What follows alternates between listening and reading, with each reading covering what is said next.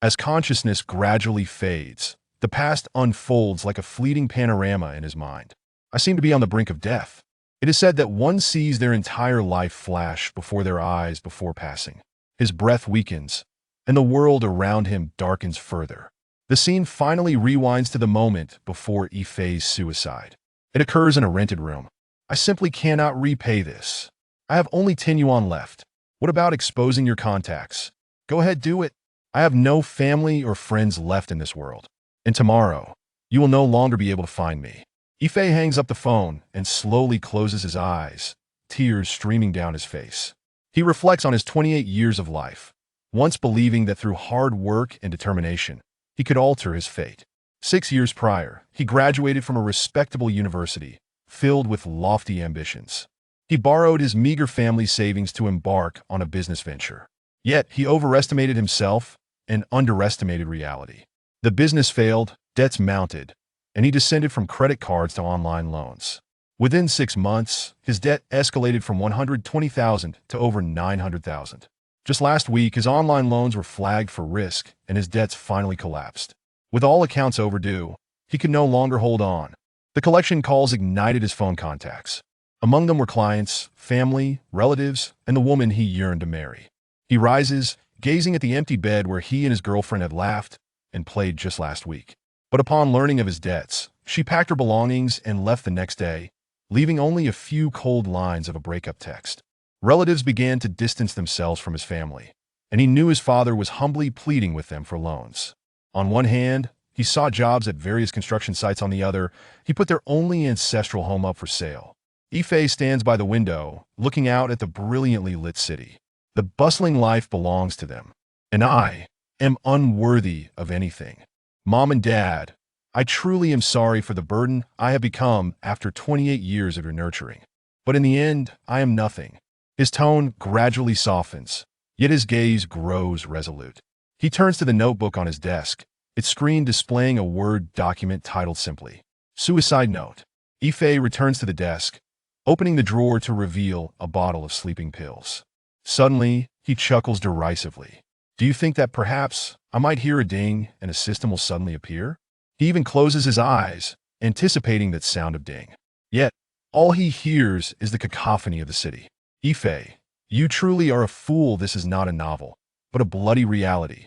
He glances at the clock. It is midnight. Mom and Dad, I have been a disobedient child.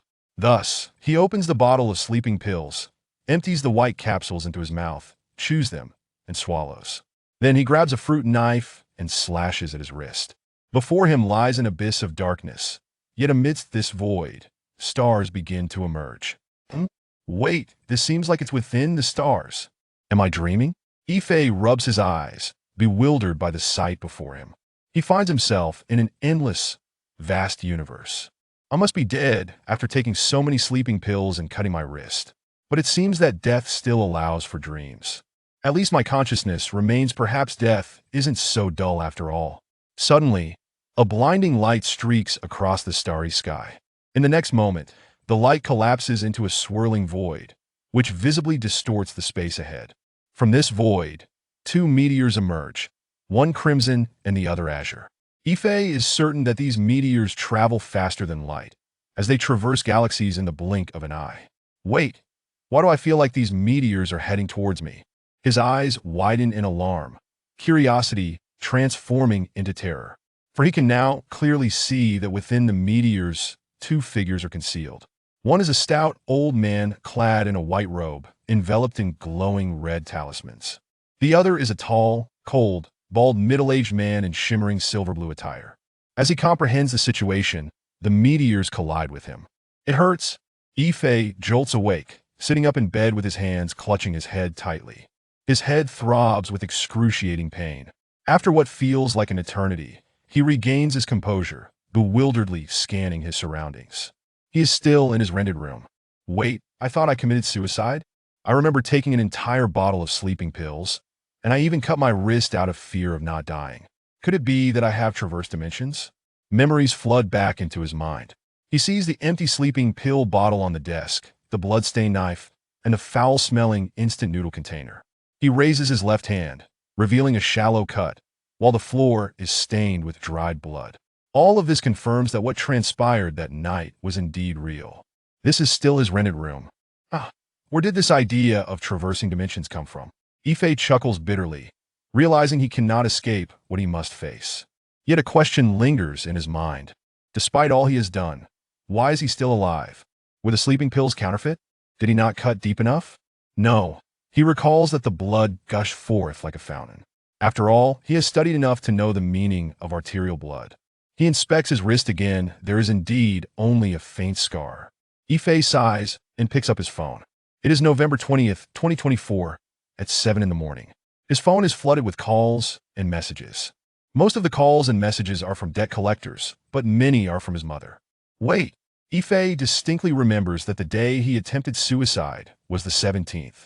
This means he has been unconscious for 3 whole days. Suddenly, an aged voice echoes in his mind. Young friend, you have finally awakened. Huh? Ife gasps, jumping from the bed and scanning the room frantically. Who is it? But there is nothing but silence. Silence. My name is not for you to know. The voice reverberates again in his mind. Ife furrows his brow. Could it be that I have developed a split personality? Chapter 2. Mr. Wu and Lord Hao. At this moment, a somewhat youthful voice echoed in my mind. Who could it be? It turns out even you, old man, have fallen. So it is you. Mr. Wu, do not mock me. Old fellow, have you not also succumbed? Humph, do not be so quick to laugh. At this juncture, we are left with but a final remnant of dark matter waves lingering within this young friend's mind. Were it not for this lad's bodily functions still harboring some energy, we would have surely dissipated into the cosmos by now. Mr. Wu, please be precise with your terminology. This is not dark matter waves. It is consciousness. Such a crude term cannot possibly represent the essence of our cultivation civilization. The essence is merely a material wave, albeit one of dark matter. Your understanding remains entrenched in the barbaric era of civilization. Meanwhile, Ife stood there, utterly bewildered, listening to the 2 voices in his mind bickering incessantly. He let out a deep sigh. Am I truly experiencing a split personality? It appears to be quite severe. Young friend, what's split personality? You are merely temporarily bearing the residual consciousness of Mr. Wu and myself. Do not heed that old man's ramblings. It is simply the last flicker of dark matter waves entering your brain after our demise. By the way, allow me to introduce myself. You may call me Mr. Wu, a supreme scientist from a technological civilization. And this old fellow here is from the wasteful civilization of the universe. Enough noise. Silence yourself. You may address me as Lord Hao, a cultivator from the cultivation civilization. At this moment, Ife had walked into the bathroom, staring in terror at his reflection in the mirror.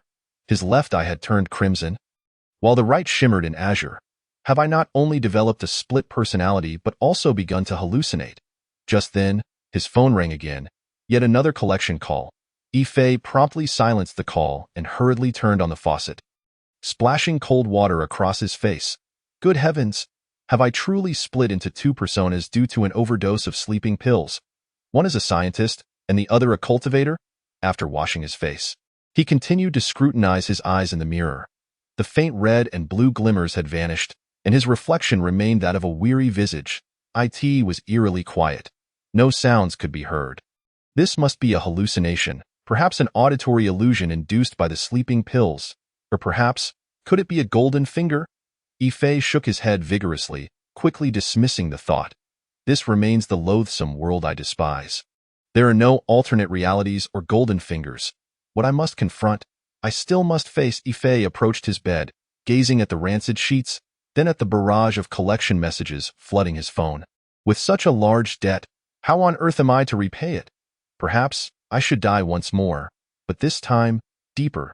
He sat despondently on the edge of the bed, once again picking up the knife on the table. Though he hesitated, young friend, wait, do not entertain such thoughts. Suddenly, 2 urgent voices resounded in his mind once more.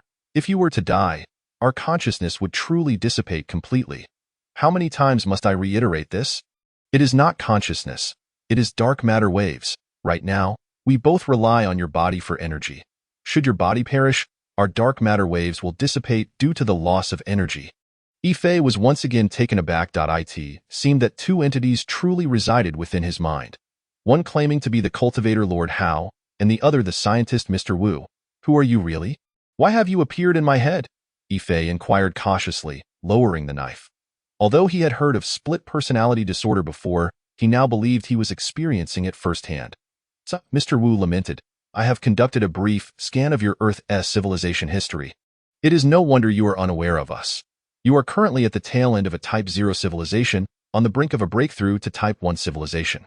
Once your Earth civilization ascends to Type 1, the true nature of the universe will gradually be unveiled. In the cosmos, two super civilizations exist. One is our technological civilization, and the other is the cultivation civilization of Lord Hao, each possessing countless smaller civilizations beneath them. These two civilizations have been at war in the universe for billions of years. Ife listened quietly to Mr. Wu's words, remaining silent for a few seconds. However, he still regarded these two as mere manifestations of his split personality. After all, he had undergone 9 years of compulsory education. Very well, if you could deposit a few billion into my bank account, I might just believe what you say. You mean the currency on your planet? That, I cannot accomplish. I am but a faint remnant of dark matter waves. Mr. Wu waved his hand dismissively. I, too, cannot manage that. I am merely a frail consciousness at this point. Lord Hao interjected, gentlemen, as you reside within my body and draw energy from it. Should you not pay some rent? Am I to allow you to dwell here for free? Since I have already split, let it continue. It seems rather intriguing, at least it adds a splash of color to my otherwise despairing life. I might as well engage with these personas I've manifested. Young man, rather than fixating on your debt, consider the impending fate of your civilization. In 10 years, a true calamity will befall your civilization. Mr. Wu chuckled coldly. Ife frowned slightly. A joke? The end of the world? Truly, the personalities born from my split are quite peculiar. Thankfully, I have not been brainwashed by either of you. What do you mean? At that moment, Lord Hao's voice chimed in, laced with amusement. Young friend, if you wish to save your civilization, you should heed our words. Although we belong to opposing civilizations, both Mr. Wu and I are proponents of peace. As for matters in the cosmos, you will naturally come to understand once you reach a certain level of development. Mr. Wu's voice also emerged. 200,000 years ago, Lord Hao and I conducted an experiment. Should it succeed, it might genuinely resolve the decades-long conflict between the cultivation and technological civilizations. Now that we both reside within your mind, are you willing to assist us in completing this experiment? Ife shook his head. Brother, my good sir, I currently possess only 10 yuan, and today is the 20th. By the 30th, I must pay my next quarter's rent. Furthermore, I owe 60,000 on my credit card and 900,000 in online loans. I must resolve my own survival issues before I can even consider your proposal. I, Ife, am a pragmatic individual. I cannot afford a meal, and you wish to discuss saving the earth? Chapter 3. Time to continue living. Lord Hao. Mr. Wu. Your currency has now been digitized. Moreover, the credit cards and online loans you mentioned are also part of your digitized financial system. Ordinary methods would leave traces of tampering in your nation's central financial system. But through an antimatter computer, one could infiltrate your core systems to modify your financial data without leaving a trace. This is quite solvable. Upon hearing Mr. Wu's words, Ife's eyes brightened. Then hurry and procure an antimatter computer for me, Mr. Wu replied. I cannot. I am but a faint remnant of dark matter energy. Although I know how to manufacture an antimatter computer, I cannot interact with ordinary matter. Furthermore, your Earth's technological level has yet to reach the realm of antimatter. Without the necessary resources and materials, I cannot assist you. Lord Hao, do you have any solutions? Lord Hao shook his head. I, too, am merely a fragment of consciousness, incapable of controlling the young friend's body or imparting my abilities. Otherwise, I could earn some money by performing on the streets. This, Ife grasped the situation. These split personalities, apart from boasting in his mind, are utterly useless. Hence, you can only converse within my mind while being incapable of performing any useful tasks. Lord Hao. Indeed, Mr. Wu. Correct. Then if I lack the means to eat, I shall starve, and should I perish, so too shall you, Ife muttered, lifting the foul-smelling sheets and tossing them into a bucket, pouring an entire bottle of disinfectant over them. I have just utilized my consciousness to probe. Your Earth's cultivation civilization has developed a solid theoretical foundation and a belief system. However, spiritual energy is depleted and methods have been corrupted, making cultivation exceedingly difficult. But I, Lord Hao, can facilitate your initiation into cultivation through my own means. Within 3 months, you need not fear hunger or cold, as you may sustain yourself on qi. Thus, even if you wander the streets without a home or food, you shall survive. Yifei shook his head in exasperation. Enough! You may cease your prattling. Next, Mr. Wu chuckled coldly. The cultivation civilization truly knows not the struggles of humanity. Within my dark matter waves lies the complete information segment of my cosmic bank, containing numerous star coins and technological resources. Regardless, I have already succumbed to biological death. These possessions are of no use to me and can be inherited by you. However, the spatial channels of the solar system have yet to be opened. Even if one were to procure resources within the cosmic network, they cannot be transported to Earth. Yifei, resting his chin upon his hand, found himself intrigued by Mr. Wu's words. A cosmic bank? Star currency? Mr. Wu sensed Yifei's thoughts and chuckled. The cosmic bank is a financial system established by advanced civilizations, and star currency serves as the universal currency within the cosmos. Any civilization that joins the Cosmic Technology Federation can utilize it. Unlike the cultivation civilization represented by Lord Hao, whose currency is spirit stones, should a planet attain level 1 civilization and join our Cosmic Technology Federation, our Federation headquarters will integrate Earth into the cosmic network and open the spatial channels. Lord Hao scoffed. Mr. Wu, your words come too early. I believe you are aware of Earth's strategic importance in the cosmos, and the next decade for Earth will be pivotal in determining whether the next interstellar war commences. Do you think our cultivation civilization would allow Earth to join your technological civilization? Listening to the quarrel between the two in his mind, Yifei found it increasingly amusing. The world of the mentally ill was truly unfathomable to him. Just 10 minutes prior, he had wondered if he might not be suffering from schizophrenia but had instead gained a golden finger, but now he had abandoned that notion. The apocalypse has already unfolded. Cultivation civilization, technological civilization. Yifei approached the window, basking in the morning sunlight as it washed over him. This was the sensation of feeling the sun once more after having perished in that moment. It seemed many realizations dawned upon him. He opened his phone and returned a call to his mother. Mom, I'm doing well, that I've been in a poor mood these past few days and didn't want to interact with anyone. So I didn't answer your calls. I apologize. Mom, I've come to understand that you and Dad don't need to worry about those debts anymore. You are both aging. Please don't exert yourselves any further. This burden is too heavy for our family, but I am still young. Only 28. I have hands and feet. I can still go out and earn a living. Mom, I won't be ambitious like I was in my youth. This time, I will earnestly and diligently seek a job, even if it is washing dishes. I can still earn 3,000 to 4,000 yuan a month. Mom, I will live well. 30 years of prosperity, 30 years of decline. After enduring this great hardship, I believe there is nothing that can crush me again. After pouring out these heartfelt words, Yifei felt a significant weight lift from his heart. It was as if he had become much lighter. He walked to his cluttered desk, gathered all the trash into a garbage bag, and took a mop to clean his room thoroughly. After showering, he gazed at the now pristine one-bedroom apartment and smiled wryly. He had rented this place 2 years ago, not far from where he had started his business, only a 10-minute walk. Yet, the rent was quite steep at 1,500 yuan per month. At that time, he had endured the expense for the sake of providing his girlfriend with a more comfortable environment, but in truth, he had desired to remain in his comfort zone. He could not shift the blame onto her. If their roles were reversed, he might have made the same choice. After all, everyone has the right to pursue happiness. In that moment, the emotional knot tied by his girlfriend's departure seemed to unravel entirely. I wish you a future filled with happiness. I, Yifei, will bear the consequences of my own mistakes. With that, he deleted the WeChat contact of his girlfriend, with whom he had shared 2 years of love. Just then, a WeChat message from his mother arrived, a transfer of 3,000 yuan accompanied by a note. Hearing your words today has eased our hearts, and we can only do so much. Please don't blame us. Take this money, as you still need to eat and live. We believe in you. You will surely overcome this predicament. Yifei stared at the message, tears quickly welling in his eyes. Yet his gaze grew ever more resolute. It was time to let go of the past and continue living. Chapter 4.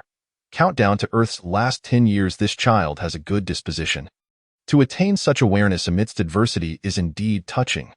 Lord Hao's voice once again reminded Yi Fei that he remained in a state of schizophrenia. Yet, at that moment, Yi Fei chose not to dwell on it. Existence is truth, and no more sentimentality. I must find a way to save myself, or I will truly be letting my parents down, Yi Fei said with a wry smile.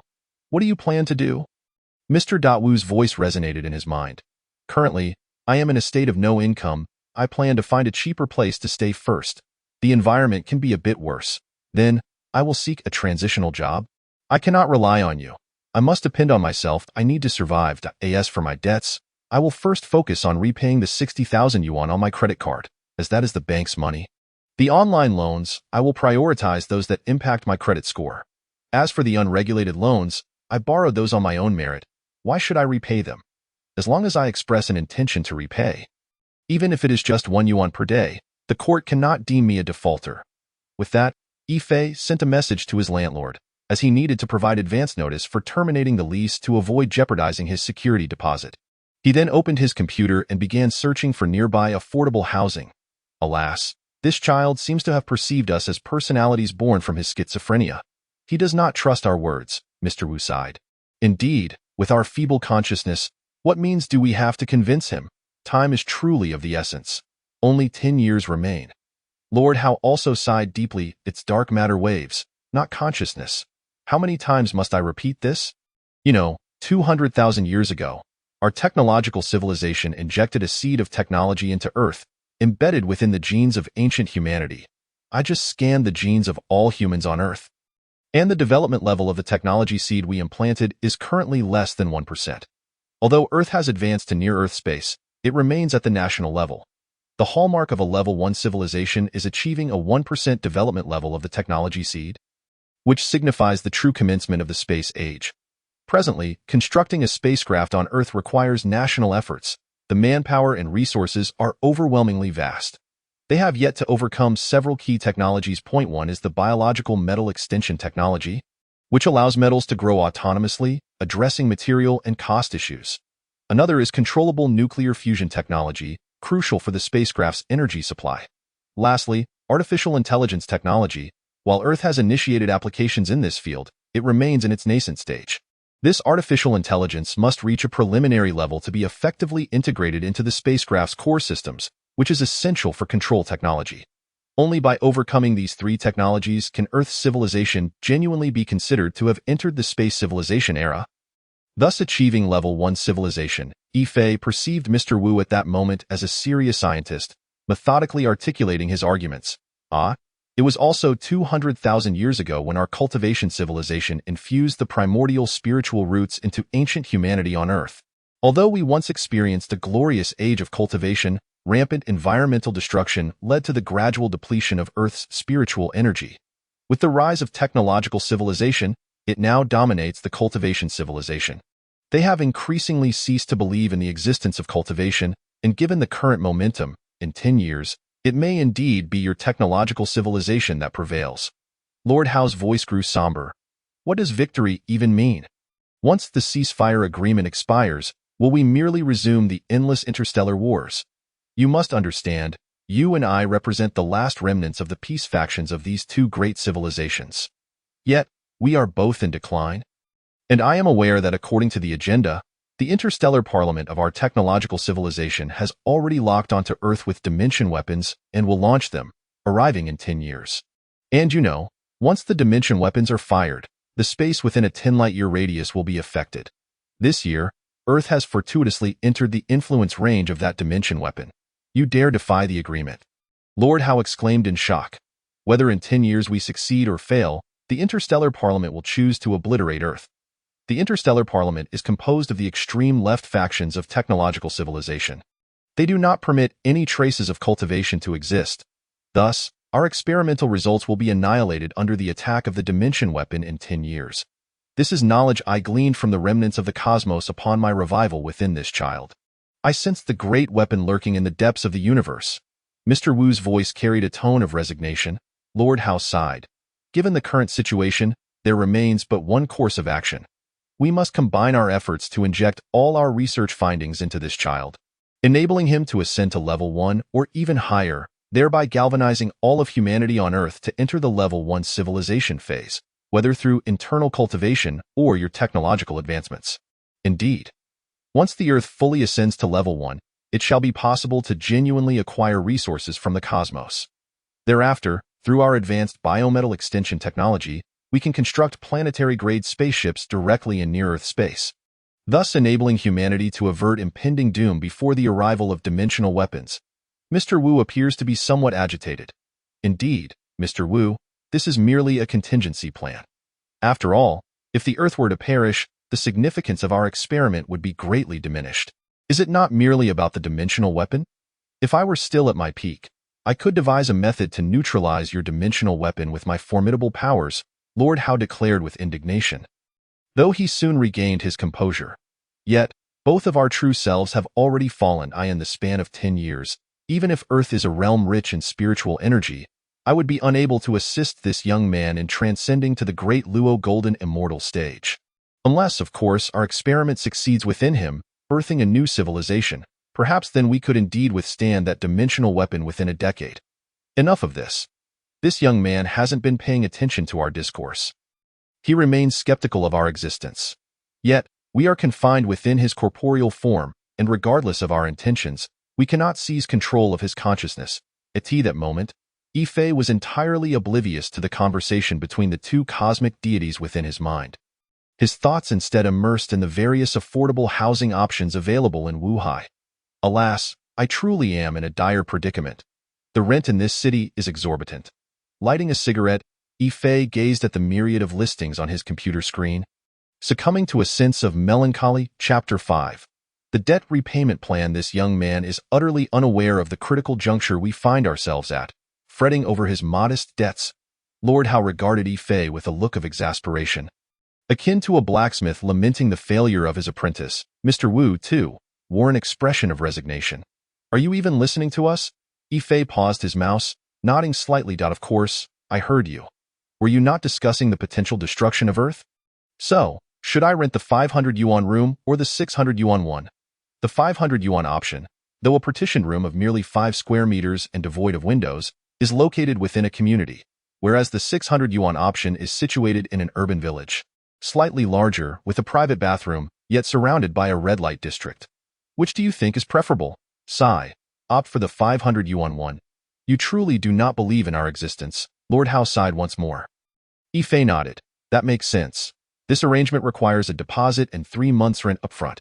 Once I retrieve my deposit, I will have 4,510 yuan, and after renting this room, I will still have 3,010 yuan left, ensuring my housing for at least 3 months. Then I must begin my job search. Entry-level sales positions typically offer meager salaries, and I am not particularly adept at sales, making it challenging to secure clients. It might be wiser to wash dishes at a restaurant or work as a security guard in a neighborhood, as that could provide me with a stable income of around 4,000 yuan a month. In the evenings, I could find work at a night venue, which would also hone my sales skills, as I must confront my character flaws. I cannot shy away from sales simply because of my inadequacies. Perhaps in the initial months at the night venue, I could still earn a guaranteed 2,000 to 3,000 yuan. Ultimately, I could manage to earn around 7,000 to 8,000 yuan monthly. Setting aside 500 yuan for rent and another 500 for living expenses, I could allocate 6,000 yuan monthly towards repaying my debts.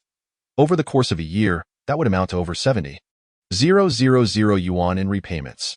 However, should my sales abilities improve, I could transition to a sales position that could potentially yield a monthly salary of around 20,000 yuan, allowing me to dedicate at least 15,000 yuan each month to debt repayment, totaling 180,000 yuan in a year. Thus, within 10 years, I am confident I could eliminate all my debts. The only sacrifices required would be my sleep and a diet limited to steamed buns and chili sauce, with a weekly allowance for meat and vegetables, lest my health deteriorate. Yet, I believe these challenges can be surmounted. In the ensuing years, I may need to endure prolonged solitude, and you too, as my fragmented personas, shall be my companions henceforth. Although your conversations may seem somewhat disjointed, they do provide me with amusement. However, do not attempt to usurp my primary persona. I do not wish to be perceived as a split personality. Yi Fei gazed out the window, fists clenched, his resolve unwavering. Mr. Wu shook his head in exasperation, and Lord Hao echoed the gesture. By 6 o'clock in the evening, Yi Fei had successfully completed his move. The previous landlord, being a decent individual, did not withhold his deposit upon seeing Yi Fei leave the room in immaculate condition. As he surveyed his diminutive room of fewer than 5 square meters. Yi Fei said little, acknowledging that he must bear the consequences of his own choices. Reality is what it is. There will be no serendipitous cohabitation with a wealthy heiress, Yi Fei mused to himself while tidying the room. This was a 130 square meter apartment divided into 6 rooms. The best room was a master bedroom with its own bathroom, occupied by a couple in their 30s, renting for 1,200 yuan a month. The other 5 rooms shared a single bathroom, housing workers from various industries, while Yi Fei, currently unemployed, occupied one. His room contained merely a 1.2-meter bed, a desk, and an air conditioner. There were no proper windows, only a narrow opening facing inward. The entire space was permeated with a faint odor of mildew and disinfectant. Opening his computer, he knew it was time to search for employment, as he understood the urgency of his situation. Living in such conditions, you truly are unfortunate, young man. What if I were to assist you in drafting a design blueprint for controllable nuclear fusion, complete with the essential technology for room temperature superconductors? Present this blueprint to your government, and your nation's controllable nuclear fusion technology could break through its current bottlenecks, paving the way for your resurgence. Mr. Wu mused thoughtfully. Yi Fei, at that moment, was fixated on the Boss Shiping interface. He certainly heard Mr. Wu's words, but regarded them as mere fantastical musings. Nevertheless, he continued, this sounds akin to a plot from a science fiction novel. Yet, we dwell in reality. If you could truly provide that blueprint, to whom should it be sent? Even if I found someone to deliver it to, would they even take notice? And if they did, would such a groundbreaking technology ever be within my reach? It would likely be divvied up long before it reached me. I am well aware of controllable nuclear fusion technology and its significance, yet most individuals are not concerned with its potential to advance our nation's scientific progress. Rather, they contemplate how much personal gain it could yield. For them, this technology could secure a comfortable life for generations. As for someone like me, lacking any background, I would find myself in a perilous position, possibly facing obliteration, as my existence would infringe upon their core interests. Mr. Wu fell silent, but Lord Hao's voice soon interjected. Fear not, young friend, I hope you heed Mr. Wu's counsel, for I shall also commence teaching you the art of internal cultivation. You cannot be extinguished. If you were to perish, both Mr. Wu and I would vanish as well. Even if what you say is true, once you embark on the path of cultivation, the number of individuals capable of harming you would be exceedingly few. Yi Fei crossed his arms, his expression one of skepticism. Are my split personalities truly so earnest? Mr. Wu scoffed. Allow me to demonstrate what it means to be serious, what it means to be a true cosmic scientist. Now, open your computer-aided design software. I shall teach you right away. Yi Fei, half convinced, opened CAD software. This software? Indeed, you previously worked in interior design, so it is only fitting to utilize the software you are most proficient with. The software itself is inconsequential. The core technology is paramount. Mr. Wu's voice resonated within Yi Fei's mind, exuding an air of profound mystery. But I lack any understanding of technology. Silence. Chapter 6. Controllable nuclear fusion technology. This is a design blueprint for a controllable nuclear fusion device based on the existing technology of your planet. While you are currently researching this technology, some of your approaches are misguided. For instance, your controllable nuclear fusion reactor utilizes a tokamak device, known as the ITER plant. This year, you successfully heated the plasma loop to 100 million degrees Celsius, maintaining it for 48 seconds. However, this tokamak apparatus is not the optimal solution for controllable nuclear fusion. If your scientists continue to pursue this direction, the ITER project will soon reach its limits, with no further optimization possible, thus failing to achieve true controllable nuclear fusion. According to your current technological framework, the limit of ITER should be 1 minute and 46 seconds. Only then will you recognize its limitations. Since its proposal in 1985, this plan has consumed nearly 40 years, effectively representing 40 years of misdirection. The true optimization technique, however, remains the Stellarator device you proposed long ago. Unfortunately, due to an insufficient understanding of this apparatus, it was gradually supplanted by the tokamak technology. The principle behind my controllable nuclear fusion reactor is, in fact, the genuine stellarator. Yet, at this moment, I find myself utterly bewildered. Wait, hold on. How does this split personality of yours possess such vast knowledge? Although I comprehend little of what you say, it seems to resonate with a certain logic. Yet, I am not in the habit of perusing scientific journals. Logically, the cognition of my fragmented persona should reside within my own understanding and not exceed it entirely. What is the tokamak? What is ITER? What is a stellarator? I begin to search the web, delving into Baidu.as. I peruse the information. A look of astonishment gradually appears on my face. Indeed, the tokamak device exists as you described it, a type of nuclear fusion reactor. To my surprise, the latest ITER records were developed by the nation of Korea. This knowledge lies far beyond my previous understanding. Mr. Wu, are you truly a scientist?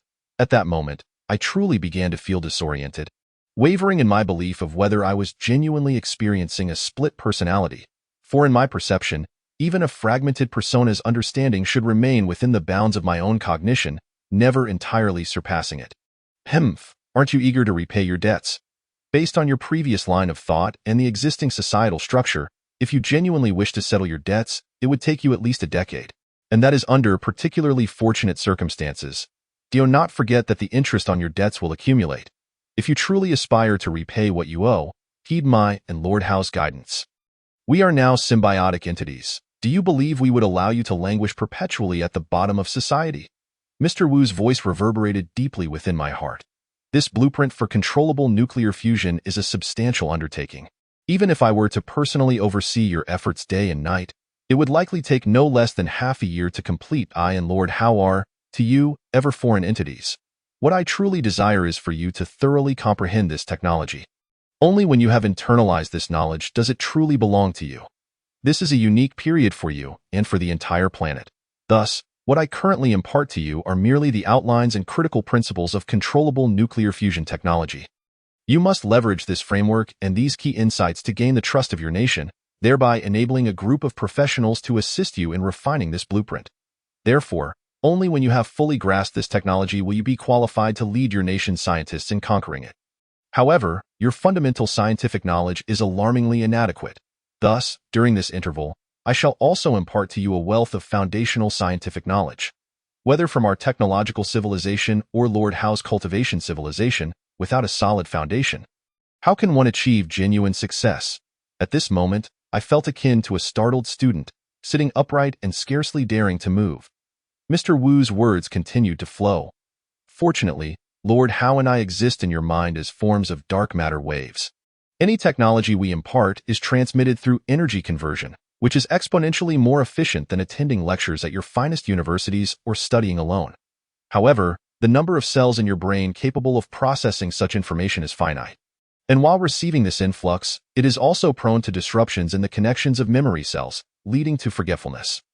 Therefore, as I impart scientific and technological knowledge, you must also undergo Lord Howe's cultivation training. This training will not only enhance your physical capabilities but also fortify your brain cells. Currently, the average cerebral development among humanity on Earth stands at around 10. Through his cultivation training, you could reach 20, 30, or even higher. Only by enhancing your cerebral development can you more readily comprehend the technologies of our civilization and absorb vast amounts of knowledge in the shortest possible time. Our technological civilization achieves cerebral development through genetic evolution, a process requiring countless generations. While the time consumed is negligible on a cosmic scale, it is protracted for cosmic life. This marks the first step in the new civilization experiment envisioned by Lord Howe and me, a true fusion of technology and cultivation. Mr. Wu's voice gradually subsided, while Lord Howe's voice began to rise, filling me with a sense of pride and validation. Young friend, Mr. Wu speaks truthfully. This is indeed the first step of our plan. Your world has now entered an era dominated by technology.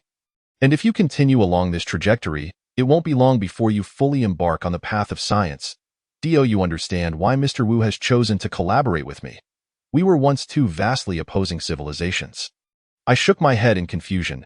As technological civilization ascends to higher echelons, the core of human nature gradually diminishes. This human essence encompasses the 7 emotions: joy, anger, sorrow, fear, aversion, love, and desire. While some of these may be viewed positively and others negatively, it is precisely these emotions that render us human, giving rise to the dualities of existence, morality, and shame. In contrast, advanced technological civilizations in the cosmos are devoid of compassion, righteousness, virtue, or shame. Though their power may grow immensely, their civilization is reduced to mere technology. Chapter 7. The civilization of cultivators. I have also employed my spiritual perception to explore your earth, and it appears that only your Huaxia nation retains the essence of our cultivation civilization. Namely, the philosophy of yin and yang. It is precisely this ideology that has bestowed brilliance upon your civilization, as evidenced by the continuity of your historical narrative. Conversely, examining the civilizations of other nations on Earth, particularly those centered around technology, reveals a deformity. Some nations have even categorized humanity into hundreds of genders, the so-called LGBT. Consider this. If such civilizations are allowed to develop freely, while technology may continue to progress, human nature will regress inexorably. Were it not for the lingering shadows of our cultivation civilization within Huaxia, it is likely that you would have long been consumed entirely by technological civilization. The civilization we envision, alongside Mr. Wu, is one where material technological prowess is highly advanced and spiritual civilization flourishes concurrently. I nodded deeply, resting my chin on my hand, acknowledging the truth in these words. The opening ceremony of the recent Olympics in Country F was indeed breathtaking. I now comprehend the underlying logic behind it. Lord Hao continued, stating that our cultivation civilization is fundamentally human-centric, striving to reverse the natural order. We aim to unlock the fullest potential within individuals. In the cosmos, cultivation civilizations are categorized into several tiers. The first is the internal refinement stage, which consists of several phases: calming the mind, seeking qi, concentrating the spirit, opening the orifices, establishing the foundation, obtaining elixirs, forming the dan, and refining the essence. These 9 stages can be condensed into 3 realms. The first involves refining essence into qi, the second refining qi into spirit, and the third refining spirit into the void. The ultimate goal is to open all the extraordinary meridians of a person, achieving a state of perfect unity of essence, qi, and spirit. This internal refinement stage is merely the entry point of cultivation. Following the natural progression, it is said that the Tao gives rise to 1, 1 gives rise to 2, 2 gives rise to 3, and 3 gives rise to all things. Cultivation entails the return of all things to 3, 3 to 2, 2 to 1, and 1 to the Tao. This is the reversal. Thus, cultivation is an endeavor that defies the heavens. It is about elevating oneself from the acquired state to the innate. Rediscovering the original innate qi. Young friend, do you comprehend the significance of discovering the innate qi? I shook my head in bewilderment. Lord Hao laughed heartily. The union of heaven and earth, the interplay of yin and yang, gives rise to all things. Inheriting one's karmic legacy, one splits the spiritual path into one. The harmony of parents brings forth life. The first month signifies conception, the essence and blood coalesce. The second month forms the fetus. The form and embryo manifest. The third month, the yang spirit stirs the 3 souls into life. The fourth month, the yin spirit sustains the 7 spirits in tranquil form. The fifth month, the 5 elements are concealed to stabilize the spirit. The sixth month, the 6 rhythms establish the organs, nourishing the spirit. The 7th month, the 7 essences open the orifices, illuminating the mind. The 8th month, the 8 spirits gather, descending the true spirit. The 9th month, the womb is adorned, solidifying the essence. The 10th month, the qi is sufficient.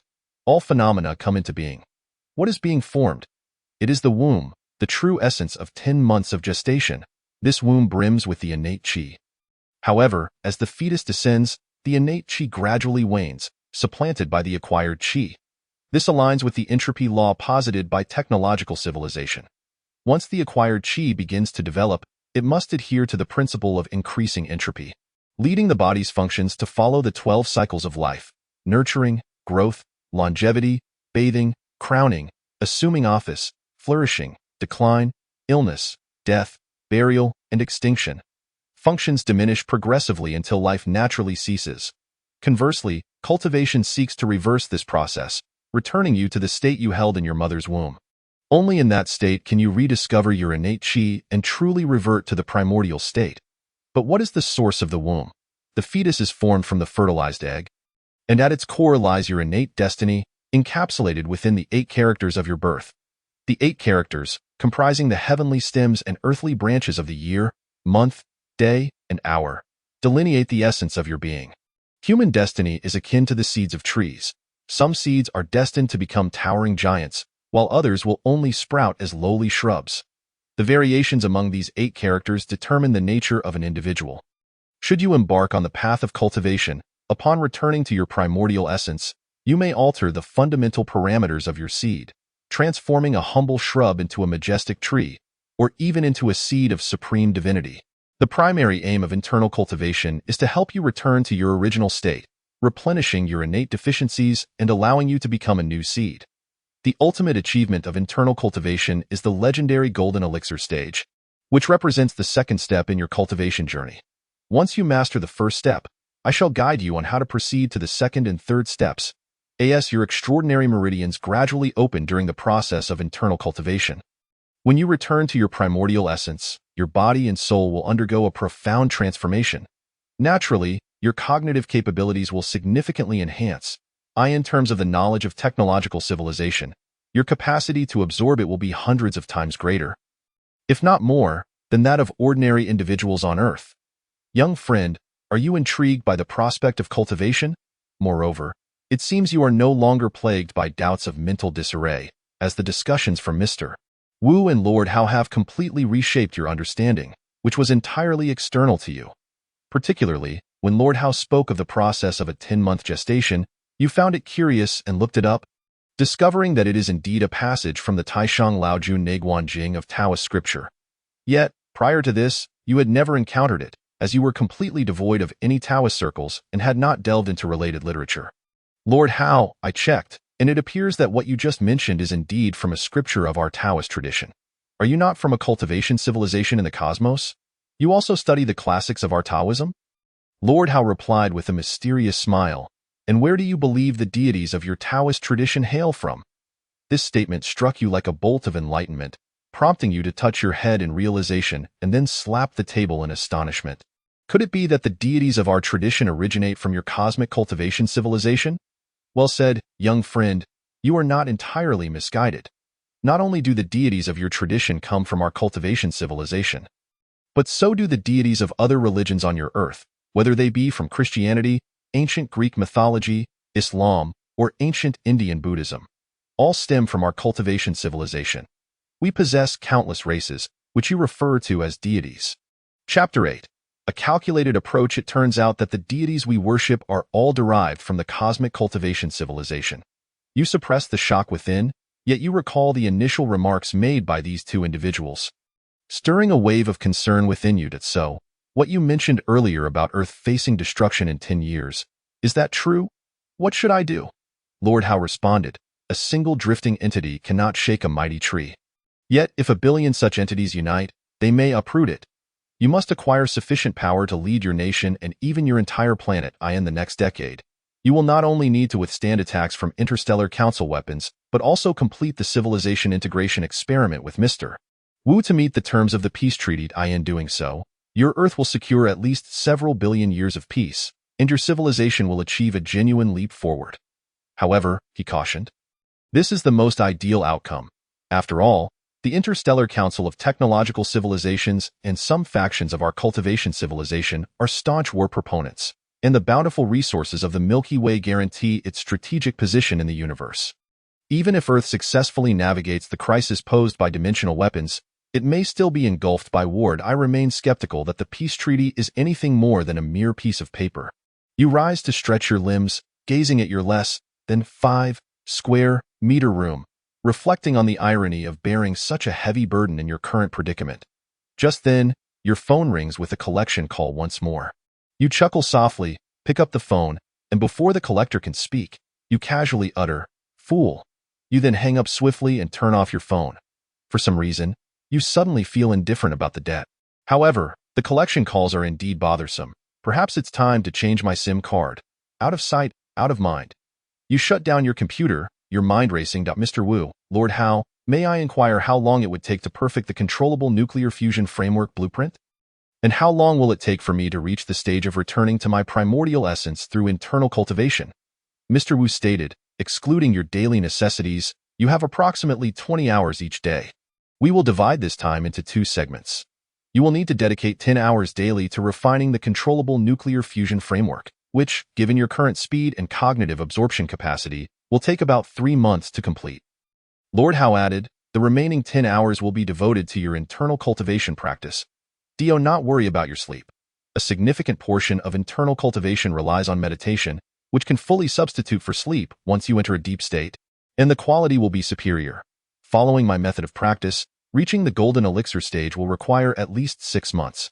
You shook your head upon hearing this. With my current financial situation, if I spend 30 yuan daily, my monthly expenses will approach 1,000 yuan, totaling 3,000 yuan over 3 months. I only have about 3,000 yuan to my name. I can barely sustain myself for 3 months. However, after that, I will face the next quarter's rent of 1,500 yuan. Thus, if I follow your approach, I will be unable to pay my rent after 3 months.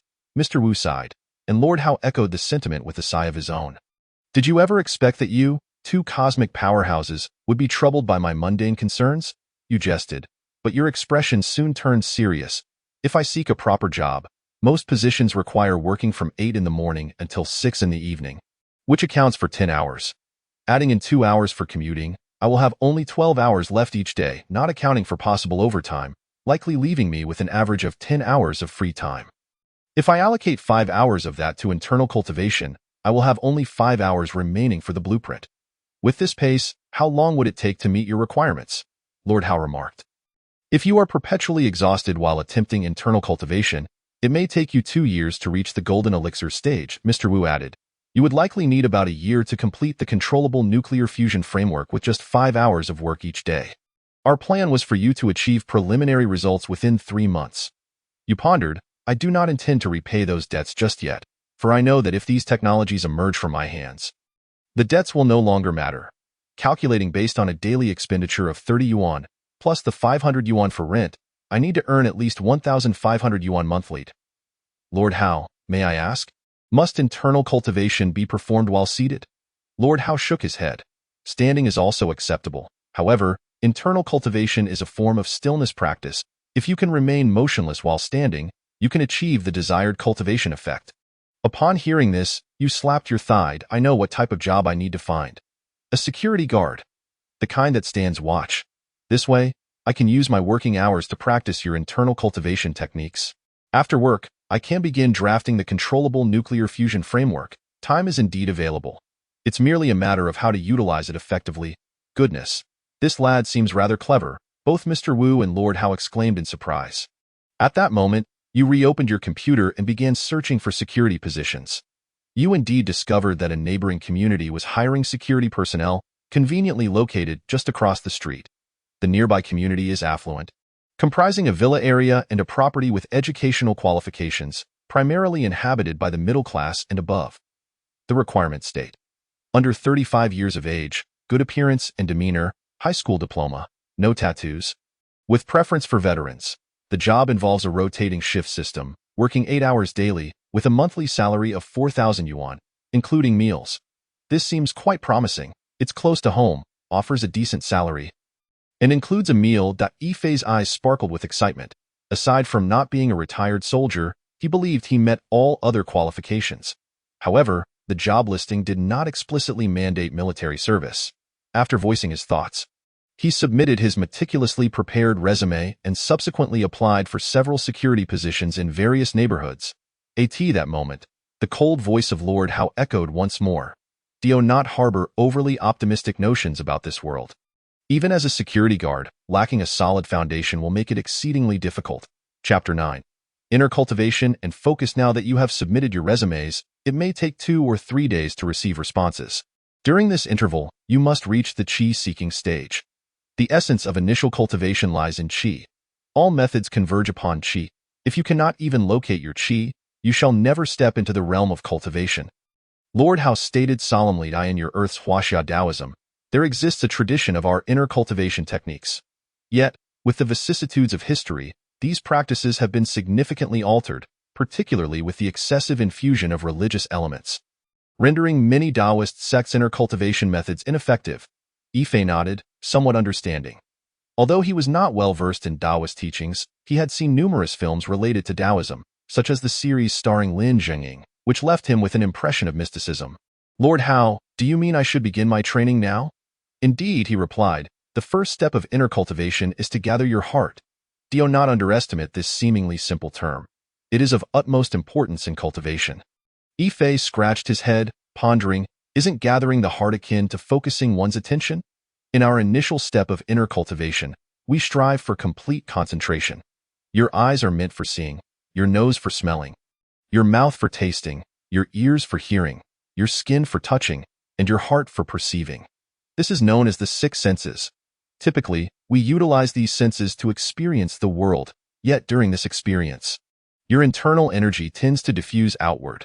When you cannot obtain timely energy, you feel thirst and hunger.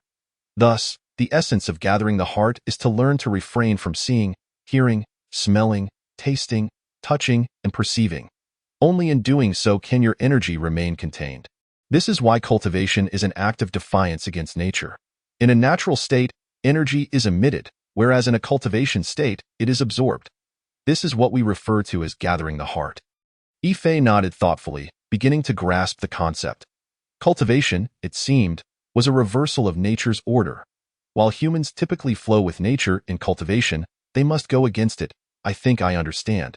So how do I begin to gather? He inquired. Lord Hao's voice resonated gently in his mind once more. For instance, when your eyes are open, they gaze outward at the world. Have you ever considered that your eyes can also look inward? Similarly, when your ears are open, they listen outward, yet they too can listen inward. At this, Yifei patted his thigh. Lord Hao, I've got it. Gathering the heart means transforming our outward sensing organs into inward sensing ones. I once read a novel related to Taoism that described something called inner sight or inner landscape. Is this what you mean? Lord Hao smiled and nodded. Your comprehension is commendable.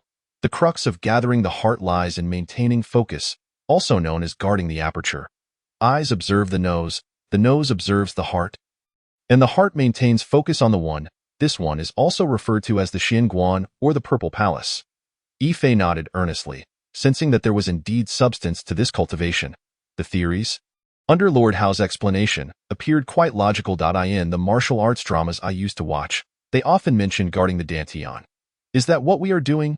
Lord Hao chuckled.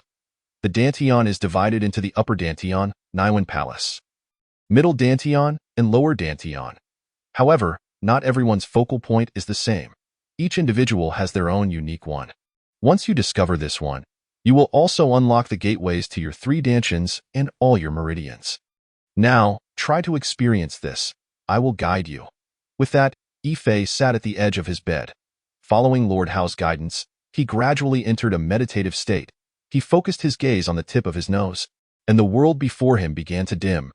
The distractions in his mind lessened, and the room grew increasingly silent.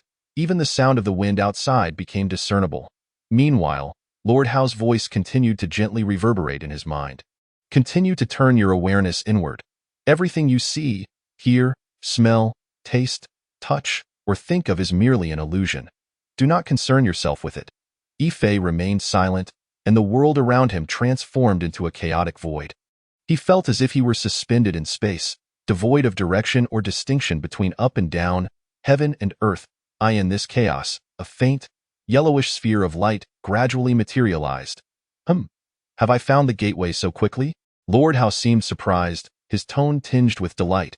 However, this flickering gateway is still unstable. You must concentrate further, directing all your intent toward this luminous sphere. Yifei focused intently on the sphere, which had ceased its erratic movements and appeared more tranquil. Its glow intensifying. Excellent! Now attempt to immerse your consciousness within this sphere. If you succeed, you will discover a world unlike any other. Yifei endeavored to delve into the sphere. It suddenly began to recede swiftly from him. When he attempted to pursue it, a wave of dizziness washed over him. Thud. Ouch! Yifei jolted awake, clutching his backside, realizing he had fallen to the floor. Lord Hao, what just happened? No need to worry. You have already touched the gateway. That sphere of light is your gateway, but due to your weak constitution and insufficient qi, You are unable to sustain it, hence your fall, Lord Hao explained. Fei nodded. I'll keep trying. I refuse to believe I can't enter. Do not rush. Alas, you do not even possess a single herb for replenishing qi and blood in your home. Go downstairs and purchase some steamed buns. At least they can replenish your energy. And they are currently the most affordable source of qi and blood replenishment available to you. Indeed, being so impoverished is quite disheartening. Just make do for now. It will at least slightly restore your qi and blood. Lord Hao remarked, shaking his head in exasperation. Fei felt a bit embarrassed, rubbing his belly. After practicing for just a short while, he was already hungry. He recalled having eaten a bowl of instant noodles only 2 hours prior. After purchasing some essentials and consuming 4 steamed buns in succession, he also acquired a new phone card, BY this time. It was already late into the night. Fei let out a contented burp and resumed his practice of gathering the heart. However, he seemed to be stuck at this step, unable to enter the light sphere. He sensed his energy depleting rapidly. That night, he managed to devour all the steamed buns he had bought. Just as Fei was on the verge of giving up, he suddenly felt his consciousness surge into the light sphere.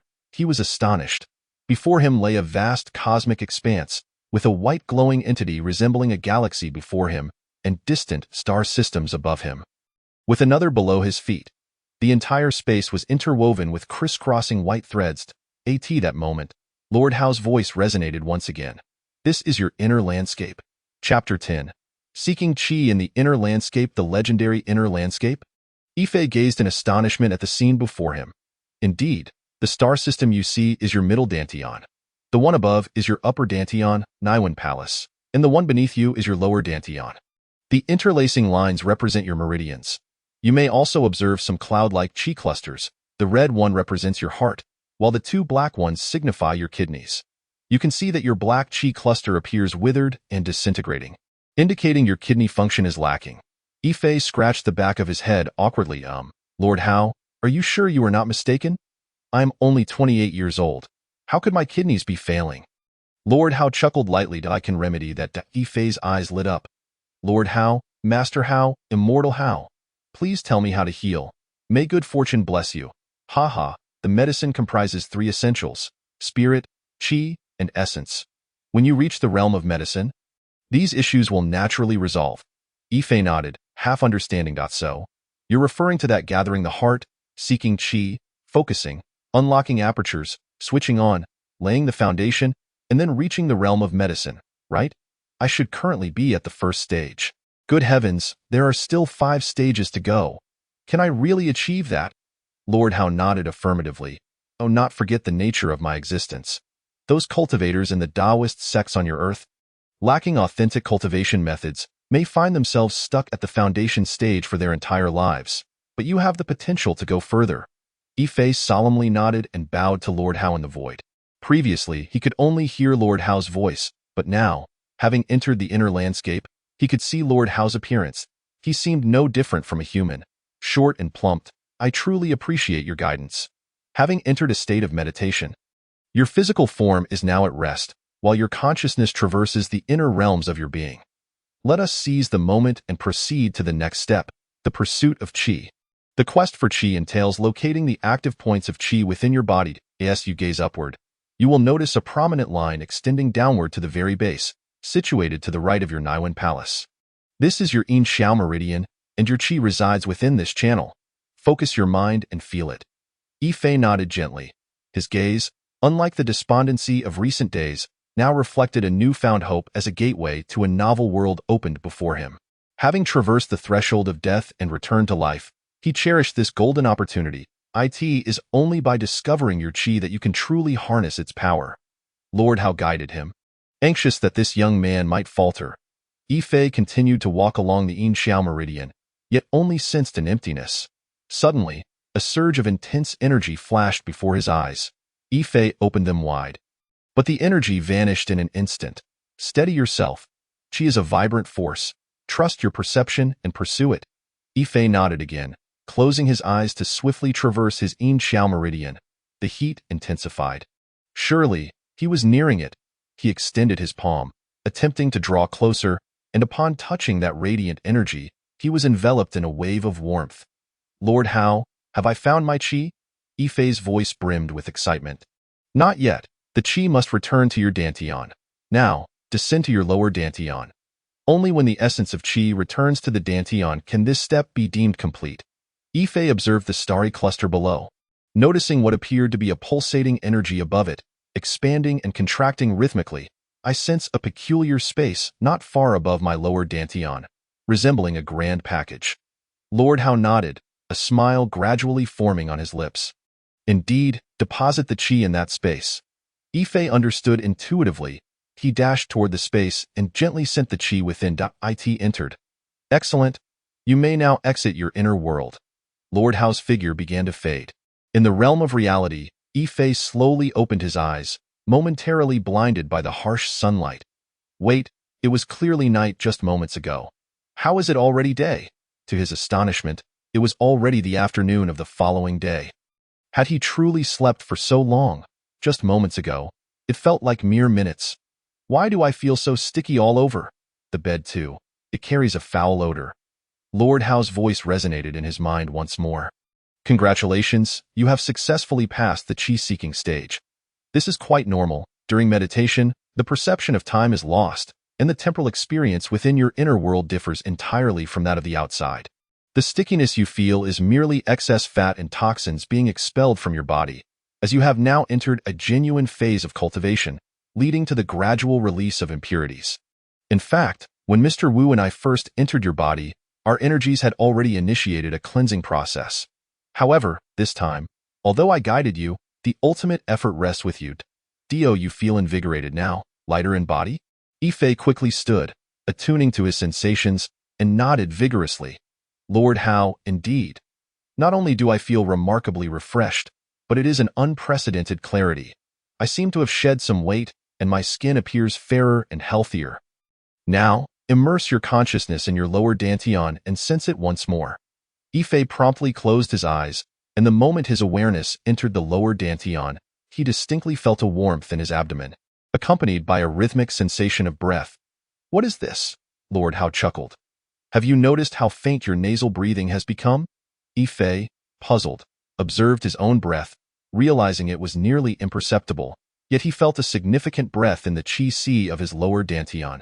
Ha, this is the legendary fetal breath. As you ascend to higher realms, you may even breathe without the need for your nose. This is the transformation that cultivation brings, something you can directly perceive. Lord Hao continued. So, can I take on 10 opponents now? Yifei asked, a hint of excitement in his voice. You are overestimating your capabilities. You have yet to absorb the qi of heaven and earth. For now, you have merely located your own qi. The amount you possess is pitifully scarce. Focus on filling your qi sea before considering combat. Otherwise, your meridians will remain blocked. Moreover, as you can see, your meridians are riddled with obstructions. Your current combat prowess is no different from before. The only change is a slight enhancement in your vitality. Yifei nodded. Suddenly, his phone vibrated beside him. Another collection message? He mused, but no, it was a notification from Boss Direct Recruitment. He quickly opened the message. Aha, an interview notification. Tomorrow at 8 in the morning. Chapter 11. Applying for the security position. Yifei had been in meditation for several hours, rejuvenating his spirit. Thus, he dedicated his evening to Mr. Wu. In the cramped 5-square-meter room, the sound of Yifei furiously typing echoed.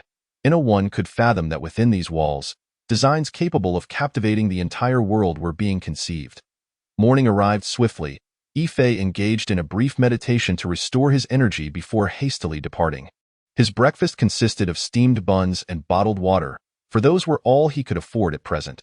Crossing the street, he beheld an elegant and dignified residential complex, the Qin-style entrance evoking a sense of reverence.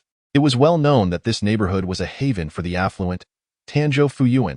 Yifei gazed at the grand plaque adorning the entrance, a wave of reflection washing over him. Indeed, this is not a place for the impoverished. With that, he proceeded towards the property management center. Hello, may I ask who you're looking for? A tall, sweet-faced receptionist inquired as she rose. Although she spoke politely, Yifei could sense a hint of disdain in her gaze.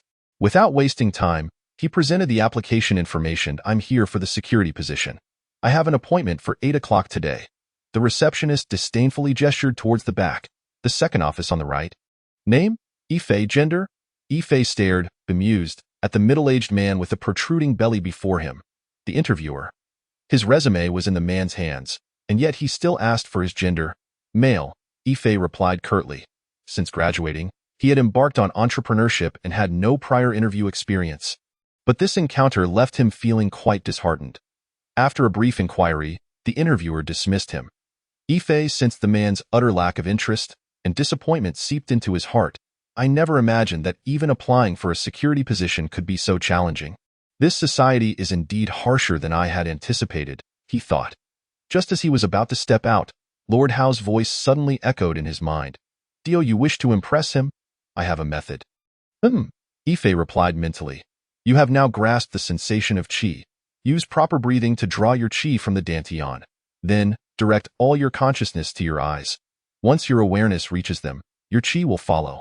You will soon perceive something unusual. Yifei promptly complied, and instantly, a warmth enveloped his eyes, revealing a transformation in the visage of the interviewer. The man began to appear translucent, and a murky, gray-black qi enveloped his form, with his internal organs becoming visible to Yifei's sight. Lord Hao's voice continued to resonate in his mind. DOUC. This man's liver is a dark greenish-black. Normally, the liver is associated with the wood element and should appear a healthy green. Yet his liver bears a shadowy hue. Is there an issue with it? Yifei inquired with his thoughts. Good. Now speak as I instructed. Yifei cleared his throat. Manager. I have studied some traditional Chinese medicine. I inadvertently observed your complexion just now. Have you been experiencing difficulty sleeping at night due to restlessness while feeling drowsy during the day? Do your eye bags feel excessively dry, accompanied by a persistent bitter taste in your mouth? The formerly indifferent interviewer furrowed his brow, fixing an intense gaze on Yifei. How do you know? His eyes seemed to betray a flicker of alarm. Yifei refrained from answering immediately, continuing instead. Moreover, besides your liver, your kidneys appear to be in a state of dual deficiency. In matters of intimacy, perhaps you have encountered some difficulties? The interviewer's face turned ashen, and he pointed towards the door, his voice low and tense. Please leave. You have been passed. Yifei shrugged, standing up and pausing at the door, turning his head slightly, and offering a faint smile. I can treat you. Having spoken, he was ready to stride away. Hold on, young brother. The interviewer, flustered, hastily maneuvered his portly frame, swiftly placing both hands on Yifei's shoulders, while one foot promptly shut the door behind him. His face was awash with obsequious expressions. He then guided Yifei to a seat, deftly prepared a cup of tea, and presented it before him. Young brother, do not hold it against me for my earlier bluntness. Which man would remain unfazed when spoken to in such a manner? Alas, you are indeed correct, for this issue has plagued me for many years. In my poorer days, I knew only to toil away at work. Now, though I have a bit of money, my health has deteriorated. I have consulted several traditional Chinese medicine practitioners and even sought the help of Western doctors, yet none have proven effective. It was not easy to win the affection of a lovely young wife in her 20s. You understand. Every night I watch her weep in vain. If this continues, my wife is bound to seek solace in the arms of a young man, and I will surely find myself wearing a green hat. Young brother, no, young divine physician, do you truly have a remedy for my ailment? By the way, my surname is Wang. I am a few years your senior, so you may call me Old Wang. And regarding this interview, you have passed. Company policy states that security personnel earn $4,000 a month, with a 6-month probationary period at 3,000. However, I have taken it upon myself to shorten your probation to just 1 month and will personally supplement your salary with an additional 1,000 during this time. How does that sound? Furthermore, while it is customary to process social insurance only after 6 months of employment, I shall ensure you receive it in the very month you are confirmed as a full employee. Report to work tomorrow, at noon. I will request the cafeteria to prepare a special meal for you, matching our standard fare. Manager Wang continued to support Yifei with both hands, his eyes filled with a reverence akin to that of one beholding a deity. Is there really hope for a cure? Yifei was indeed taken aback, for this was his first encounter with such a situation, yet he had no expertise in healing. Lord Hao, at that moment, Yifei could only seek assistance from Lord Hao. I merely wish to ensure you do not lose this job. This individual is certainly treatable. Consider what a significant entity I am within the cosmos. Yifei replied coolly to Manager Wang. Allow me to prescribe you a remedy. First, please order a box of silver needles from Mate 1, and I shall begin your treatment right away. At the very least, it will invigorate you for tonight. Without hesitation, Manager Wang ordered a box of silver needles through Mate 1 and promptly excused himself from a meeting he was meant to attend. Half an hour later, the delivery arrived. Under Lord Hao's guidance, Yifei skillfully applied the silver needles to several of his acupoints. He then opened his phone, casually found a small website, muted it, and began to play it for Manager Wang. Before long, he noticed Manager Wang's face flush, and he skeptically prodded below with his hand. Suddenly, tears of joy streamed down his face. He patted Yifei's shoulder vigorously. Good brother, you are now my brother, old Wang. In this community, I will look after you. Report to work tomorrow. I must return home now, as my wife likely hasn't tea left yet. I have matters to attend to. Chapter 12. Employment. Yifei completed the employment form and proceeded to the warehouse to collect his security uniform. He then sought out a barbershop to get a buzz cut. Looking in the mirror, he felt significantly more spirited than he had in the preceding days. On his way home, Yifei reflected on the events of the past few days, as if everything had undergone a profound transformation since his demise. The existence of Mr. Wu and Lord Hao had firmly convinced him. They truly resembled the golden fingers found in novels. Yet, Yifei also understood that despite possessing these advantages, he ultimately had to rely on himself. Previously, he had been a man who lived solely for his own modest patch of land, indifferent to the civilizations of the universe. Even local policies seemed irrelevant to him. Now, however, he began to ponder the fate of humanity on Earth a decade hence. Perhaps it was the influence of Mr. Wu and Lord Hao that had broadened his perspective. Upon returning home, he suddenly recalled the various hues he had observed on Manager Wang. There were indeed two layers of energy around him.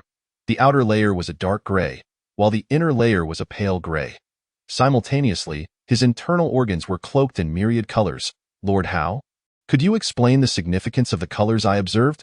And why could I only see them when I directed energy to my eyes? This was a query Yifei still found perplexing. All things return to energy. It is only when you discover your own energy perception that you can mobilize the energy within your body. When you channel energy to your eyes, they naturally become capable of perceiving phenomena that are usually beyond your senses. Lord Hao chuckled. The average person's eyes can perceive electromagnetic waves within the frequency range of 380 to 750 Thz, with wavelengths between 780 and 400 nm. Beyond this range, humans are incapable of perception. Yet amusingly, they only choose to believe in the phenomena occurring within this limited spectrum. However, some individuals can detect electromagnetic waves with frequencies approximately between 340 and 790 Thz, and wavelengths around 880 to 380 nanometers. They can perceive more than ordinary people, yet they are often dismissed as charlatans or deemed mentally ill. Yifei nodded thoughtfully. I see. So when I channel energy to my eyes, it effectively expands the range of electromagnetic waves that my eyes can receive. Allowing me to see those colors? Lord Hao smiled. Indeed. The outer layer you observed on Manager Wang is dark gray, indicative of his acquired energy, suggesting poor personal habits and frequent associations with unsavory environments. The inner pale gray layer represents his innate energy, implying that his fundamental nature is not malevolent. However, why does his innate energy bear a gray hue? This is due to the encroachment of his acquired energy upon it. If he does not amend his habits, it is likely that within 3 years, his innate energy will also turn dark gray, at which point he would be irreparably tainted. The colors you observed in his internal organs were varied as well. For instance, his lungs were white, representing metal. His heart was red, representing fire. His liver was green, representing wood. And his kidneys were black, representing water. The colors of healthy organs are generally pure, but should this individual fall ill, those colors would become murky. This is akin to the diagnostic technique of observing energy in traditional Chinese medicine, though currently, no one can see as clearly as you do. Yifei's eyes brightened. Does this mean I can ascertain a person's health status and whether they are ill? Could I not leverage this for profit? Lord Hao replied with a hint of exasperation. With your current energy, maintaining perception on a single individual for 10 seconds is already commendable. Your own energy is too scant. While the energy emanating from your eyes dissipates rapidly, once your energy is depleted, your lifespan will inevitably suffer. You are currently at the stage of internal cultivation, seeking energy. You must reach the foundation building stage before your extraordinary meridians can open. Once they do, you will be able to absorb the natural energies of the universe, transforming them into your own. This is the correct path. Therefore, until you reach foundation building, do not entertain thoughts of learning any mystical arts. You may now progress to the next stage, focusing your mind and opening your meridians, with the latter being a crucial step in refining your meridians. Time is truly of the essence. Ife nodded earnestly. Yes, I understand. Thus, from the afternoon until the early hours of the night, Ife diligently pursued the focusing stage, though he did not succeed. Nevertheless, he remained undeterred, for he had genuinely experienced the transformative effects of cultivation. He was well aware that it was not an easy endeavor. As the night progressed, he began a fervent drawing session, gaining a preliminary understanding of controllable nuclear fusion technology under Mr. Wu's guidance. Ife placed great importance on this blueprint, recognizing that Earth currently operates within a technology-driven societal framework. If this blueprint were to emerge from his hands, perhaps his fate would undergo a truly earth-shattering transformation. When one is filled with purpose, time often flies. When Ife paused to smoke, he realized dawn had broken. He washed his face, donned his security uniform, and prepared for his first day of work since graduation. After a hasty breakfast, he arrived at the Tanzhou Fuyuan community. The morning's tasks involved security training, alongside 6 or 7 others. 4 were assigned to patrol the community, while Ife and another individual were stationed at the security booth for practical training. You, Ife, right? Spoke the security captain, who had also conducted their training. His name was Captain Li, a veteran from the military. Ife nodded in acknowledgement. Humph, don't think you can strut around just because you have connections with Manager Wang. Captain Li's tone dripped with disdain. Having navigated society for 6 years, Ife quickly sensed Captain Li's attitude. It is likely that Manager Wang, who interviewed me yesterday, had a word with Team Leader Li, as he is aware that security personnel stationed at posts are generally prioritized from among veterans, given that such roles directly impact the reputation of the property. Therefore, compared to patrolling security staff, those standing guard enjoy slightly better remuneration. Regardless of the strength of your connections, here I practice equality, and my standards will be even more stringent. Today, you will first try your post at the south gate. It is now 9 in the morning, and you are required to stand until 12 noon. I hope you can endure like a soldier. Should you falter along the way, do not blame me. Old Li, for marking you down during your probation assessment. Chapter 13. Standing guard in the blizzard, Ife did not respond to Team Leader Li but turned directly towards the security kiosk. At that moment, Ife furrowed his brow upon noticing that someone was already stationed at the kiosk. He turned and inquired, "Excuse me, Team Leader Li, where should I stand?" Li gestured towards a vacant patch of ground in front of the barrier at the kiosk. "You are currently in your probationary period. Just stand there for now. You should be grateful that it is not the height of summer." The security guard standing at the kiosk was shielded from the sun and rain by the eaves. While Ife's designated position was merely an open space, he looked up at the clear sky. It was a bright day. On this November 24th, the temperature in City C was quite pleasant.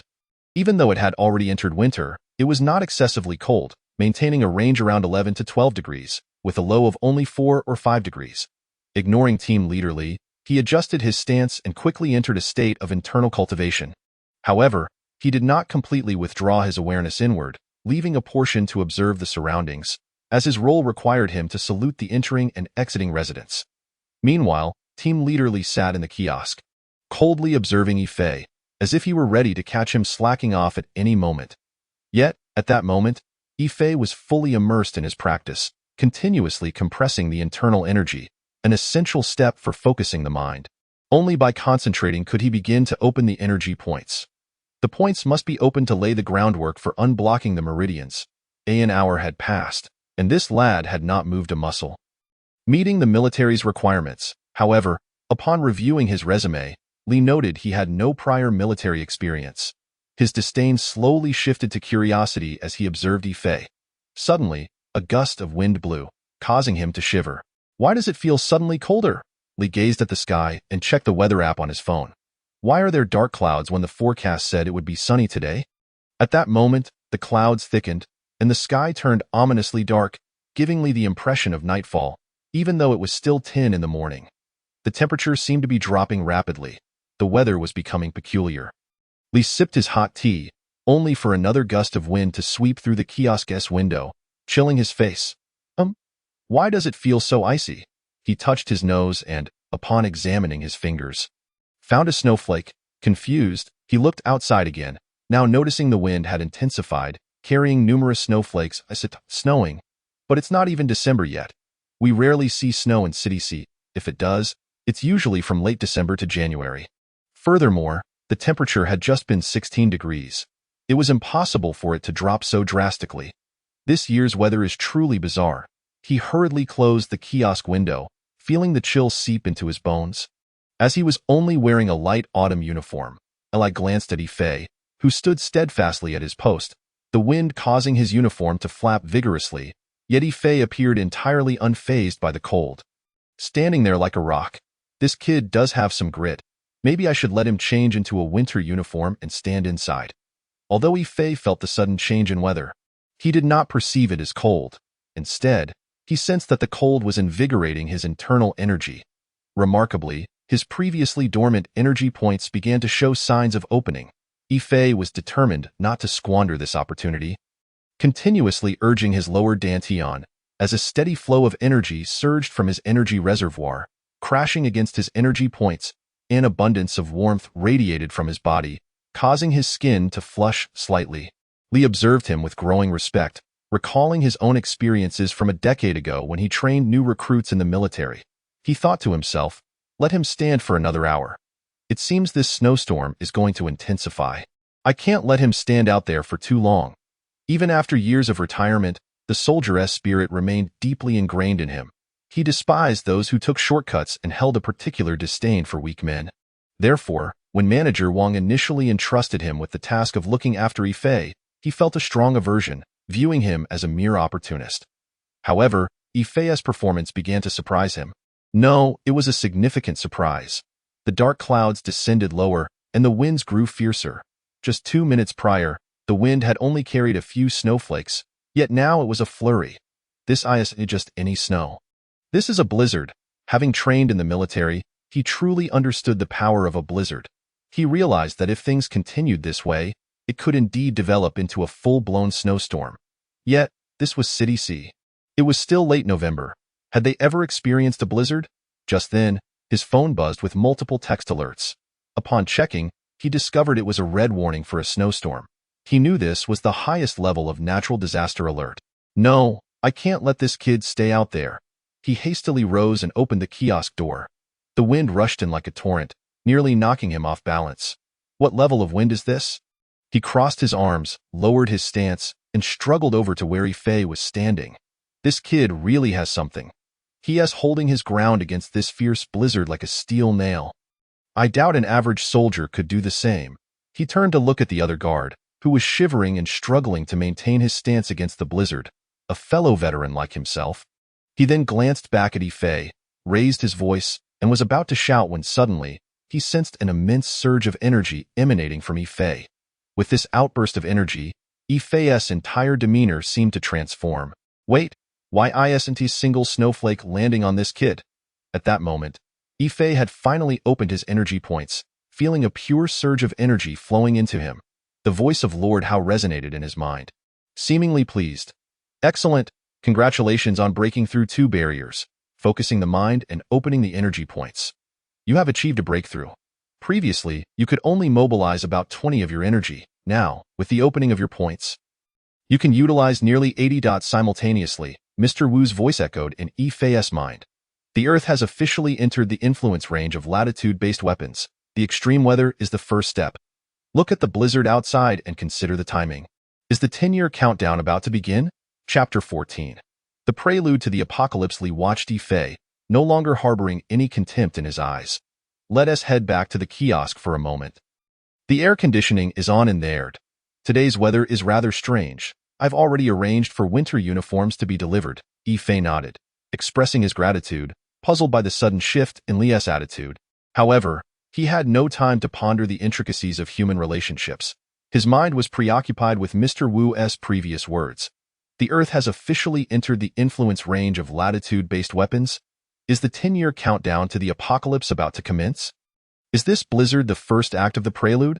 As he returned to the kiosk with Li, He checked his phone and was taken aback to discover the temperature had plummeted to -10 degrees. Just a short while ago, it had been 16 degrees in southern cities. Even during the coldest days, temperatures rarely dropped below -2 or 3 degrees. This -10 degrees was genuinely alarming to Yifei.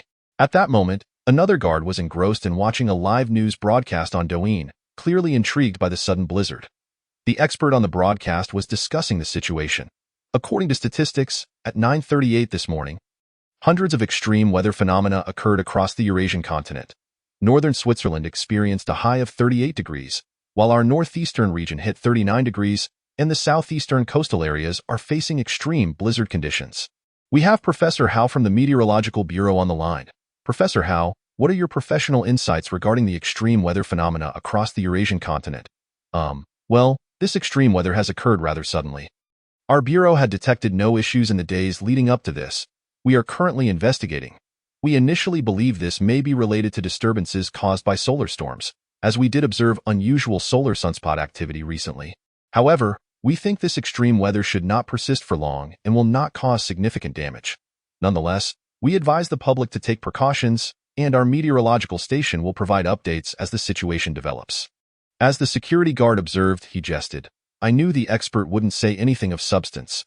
What he said was as good as silence. It was not that he hadn't attended to the news, but rather that he was engrossed in Mr. Wu's discourse. Due to the proximity of our technological civilization's dimensional weaponry, any celestial body within a 10 light-year radius would first manifest meteorological disturbances. Consequently, Earth is likely to endure a tumultuous climate period lasting nearly 3 years.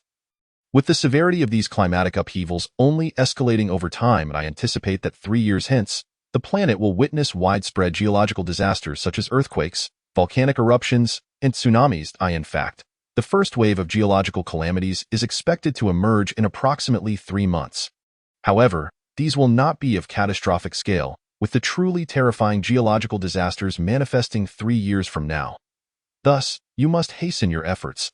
Given your current pace in drafting and comprehension, I predict that within a month, you will have completed the framework for controllable nuclear fusion. At that juncture, you must submit it to your nation, so that your country may mobilize its collective strength to construct large-scale controllable nuclear fusion apparatuses. Additionally, starting tonight, I shall brief you on the technology of biological metal extension. When paired with artificial intelligence, once the designs are inputted, a synergy between AI and biological metal extension technology will enable the mass production of aircraft carriers. A task that previously required several years to be accomplished within a month. This will significantly enhance your production efficiency. At that time, I shall assist you in completing the design for a planetary-class mothership. For only in space can you truly escape disaster, and only in space can you genuinely save Earth.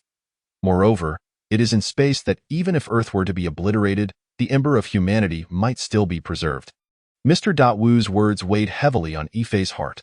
Although he had heard Mr. Wu speak of the apocalypse a decade hence just days prior, the world around him appeared serene, leaving Yifei to wonder if perhaps Mr. Wu had misspoken. Yet today, not only in City C but across the entirety of the Eurasian continent, extreme weather events were unfolding, causing Yifei to palpably sense the ominous signs of impending doom. Gazing at the frenzied snowstorm outside the security kiosk and the panicked crowds fleeing down the streets, Yifei began to feel an unsettling fear. At that moment, Team Leader Li rushed in, clutching several winter uniforms for the security staff. Panting heavily, "Damn it, I had to go retrieve those from the warehouse myself. Hurry and put these on. And just received word from above. Every unit is to cease operations. Get dressed and find a way to make it home. We'll deal with this dreadful weather later." He patted Yifei on the shoulder, saying, "You, my boy, are looking sharp. You've got the makings of a soldier. I initially thought you might have used connections to get in here. You should know, our security team in Tanzhou is no easy place to enter, even for a mere guard. I may have been a bit harsh this morning, so don't take it to heart. Now hurry home, and remember to send a message in the group to let everyone know you're safe." In that moment, Yifei realized that Team Leader Li believed he had gained entry to the security team through Manager Wang's influence. In truth, the security team prioritized hiring retired soldiers, and this limited quota likely meant that Yifei's entry had displaced another veteran. Grateful, Yifei nodded at Team Leader Li and dashed out of the kiosk towards his residence. At this juncture, City C was blanketed with a thick layer of snow, nearly reaching his knees. Fortunately, his home was merely a street away. He had heard that the subway was already packed, and the streets were nearly deserted. After all, this city had no emergency plan in place for snowstorms. Upon returning home, Ife lit a cigarette to soothe his frayed nerves. He had not anticipated such a sudden turn of events. In addition to completing the designs he needed to finalize, he also had to contemplate how to ensure that the higher-ups would take notice of them. But how could he capture their attention? Ife understood that this was not a fictional realm where a mere email could astonish a prominent figure. At that moment, Lord Hao's voice echoed in his mind. Your internal chi is now sufficient to support my use of the Great Prophecy technique. I can accurately predict natural disasters occurring anywhere on Earth within the next 10 days. If you wish to garner the attention of the higher-ups, you must first attract the public's notice. Mr. Wu's voice followed suit. Lord Hao and I are of the same mind. Disseminating prophetic messages through the internet will make you a household name. Chapter 15. The unheeded prophecy disseminating prophetic messages through the internet? It certainly seemed like a promising approach, yet Ife felt a twinge of skepticism, not towards the prophecy itself, but rather the current state of the internet. However, it seemed there was no other option but to give it a try. After Lord Hao executed his Great Prophecy technique, Ife felt as though he had been drained of all energy, collapsing onto his beings. It truly this exhausting, he muttered weakly, realizing that Lord Hao had mentioned his chi was only sufficient for a single use of the technique. To feel this depleted afterward was unexpected. Clearly, he needed to train diligently. Otherwise, he would be unable to withstand their demands. Ife opened Douyin, the most widely used short video platform at present. Many ordinary individuals had risen to fame through this app. He crafted a brief text for a video, accompanied by suspenseful background music. With a click, he sent it out. His Douyin post was simple, featuring a black background with only a few white words. On November 26, 2024, at 2:46 a.m., an earthquake of magnitude 8.6 will strike Hokkaido, our country, resulting in 65,536 fatalities and 35,690 missing persons. After posting, he shut off his phone and began to meditate, as he felt exceedingly weak and needed to replenish his chi. As the night deepened, Ife sensed a slight recovery in his spirit. Mr. Wu had been waiting nearby, ready to instruct him on biological metal extension technology, a method that enables the directed splitting and diffusion of metal atoms, allowing a ton of iron ore to transform into 10 tons. This technology could even enable metals to expand and extend in accordance with design blueprints. For instance, to construct a warship, one would only need the requisite metal raw materials and corresponding components. Upon inputting the design blueprints, the biological metal extension reaction would commence automatically, resulting in the rapid production of a completed warship. However, Mr. Wu could only impart the core theoretical aspects of this technology, as its implementation necessitated a fully equipped large-scale laboratory and a sophisticated professional team. At this moment, Ife began to grasp the formidable implications of this technology, recognizing its significance to be on par with that of controllable nuclear fusion technology, perhaps even surpassing it. Uncertain of whether his Douyin post would yield any results, he hastily opened the app again. Initially filled with anticipation, his expression quickly shifted to one of embarrassment as he noted a mere 33 views.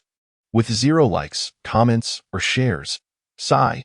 It seems Mr. Wu and Lord Hao may have overestimated the internet on Earth, he mused. After all, this was the real world, and he had nearly come to believe that a single video could catapult him to fame. It was crucial to acknowledge that the current online environment rarely produced such phenomena. Typically, success stemmed from the efforts of a dedicated team. Ife shook his head, feeling utterly disheartened. He glanced at the Douyin boost options, hesitating. Should I invest 100 for a boost? Otherwise, I might squander Lord Hao's Great Prophecy technique. Ultimately, he steeled himself and decided to invest 100, an act that left him feeling as though hope had slipped away from his life. However, just minutes after making the investment, a notification from Douyin appeared. Someone commented. Ife exclaimed in surprise as he opened the message. Your video has been removed due to suspected malicious dissemination of false information. Your account has been suspended for 1 day. Darkness descended over his vision. Mr. Wu, refund me my 100. In a luxurious bedroom within a lavish apartment in the second ring of the capital city, a burst of clear, cheerful laughter rang out. A young girl, her face adorned with a facial mask, reclined against the headboard, engaged in lively chat within a group on her phone. On her screen, She had shared a screenshot that, if Ife were present, would astonish him. This screenshot depicted the very Douyin video he had posted earlier. Her fingers danced rapidly across the screen as she typed, "Princess Sister, I just came across a Douyin video where someone claims that in 2 days, Hokkaido, our country will experience an 8.6 magnitude earthquake. They even revealed the death toll, Super Tyrannosaurus of Junyi, the legendary prophet, silent depths, waiting for solid proof, fading dreams of blossoms, probably just a ploy for views. But the weather has been rather unusual lately. Super Tyrannosaurus of Junyi. Unusual? It's downright absurd. Didn't the news report earlier that Switzerland hit 38 degrees? And it's November, the middle of winter, at that moment. The girl with the facial mask opened Douyin, intent on exploring whether the video creator had posted anything else. Oh, the video has been taken down. Fading dreams of blossoms, probably banned. This should be classified as spreading rumors. The following morning, Ife opened his eyes, exhaling deeply. Time to conclude my practice. After completing his morning routine, he stepped outside. The weather has returned to normal. Upon unlocking my phone, I noticed that Team Leaderly had already begun arranging today's tasks in the work group. The streets are bustling with the incessant flow of traffic, and the morning sun gradually ascends, as if the city has miraculously regained its order overnight. Although the remnants of snow by the roadside serve as a stark reminder of last night's ferocious blizzard. After changing into my work uniform, I arrived at my post, where Lee had already been present for some time. His gaze towards me now carried a subtle admiration, which, in the realm of men, is seldom vocalized. Often, a mere glance suffices. The tranquility of the city momentarily made me forget the impending turmoil in the world, as if the illustrious Master Wu did not exist, and as if I were still just one among the countless debt-ridden souls. This serenity makes time seem to pass swiftly. Over the past 2 days, I stood guard during the day while diligently honing my skills. 18-night. I fervently sketched blueprints for controllable nuclear fusion in my rented room. I stifled a yawn. Although I felt more spirited than usual, the intense pace had indeed left me somewhat fatigued. Glancing at the clock on my phone, I noted that it was 2:20 a.m. on November 26. At that moment, I suddenly recalled Master Hao's grand predictive art from the previous day. Would our nation truly experience an earthquake in just 13 minutes? In truth, I had no idea. What I was even less aware of was that at this very moment, another person was also awake, pondering the same matter. This was the young girl, known by her online moniker Princess Sister, who was far away in the capital, valiantly resisting her drowsiness. If our nation does not experience an earthquake, I shall certainly report and have your Douyin account banned. You've caused this princess to suffer from insomnia on such a night. Yet, ultimately, this girl succumbed to her fatigue.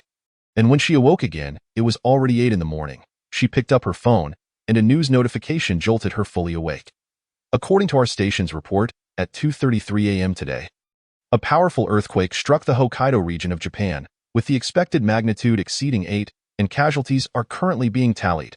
Princess Sister's eyes widened in astonishment, and she instinctively covered her mouth with her hand.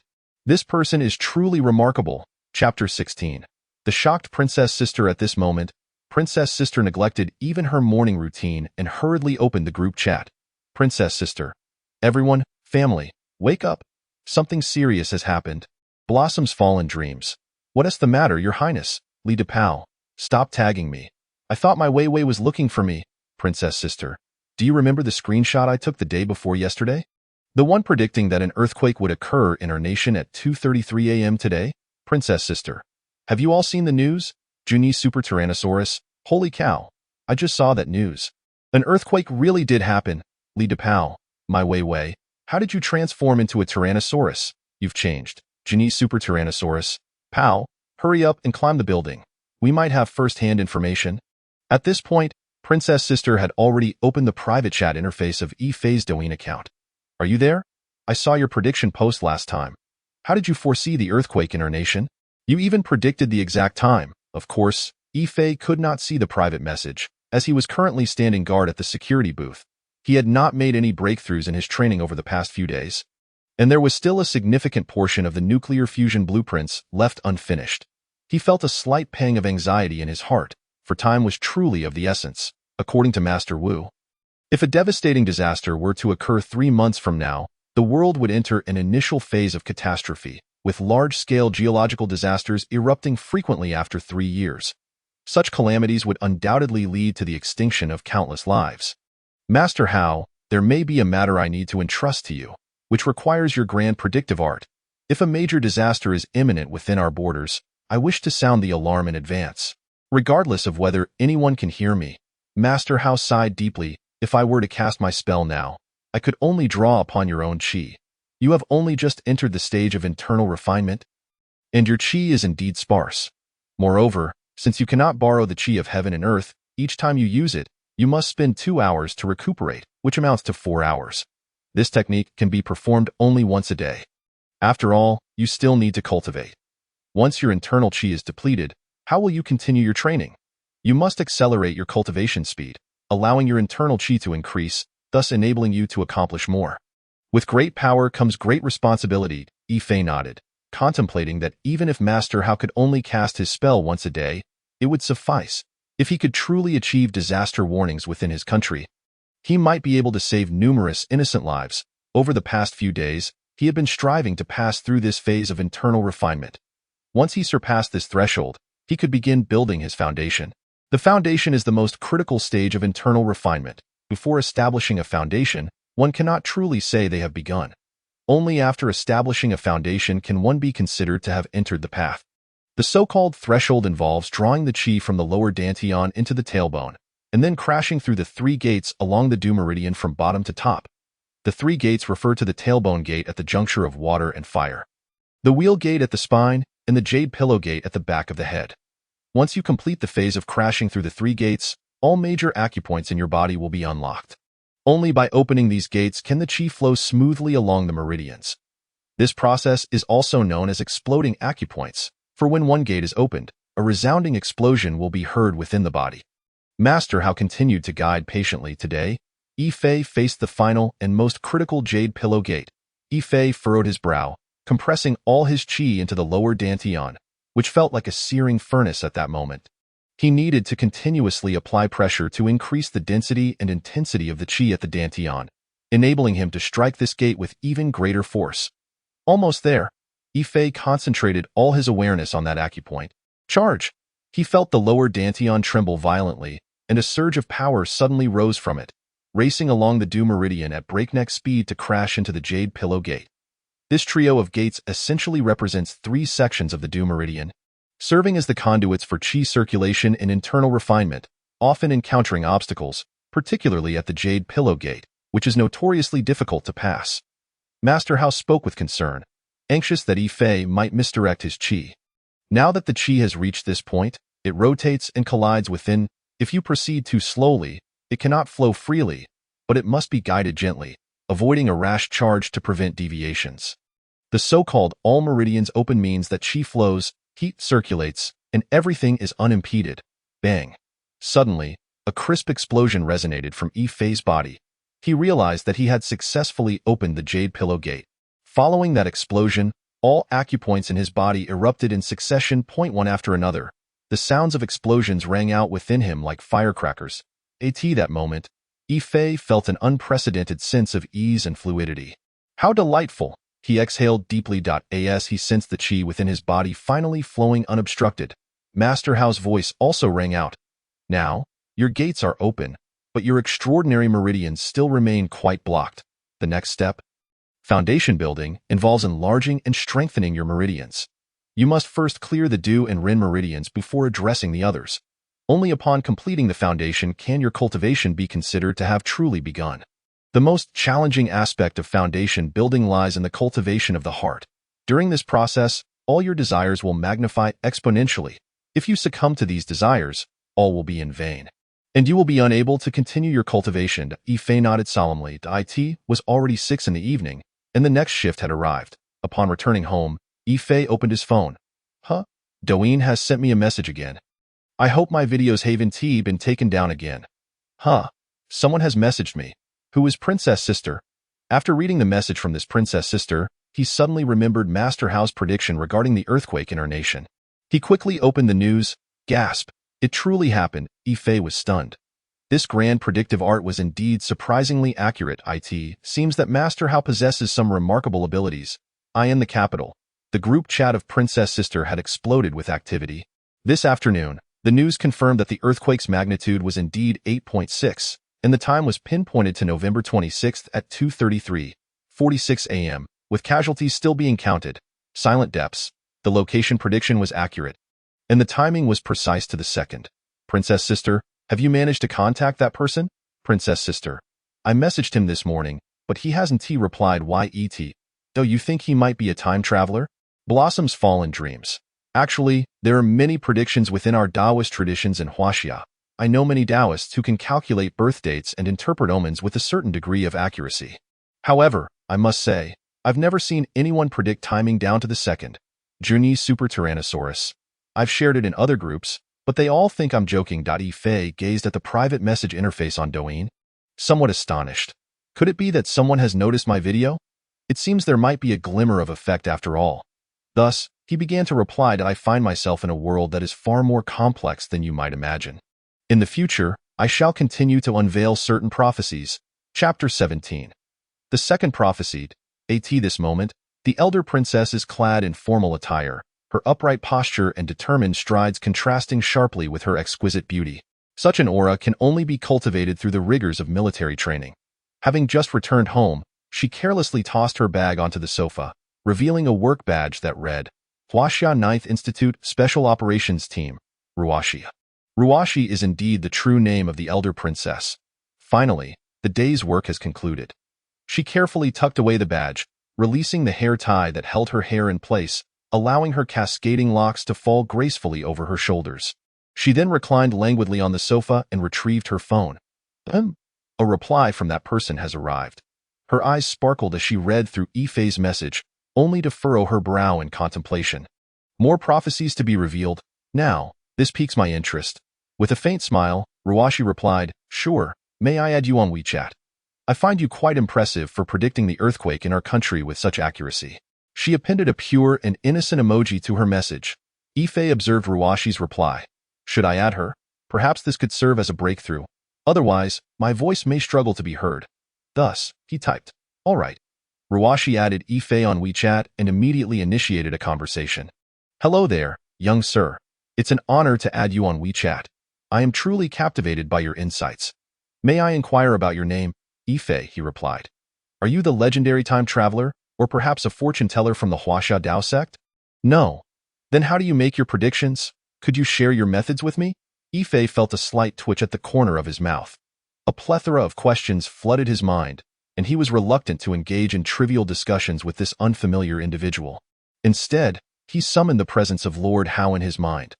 Lord Hao, let us commence the second grand divination. I have just added this person, and I am preparing for the second prophecy. Very well?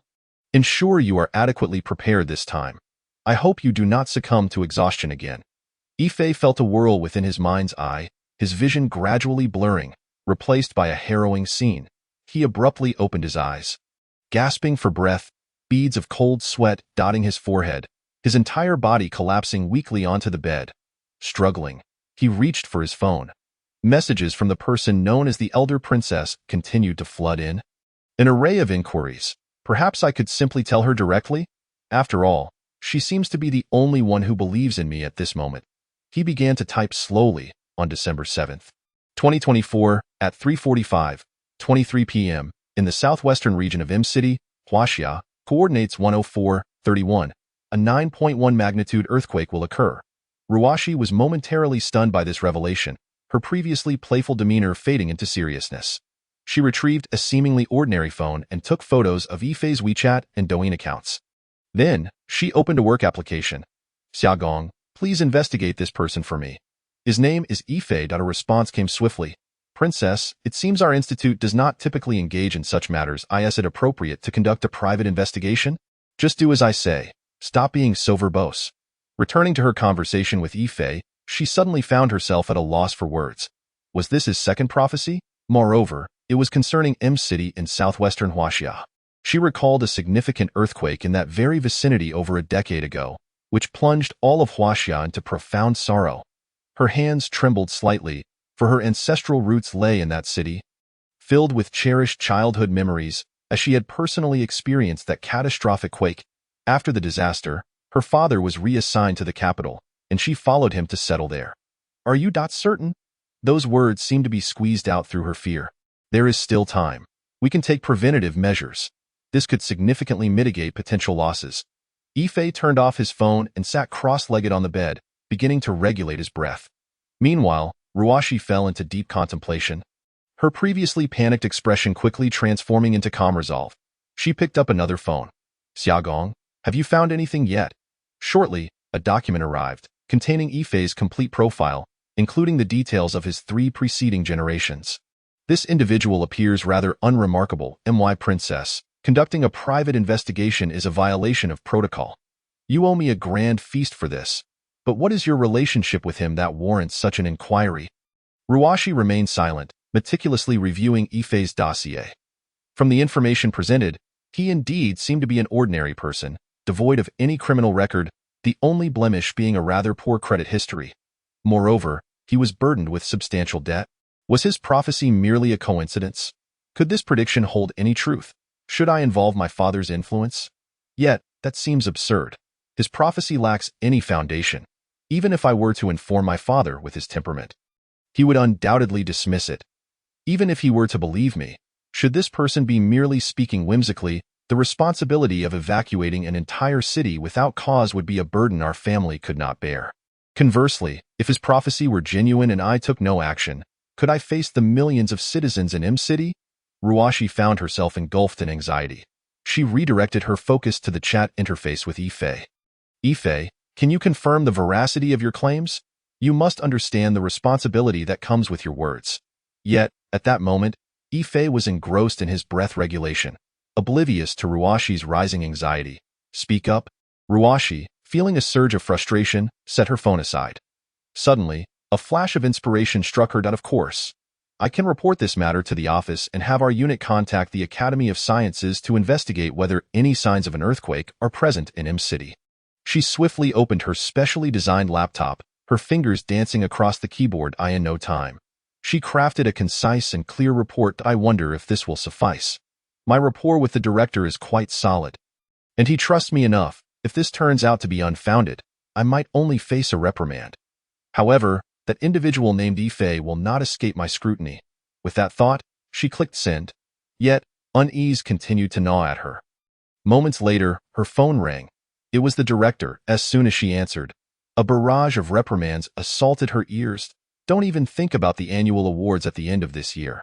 Just because I have a good relationship with your father doesn't mean you can act recklessly. You actually believe in this nonsense? You think a fortune teller could predict a major earthquake in M City? Who will bear the responsibility for this? You, me, or your father? Chapter 18. Validating Prophecies with Prophecies. Ruashi had anticipated that the director would respond in such a manner. Yet after the call, she felt a wave of indignation wash over her. Damn you, Ife. I will ensure your downfall. She opened her group chat, intending to share Ife's prophecy with her friends. Yet, just then, the director called again. Ruashi, upon further reflection, this matter is of great significance. I have requested the cybersecurity department to monitor this individual's online accounts closely. Furthermore, he will no longer be able to publish any prophecy-related information. I have also contacted the Academy of Sciences. They will dispatch personnel to M City for geological investigation tonight. While our 9th Institute primarily focuses on military affairs, as part of the intelligence department, you must closely observe this individual's movements. Additionally, you are to maintain contact with him to gain his trust. You will be traveling to C City tonight. The ticket has been sent to your phone. I feel as though I have truly lost my mind, and now I must accompany you in this madness. Rest assured and carry out your mission. If this turns out to be a farce, I will take full responsibility. Ruashi was immediately overwhelmed with joy, tears of gratitude streaming down her face. Thank you so much, Director. I promise to complete this task. The flight from the capital to C City takes over 2 hours, during which she must devise a detailed plan for review. All matters concerning him should be reported to me unilaterally. Understood. Ruashi stood, her eyes sparkling with renewed determination, and began to pack her belongings. Meanwhile, Ife had finally completed his breath regulation and entered a state of readiness. He needed only an hour to restore himself to optimal condition. As he opened his phone, he contemplated releasing another prophecy video on Douyin. However, He found that any attempt to post his predictions was met with immediate removal. Am I being monitored? It appears I truly cannot make my voice heard. Yifei felt a sense of helplessness and a twinge of anxiety, for he genuinely wished for no disasters to befall any part of his country. Opening WeChat, he noticed several messages from the individual known as the Elder Princess. Is it permissible to place my hopes in her? After several moments of contemplation, he composed a message. I understand that it may be difficult for you to trust me at this moment, as what I say appears baseless to the world. However, time is of the essence. It is now 8 p.m. on November 27th, in just 4 hours. At precisely 12:21, 13 a.m. on the 28th, a volcanic eruption will occur in the waters near Jakarta, Indonesia, at the coordinates of 106 longitude and -5 latitude, triggering a magnitude 7.8 earthquake and causing a tsunami. The only recourse I have at this moment is to validate prophecy through prophecy. If Ruwashi is already en route to the airport, she will undoubtedly see the news promptly. Validating prophecy through prophecy. It seems that Yifei is also expressing his sincerity to me. She immediately reported this information to her superior. At the same time, she responded, well, I happen to have a friend whose family possesses certain influence. I can leverage her connections to see if we can catch the attention of the higher-ups. Once they take notice, I believe timely measures can be implemented. Upon seeing the message, Yifei felt a wave of solace wash over him. He had truly ceased to harbor any hope. Rising to his feet, he intended to step out to buy some steamed buns. Having just implored Lord how to employ the grand propagation technique once more, he felt utterly drained, having used it twice in one day. As he opened the door, he noticed the couple residing in the master bedroom packing their luggage, seemingly preparing to move. Moving at such a late hour is quite bewildering. At Huaxianan Institute, Li Mingchang sat at his desk, where printed reports from Ruwashi lay before him. Seated across from him were two leaders from the Chinese Academy of Sciences and the National Security Ministry. After taking a sip of tea, he spoke, the reason I called you here is both personal and professional. However, the professional aspect cannot be made public at the moment. Let us, for tonight, reminisce as old friends. The catalyst for this incident was a prophetic video circulating online. Earlier today, an 8.6 magnitude earthquake struck Hokkaido in our country. This event had been predicted a couple of days prior. Subsequently, my team discovered this prophetic video, and upon my verification, its accuracy has been pinpointed to the second, including the predicted location and magnitude of the earthquake. Only the casualty figures as reported by our country remain pending. But that is not the crux of the matter. The focal point is that another prediction was made today. The location is in the southwestern city of M, with a foreseen earthquake of magnitude 9.1 predicted for December 7th at 3:45 p.m. While I understand that this lacks scientific backing, it concerns the safety of millions of citizens in M City. Thus, I seek your insights on this matter. Li Mingchang's gaze was fixed intently upon the two individuals across from him. Oldly, you already have your answer in mind. Why even consult us? You have a good rapport with General Mao from the Southwestern Military District, do you not? I believe it would be prudent to initiate a readiness exercise, encouraging the citizens of M City to cooperate fully. However, such a large-scale exercise would require a signature from the highest authority. Li Mingchang sighed deeply, and therein lies the difficulty. What rationale could we provide for the exercise? Following standard procedures, merely drafting the exercise plan would take at least a month, let alone something of this magnitude involving the populace. As everyone grappled with the dilemma, Li Mingchang's phone rang. It was a message from Ruwashi. Validating prophecy through prophecy. This individual predicts a volcanic eruption in the waters near Jakarta, Indonesia, accompanied by an earthquake and tsunami within 4 hours. The elder from the Academy of Sciences pondered for a moment before pulling out his phone. Commence close monitoring of natural disaster developments near Indonesia, starting now until 2 a.m. Report to me immediately. The representative from the National Security Ministry echoed. Our colleagues from the C-City Division are already en route to Yifei's residence. His subsequent actions will be fully transparent under our watch. Oldly, for that girl's sake, you've stirred us all into action.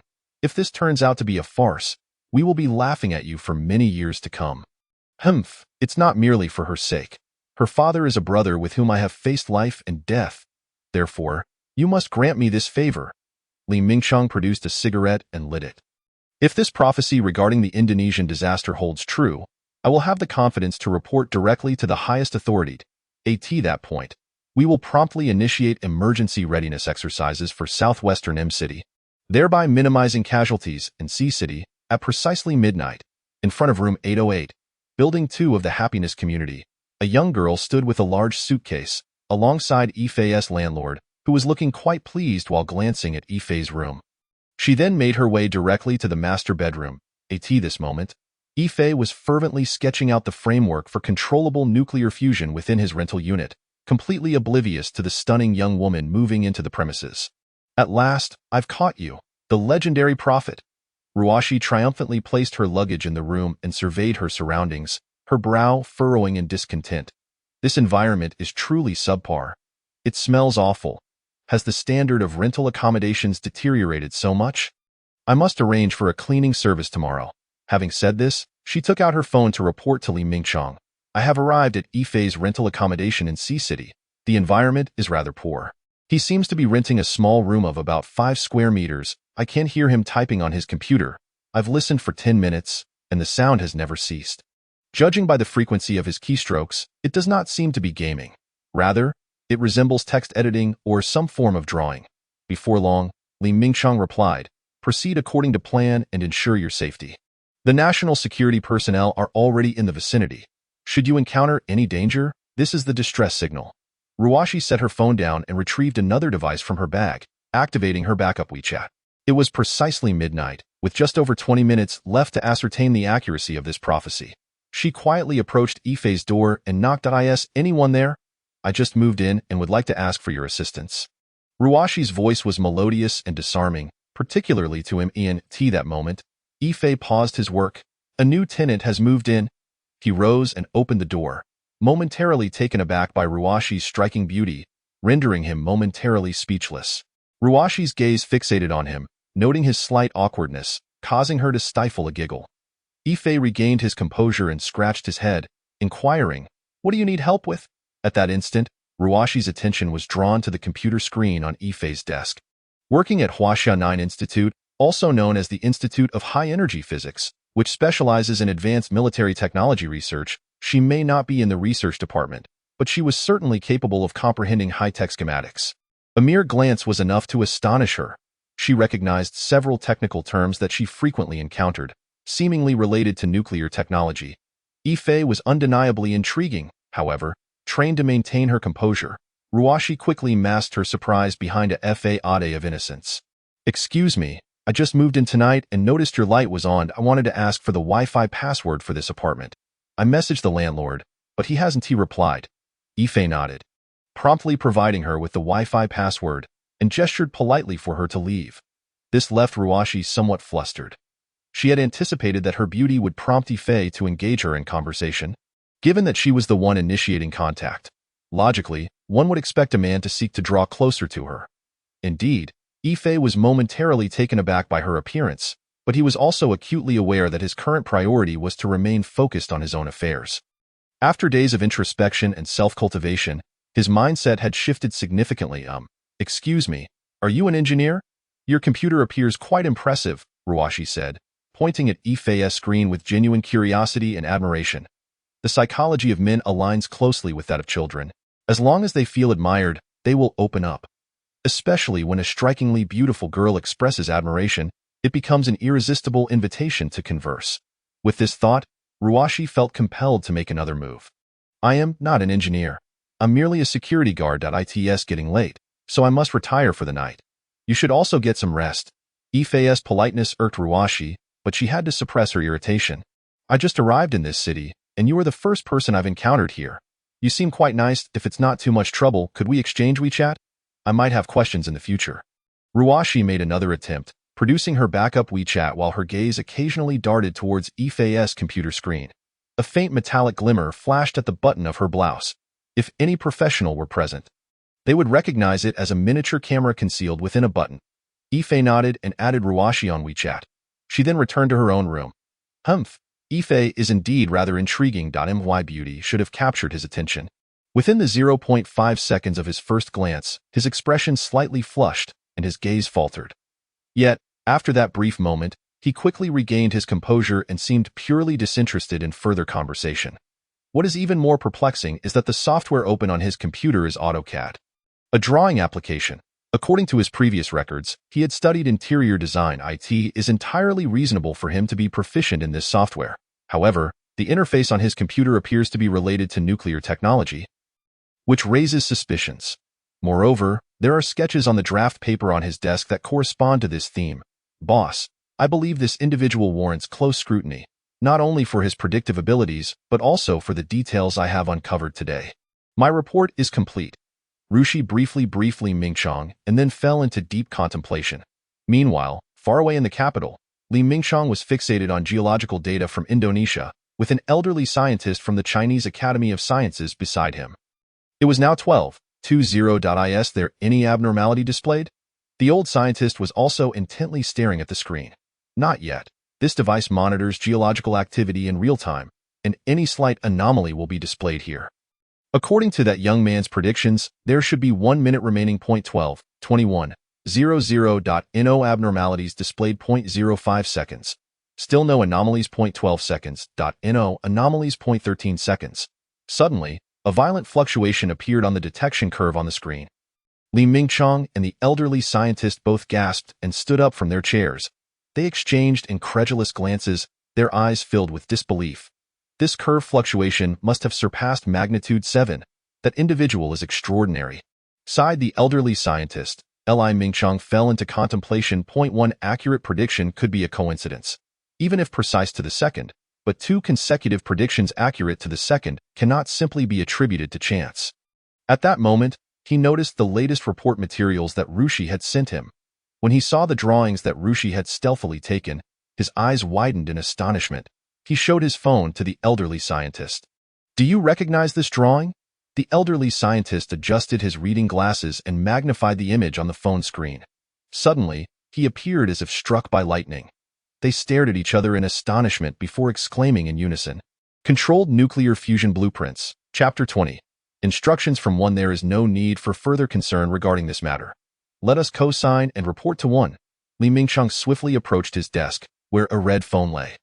Without a moment's hesitation, he dialed the number. 10 minutes later, the 3 hurriedly exited, heading toward 1's office. In CDC, Rushi was suffering from insomnia. She would quietly open the door, peering into Yifei's room, where she could hear the frantic tapping of his keyboard. What kind of person is he? Why does he harbor so many secrets? It was already 2:30. According to the records, he was supposed to be stationed at the Tanzhou court across the street by 8:30 every morning. Isn't he tired? Yet I am so exhausted. No, I must keep an eye on him. I am determined to discover when he finally sleeps. I refuse to believe he doesn't sleep, Rushi pouted, glancing at her phone. Himph. I sent him so many messages from my alternate account, and he hasn't replied. How infuriating. Does he have no interest in women? After all, there are nearly an entire platoon of suitors vying for my attention. Am I to fail at my first attempt to use my charm? Perhaps I should use my princess sister's account to chat with him? Thus, she retrieved her old phone. Princess sister, Prophet, are you there? I just saw the news about the volcanic eruption in Indonesia, and the timing matches perfectly with what you mentioned. As soon as she sent the message, the keystrokes from Yifei's room abruptly ceased. Soon, Rushi received a reply. Now you can verify that I speak the truth. My greatest concern is the earthquake in City M on December 17th. The epicenter is in the suburban region of City M. I do not wish for any part of my homeland to suffer devastation due to geological disasters. I cannot publicly disclose my predictions at this moment, so I beseech you. The sound of typing resumed from the other room. Rushi was torn between joy and sorrow. Why does he respond to my main account but not my alternate one? My main account never shares any photos with me either. Am I simply unattractive to him? Or am I not his type? However, based on the records, he is currently single, having recently ended a relationship. Could it be that he is still thinking about his ex-girlfriend? Or is he gay? No, why am I even contemplating this? His ex-girlfriend has nothing to do with me? No, I am here to complete a mission. Why am I so preoccupied with how to attract him? Rushi tore off her facial mask, took a few deep breaths, and then replied, Princess sister, all right, which city are you in? I happen to have some free time and could come visit you. Let us discuss this matter face to face. Yifei quickly replied, sure, I'm in City C. Rushi suddenly had a flash of inspiration, the corners of her mouth curling up. Princess sister, You're in City C? What a coincidence. I'm in City C as well and plan to stay here for a while. Great. Let us arrange to meet up when we have the time. I've been quite busy lately. Rushi shot a glance at the chat interface. Humph. Regardless, I have you in my sights now. However, it seems I can only approach him under the guise of Princess Sister. He didn't respond to my invitation for dinner tomorrow from my alternate account. The furious typing from Ifei's room resumed once more. Meanwhile, Rushi's specialized phone received a message from her superior. Instruction 1. The combat drill in City M will officially commence at 8 a.m. on December 1 ST, and it is imperative to ensure that all citizens evacuate by 8 p.m. on December 6. Codename: Operation M. Furthermore, regarding Ifei, you are fully responsible for him. Continue executing your original plan. However, this mission's confidentiality level has escalated to 5 stars. Within a month, you must ascertain Ifei's true identity. One has already begun to pay attention to this individual. All resources in City C are at your disposal. Rushi gasped, yet she dared not inquire further. The fact that her superior showed her one's directives regarding the combat drill in City M was already quite extraordinary. Perhaps it was due to Rushi's role as a key figure in this mission. However, what shocked Rushi even more was that this mission had escalated to a 5-star level, indicating that one was seriously monitoring this individual. With a 5-star encryption level, no one below the ministerial level has the clearance to know. Ifei, who on earth are you? Rushi gazed at the tightly shut door of Ifei's room, where the sound of frantic typing continued. It was already 3:30. Was Ifei still not asleep? Unable to hold out any longer, Rushi set an alarm for 7 o'clock and collapsed onto her bed. Meanwhile, Ifei was diligently sketching controlled nuclear fusion blueprints while listening to Mr. Wu's teachings, all while Master Hao instructed him on the essentials of foundation building. His daily internal training left him brimming with energy. The progress of the blueprints had reached 50. Once dawn broke, he would prepare to commence foundation building. However, during the entire foundation building period, it was crucial to avoid meat, alcohol, smoking, and junk food. Most importantly, abstinence was a must during this time. Master Hao's voice echoed gently in his mind. Ifei took a deep breath. Abstinence should be manageable, especially since I currently have no partner. I do not drink often, but quitting smoking might pose a challenge. Master Hao, can I not abstain from smoking? Master Hao let out a cold snort. Do not underestimate the desires within you. Moreover, you have no idea what it feels like when those desires multiply. Without great willpower, one cannot successfully build a foundation. The path of cultivation is inherently against the heavens. Ease is comfortable, while resistance is challenging and painful. Recently, you have begun to accumulate auras of romantic interest, so take heed. Furthermore, I sense that you have been locked onto by a higher power tonight. You must remain especially vigilant. At present, your strength is still feeble. If you expose yourself recklessly, you cannot guarantee your safety. Ifei nodded. Yes, I felt something was off today, particularly with that girl who moved in. The aura surrounding her is exceptionally noble, entirely unlike someone who would reside in such a place. Additionally, I have sensed an unsettling feeling within this community, though I cannot quite articulate what it is. Master Hao chuckled. Once you enter the state of cultivation, your perceptive abilities will gradually surpass those of ordinary people. However, regarding what specifically you perceive, you will need to verify through practical experience. The master leads you to the door, but the cultivation relies on the individual. While I may be aware of the situation, I will not divulge it to you. You must comprehend everything on your own. Only when you have truly felt it will your cultivation advance. Ifei sighed deeply and picked up his phone. It was already 7:00 a.m. In the master bedroom, Rushi was also awakened by the alarm. Struggling to get up, she walked into the bathroom and gazed at her reflection. Noting the dark circles under her eyes, Ifei, just you wait. Chapter 21. Combat Drill. Ifei possesses an unremarkable appearance, typical of a common face that leaves little impression. Coupled with his relatively introverted personality, he does not usually initiate interactions with girls unless they approach him first. His ex-girlfriend was captivated by him during the time he was embarking on his entrepreneurial journey, and despite his modest achievements, his composed demeanor provided her with an unparalleled sense of security. Consequently, spurred by her proactive pursuit, the two became an item. However, the sudden appearance of the young woman at his door yesterday left Ifei feeling rather perplexed. Foremost was the aura that enveloped her. A rich lavender energy that he could distinctly perceive. Typically, individuals exude an array of colors in their aura, each hue symbolizing different identities. Purple, however, denotes nobility and power. If one were of royal lineage, their aura would likely be a pure shade of purple. It struck him as utterly incongruous for such an affluent person to reside in such a humble abode, and her immediate approach to engage him only heightened his bewilderment. Furthermore, the unsettling presence of unfamiliar energies in the vicinity, coupled with the subtle hints from Lord Howe, compelled him to adopt a more vigilant stance. Unbeknownst to him, the days of introspective refinement had profoundly altered his own aura, attracting the fleeting glances of passing women. He was also oblivious to the fact that he had already left a faint imprint on the heart of the young woman known as Princess Sister, at that very moment, in a nearby CAF. Princess Sister was fixated on him with great intensity. He was stationed at the guard booth, the evening shift drawing near, and the flow of residents returning to the community was steadily increasing. "Hey, Lao Lu, have you seen today's news?" An elderly man, nearing his 60s, conversed with another elder by the community gate. M-City in the southwest is set to commence a military drill on December 1st, and it's mandatory for everyone to participate. They're even coordinating with Tianfu City for the exercise. Schools and businesses in both cities are closing today, and all residents, along with outsiders in M-City, must evacuate by the 6th. What could possibly be the reason behind this? Are we on the brink of war? This is unprecedented. The largest action I recall was the lockdown during the pandemic. But a complete evacuation, this is truly a first. Yet, the current international climate seems stable. I don't see any signs of impending conflict. Ife was taken aback by the revelation. What was happening? A military drill?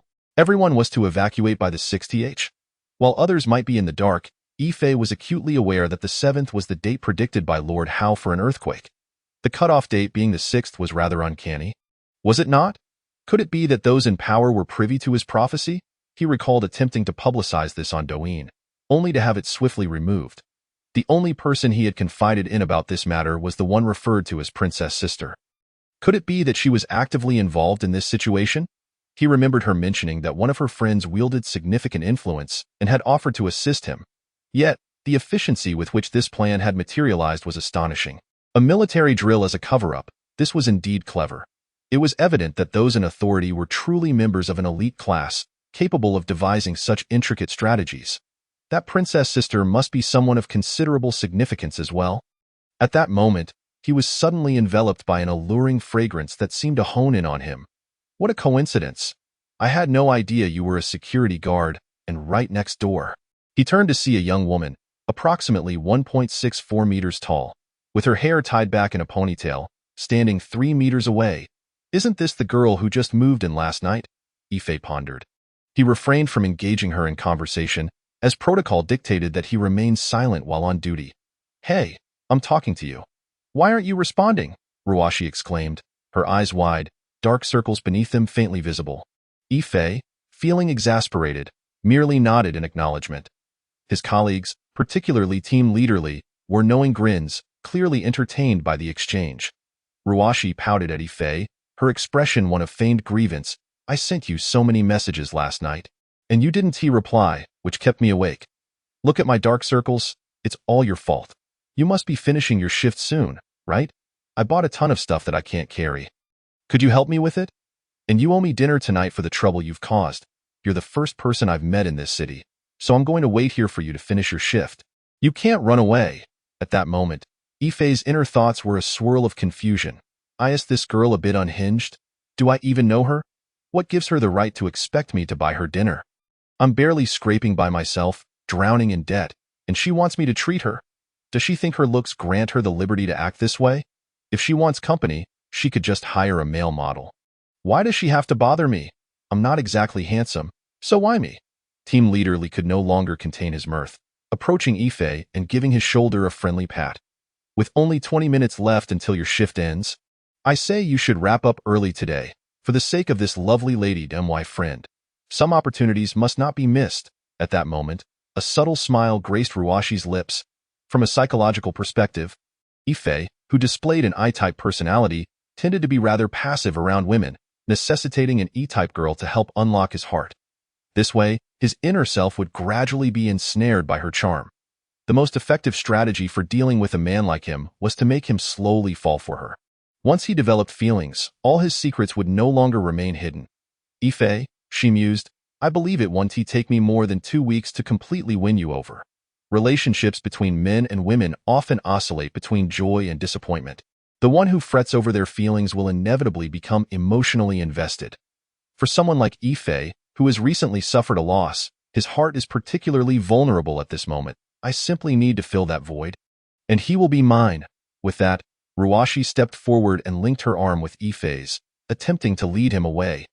Ife, taken aback by such boldness from a woman, felt a rush of panic as his face flushed crimson. Chapter 22. Ife's advice: we shouldn't be too familiar with one another. And why do I owe you a meal? Ife released Ruashi's hand, feeling a wave of awkwardness wash over him, as being held by a woman inevitably brushed against certain sensitive areas. Ruashi, pouting, continued to express her plight. Who told you not to reply last night? You're the only person I know in this city. Ife shook his head. No. You should have first acquainted yourself with the landlord. Not me. So. I think you should invite him instead.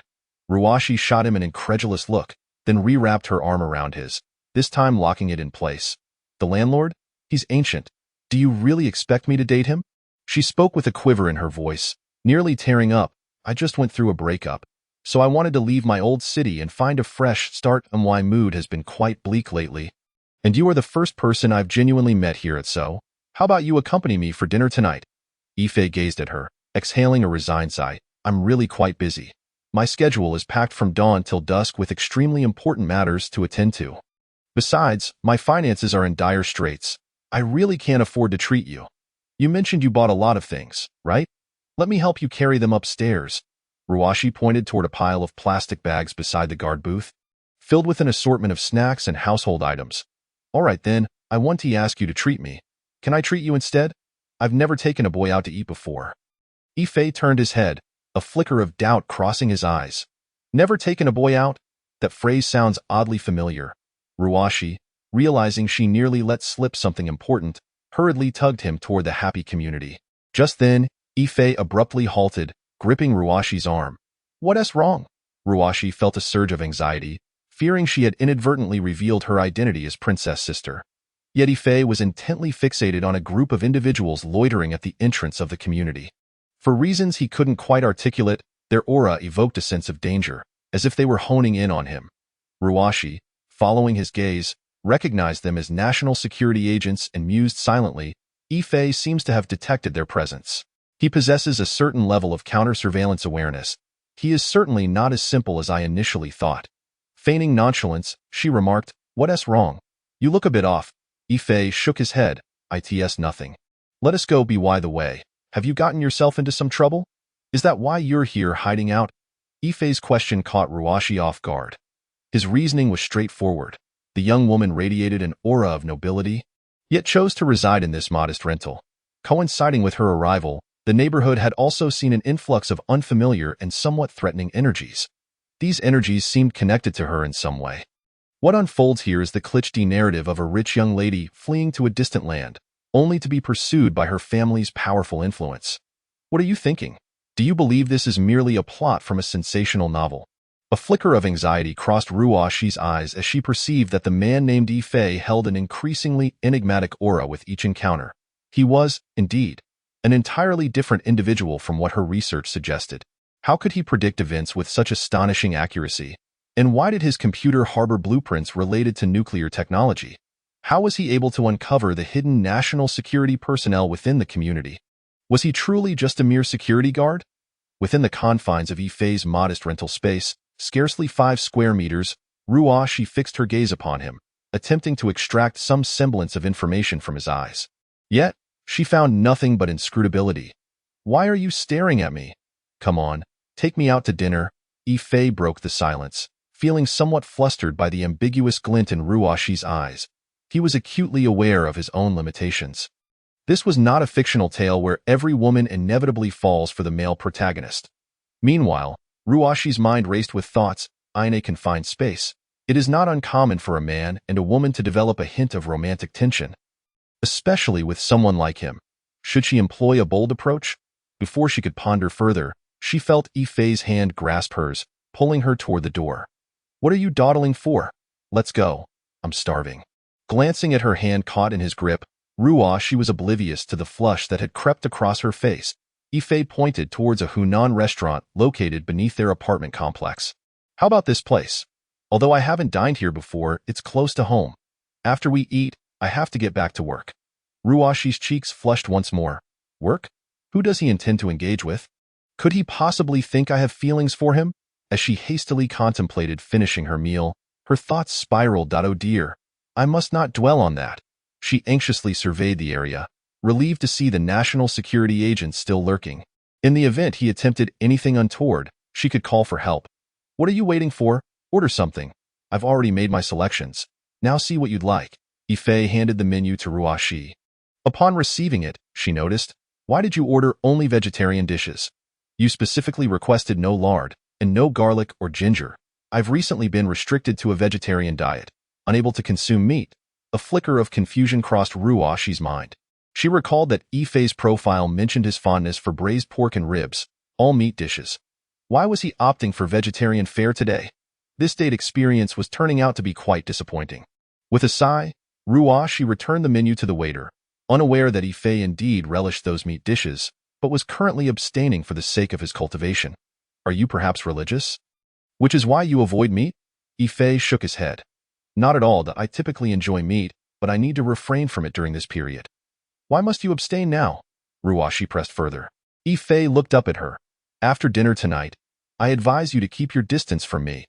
He had heard from Lord how that during the foundational stage of cultivation, all desires are magnified. And he was uncertain whether he could resist the allure of a young and beautiful girl like her. Tio Ruoshi, however, this statement bore a different implication. What do you mean? Am I that repulsive? Yifei set down his chopsticks. Thank you for dinner tonight. I do not find you unpleasant. As for the reason, I cannot divulge it at this moment. Remember, tomorrow morning at 9:30, when you leave, do not cross the street. Chapter 23. The difficult foundation, desires amplified. Ruoshi's heart raced. Was he prophesying again? Did he foresee some calamity befalling her tomorrow morning? A sudden chill enveloped her, an inexplicable dread rising within. For she also bore the identity of Yifei's online friend, the princess sister, who was aware of his predictive abilities, having verified them before.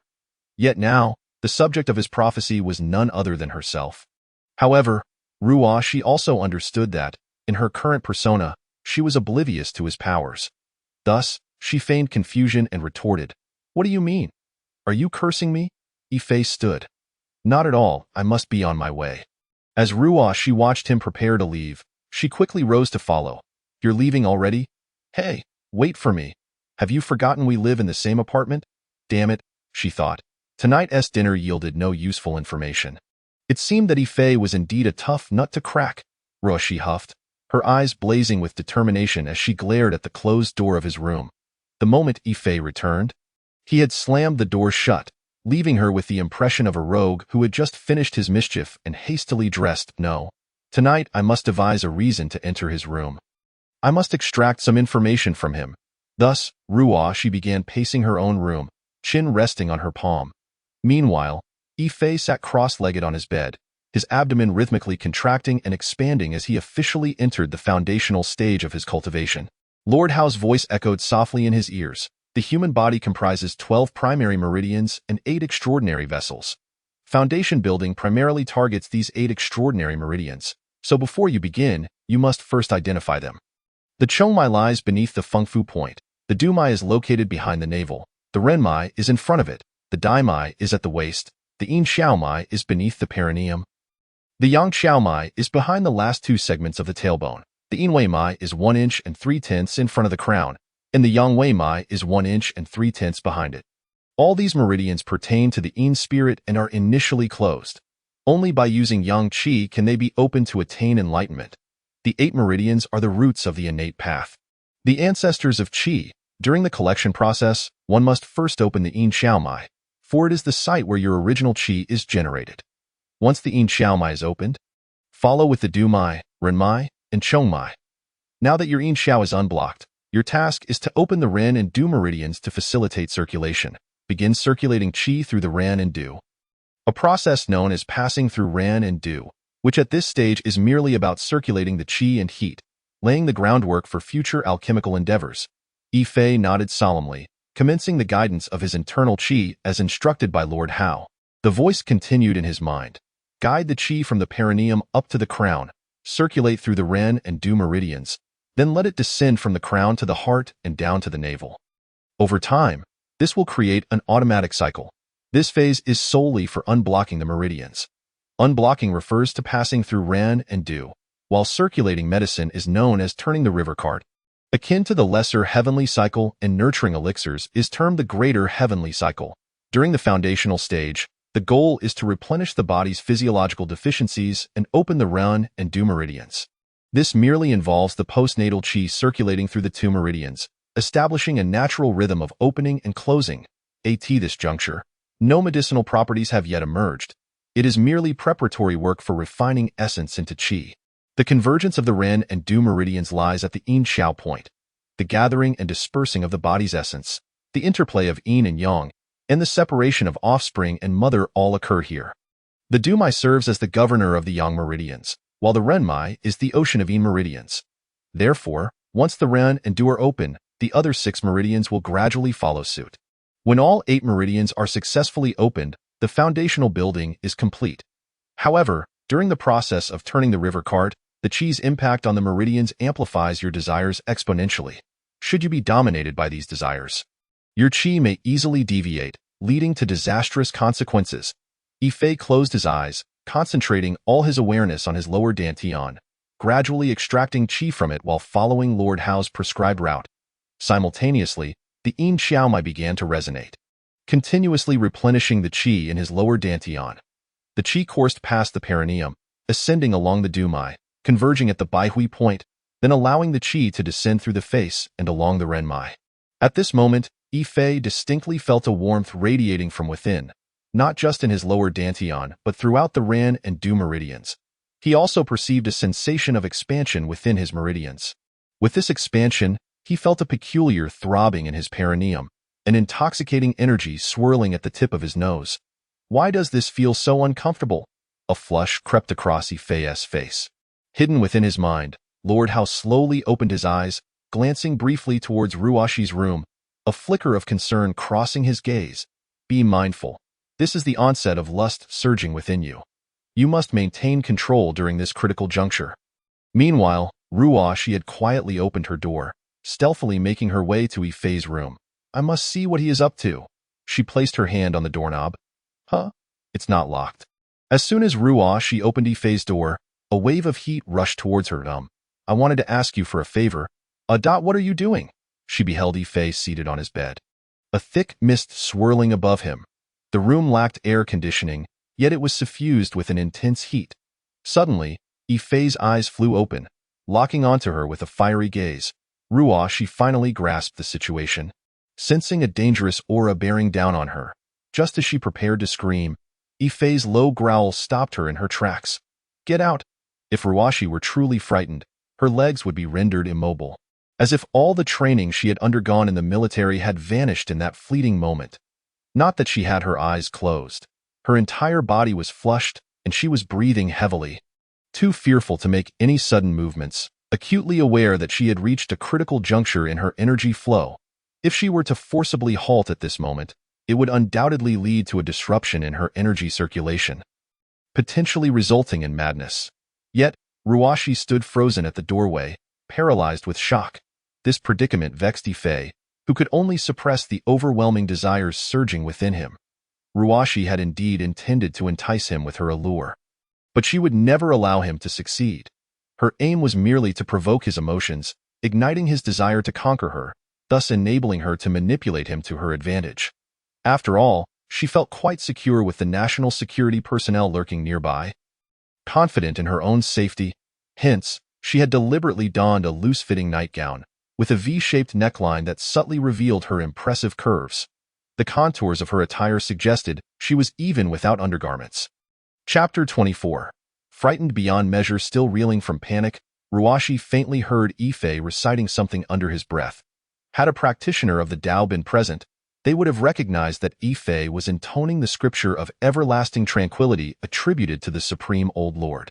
Yi Fei, of course, was oblivious to the scripture. It was a text that Lord Howe had compelled him to recite alongside him. As the speed of his recitation quickened, the crimson flush on his face gradually faded. Finally, after more than 10 minutes, Ife reopened his eyes, which had regained their clarity. Upon seeing Ruashi still standing there in a daze, he began to withdraw his energy, shaking his head in resignation. "I apologize for startling you just now," he said. Seeing Ife return to his normal state, Ruashi exhaled a sigh of relief and scolded him. "You wretched man, what on earth was that? Do you realize how you frightened me? I told you not to come looking for me recently, yet you ignored my warning." Ife stood up, not intending to explain at all.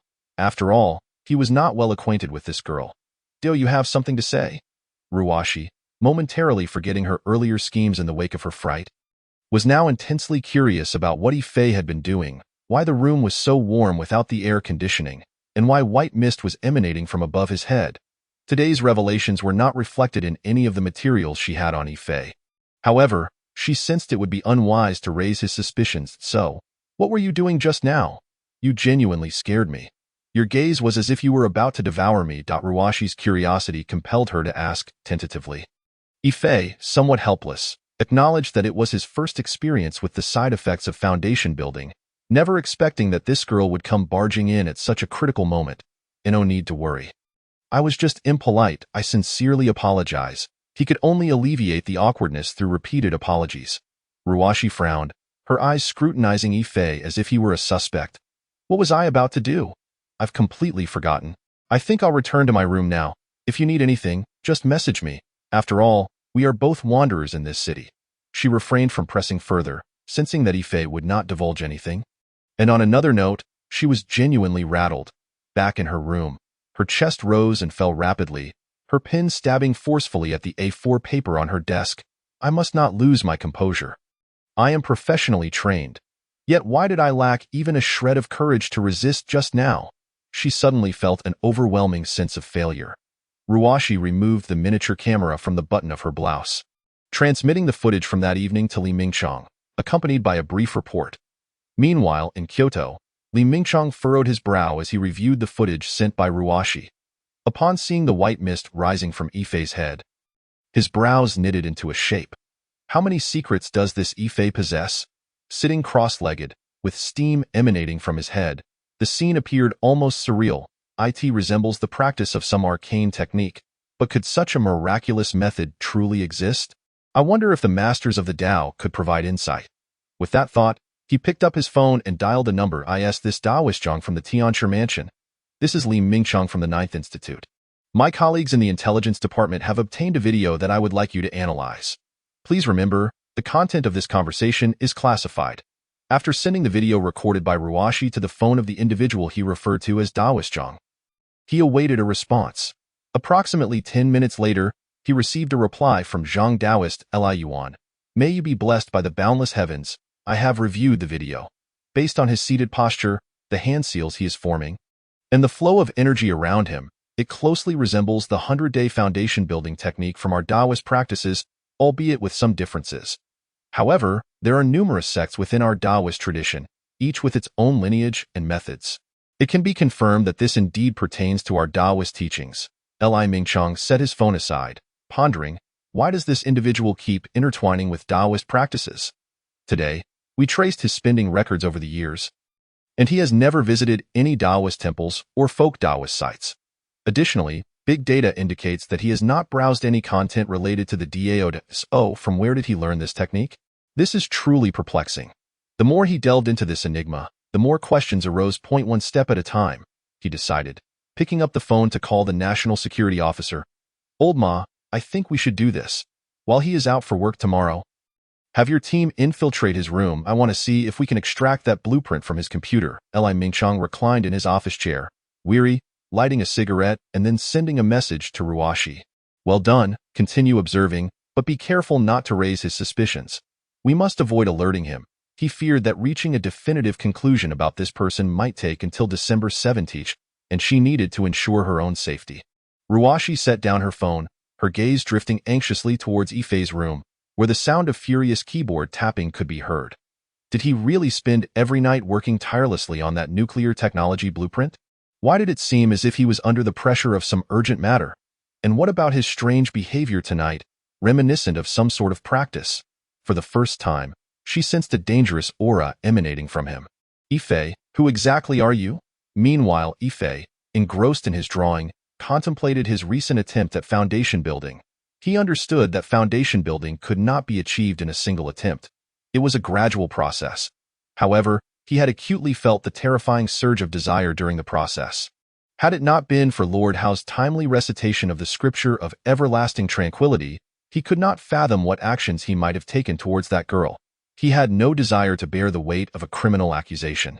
Lord Howe, I truly owe you a debt of gratitude. I had thought my resolve was unwavering, yet reality has slapped me in the face. Lord Howe smiled faintly. There is no need for concern. The path of cultivation is inherently counter to the natural order, and its challenges are evident. This is merely the initial phase of your cultivation. As you progress deeper, you will come to truly understand the meaning of terror. Your primary issue now is that your energy is insufficient to support the operation of your meridians. During your guard duty in the daytime, focus on energy absorption. While you cannot truly draw upon the natural energies of the world, you can still manage to gather some sporadic energy. Once you have the means, you should acquire some high-quality jade stones. I will teach you how to arrange a spiritual formation then, which will significantly enhance your efficiency. When Ruwashi awoke, it was already 8:30 in the morning. After a quick wash and some makeup, it was nearly 9:30 as she was about to step out of the community and cross the street. She suddenly recalled Ife's words from the previous day, causing her to retract her foot mid-stride. At that moment, a blaring horn pierced the air as a dump truck screeched to a halt beside her. The immense inertia sending the car ahead careening off the road. The truck passed so close to Ruwashi that it was less than 50 centimeters away. Chapter 25. A tangle of emotions. Ruwashi was drenched in cold sweat. Had she taken that step forward, she could hardly imagine what fate would have befallen her. She was well aware of the weight and momentum of the dump truck. If struck, the consequences would have been dire. With a complex expression, she glanced at Ife, who stood guard at the entrance of the Tan's home mansion community across the street, her lips moving as she whispered words only she could hear. Thank you.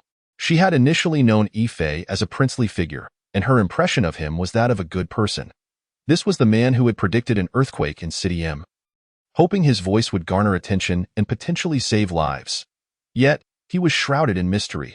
The more she engaged with him, the more secrets emerged. As a member of the Special Operations Team in the Intelligence Department of Huaxia's Ninth Institute, once she discovered the blueprints for controllable nuclear fusion on Ife's computer, the investigation became a top priority, coordinated with the Chinese Academy of Sciences and the National Security Department, all under the direct orders of the highest authorities. It seems that those in higher authority maintain a vigilant stance towards Ife. She is aware that today the National Security Agency will conduct a forensic operation on the computer at Ife's home. Ruwashi is uncertain whether the upper echelons view Ife as a friend or foe, nor does she know if today's actions by the national security will jeopardize Ife. She hesitates, contemplating whether to alert Ife, feeling indebted to him for saving her from impending disaster. Yet, she understands that to do so would constitute a breach of protocol, and should her actions be discovered, the repercussions would be beyond her capacity to bear. Although she hails from a prestigious family, she is acutely aware of the intricate and treacherous political landscape within the court. If this situation were to be exploited as leverage against her family by rival factions, she questions whether her lineage could withstand such a blow. Ruwashi lingers by the roadside, her gaze never straying from Ife. Unbeknownst to him, Ruwashi is grappling with a tumult of emotions. He remains steadfast, standing in perfect military posture, simultaneously working and cultivating his internal energy to enhance both its capacity and purity. His thoughts are straightforward.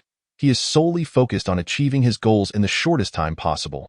His paramount objective is to avert the looming apocalypse in a decade, while his immediate aim is to safeguard the citizens of M City in the southwest. Following that, he intends to expedite the completion of the controlled nuclear fusion schematics to bolster the strength of the entire nation. He recognizes that relying solely on his own abilities is insufficient to alter the fate that awaits in 10 years. Meanwhile, in Ife's apartment, two men in plain clothes have infiltrated the premises, one stationed at the elevator while the other enters Ife's room. The latter, donned in white gloves, deftly accesses Ife's computer. After approximately 10 minutes, he retrieves his phone and composes a message. Following a thorough search, no documents pertaining to nuclear technology are found. Shortly thereafter, a response arrives.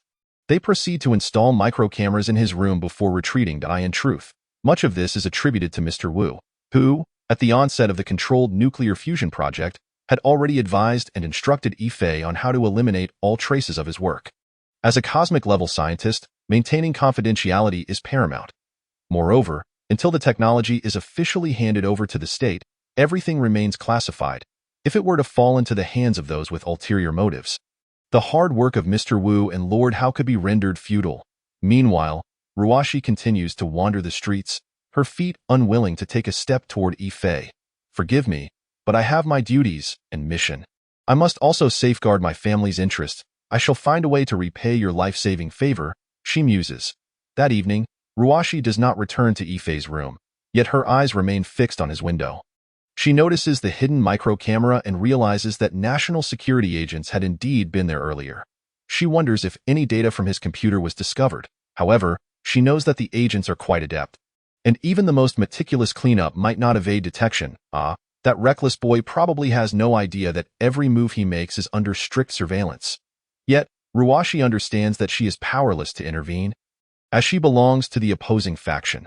The light in Yifei's room indicates that he is present, but there is no sound of typing. Although last night's experience unnerved her, she feels an undeniable urge to knock on his door. Sensing that her impulse extends beyond mere obligation, with a soft sigh, Ruashi lies down, leaving her door ajar so she can glimpse Yifei's window through the crack. She retrieves her phone and switches back to her Princess Sister account. Opening the chat interface with Yifei.it seems he is only willing to converse with her through this account. Princess Sister, what are you doing? However, after a considerable wait, there is no reply. A sense of disappointment washes over her. Ruashi rises from her bed, puts on her shoes, and approaches the door, her gaze lost in thought as she stares at Yifei's room. Why am I afraid to seek him out? Unbeknownst to her, Yifei remains engrossed in his foundational training, having no leisure to check his phone. His intense focus has inadvertently caused Ruashi to feel anxious and uncertain. Although Yifei has successfully navigated the final 3 stages of his training, merely opening the acupoints is insufficient. The meridians remain unconnected. Without this connection, he cannot facilitate the flow of energy, akin to vessels navigating a river. The smoother the river, the more efficiently the vessels can operate. Since the foundational stage cannot be practiced while standing guard, he accumulates his internal energy throughout the day, devoting 2 hours each night to advancing his training. In the realm of Taoism, there is indeed a concept of foundational training, often referred to as 100 Days of Foundation or 100-Day Barrier. A.S. Yifei is directly inheriting the teachings from the esteemed Master Hao of the Cosmic Cultivation Civilization. His path is undoubtedly more orthodox and efficient. His goal for the day is to thoroughly connect the energy channels from the coccyx to the lumbar region and finally to the crown. In the capital, at the 9 Institutes of Huaxia, Li Mingchang gazes at the computer screen with a smirk. Humph, this lad truly exceeds my expectations. Not only did he render the national security's efforts futile, but he also managed to obscure all the micro-cameras they had installed. Yet, ironically, these actions only serve to confirm that Yifei harbors significant secrets. He extinguishes his cigarette and sends Ruashi an encrypted message. I don't care how you do it. You have 2 weeks to become Yifei's girlfriend. I need you to extract all the secrets he possesses. Just remember to maintain absolute composure. Do not compromise yourself. Remember, you are professionally trained. Chapter 26. Yifei's contemplation. At this moment, Yifei opens his eyes and exhales deeply. At last, I have cleared the final 3 stages. He rises, stretching his limbs, and casts a cold gaze at the pinhole camera concealed within the window. Thanks to Mr. Wu's guidance, I would have never noticed that contraption. It is also fortunate that Master Hao rendered all those devices ineffective. It appears I am indeed being monitored by the authorities. If I connect the dots, it seems I have unwittingly fallen into a certain trap. He opens his phone and sees the message from Princess Sister, but he refrains from responding immediately, instead replaying events in his mind. He recalls that his first prophetic video posted on Douyin garnered only 33 views. Yet one individual reached out to him, someone with the username Princess Sister. This person exuded curiosity about his abilities without prying into his personal affairs. Their conversations revolved solely around prophecies. Nevertheless, this Princess Sister promised to assist him with promotion, yielding tangible results. Most notably, the military exercises in M City, which are not commanded by ordinary individuals. Shortly thereafter, a girl of noble bearing moved into his apartment, and she quickly became attached to him. Concurrently, the neighborhood saw an influx of individuals exuding danger. Today, micro-cameras were installed in his room again. Thus, both this princess sister and the girl sharing his apartment likely possess non-trivial identities. Yifei smiles faintly. If the upper echelons were indeed investigating him, it is likely that his detailed profile is already in the hands of some high-ranking official. Coupled with the recent encounters and events, the likelihood of being monitored by those dispatched from above is substantial. The only uncertainty remains, which faction from the upper echelons has taken an interest in him. After all, it is said that the higher one ascends, the more intricate the web becomes. He cannot discern whether the faction observing him is friend or foe.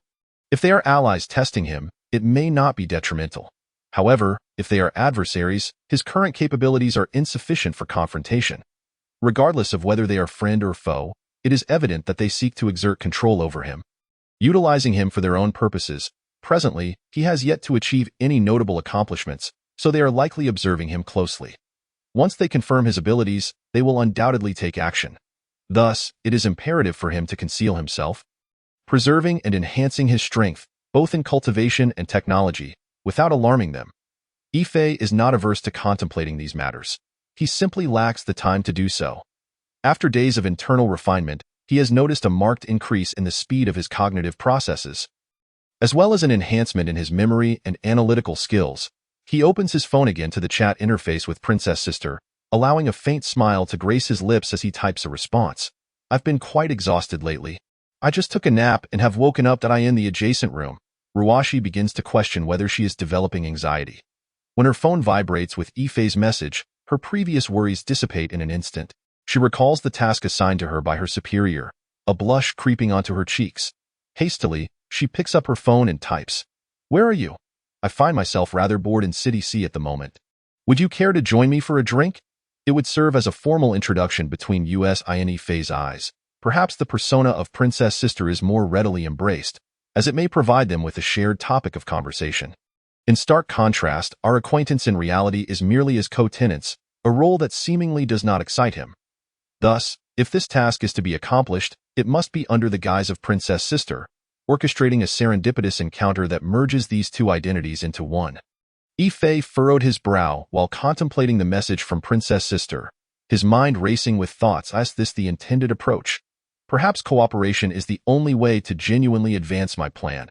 After all, I also need to ascertain whether this military exercise in City M is indeed being propelled by someone referred to as Princess Sister.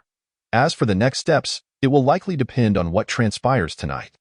Consequently, Yifei replied, "All right, it is now 10 p.m. Let us not linger too long." Meanwhile, Ruashi, upon reading Yifei's message, felt a surge of anxiety die in that moment. She seemed to forget her true identity and mission, instead experiencing the thrill of a clandestine rendezvous. Internally, she urged herself that to execute the task effectively, she must immerse herself in the role.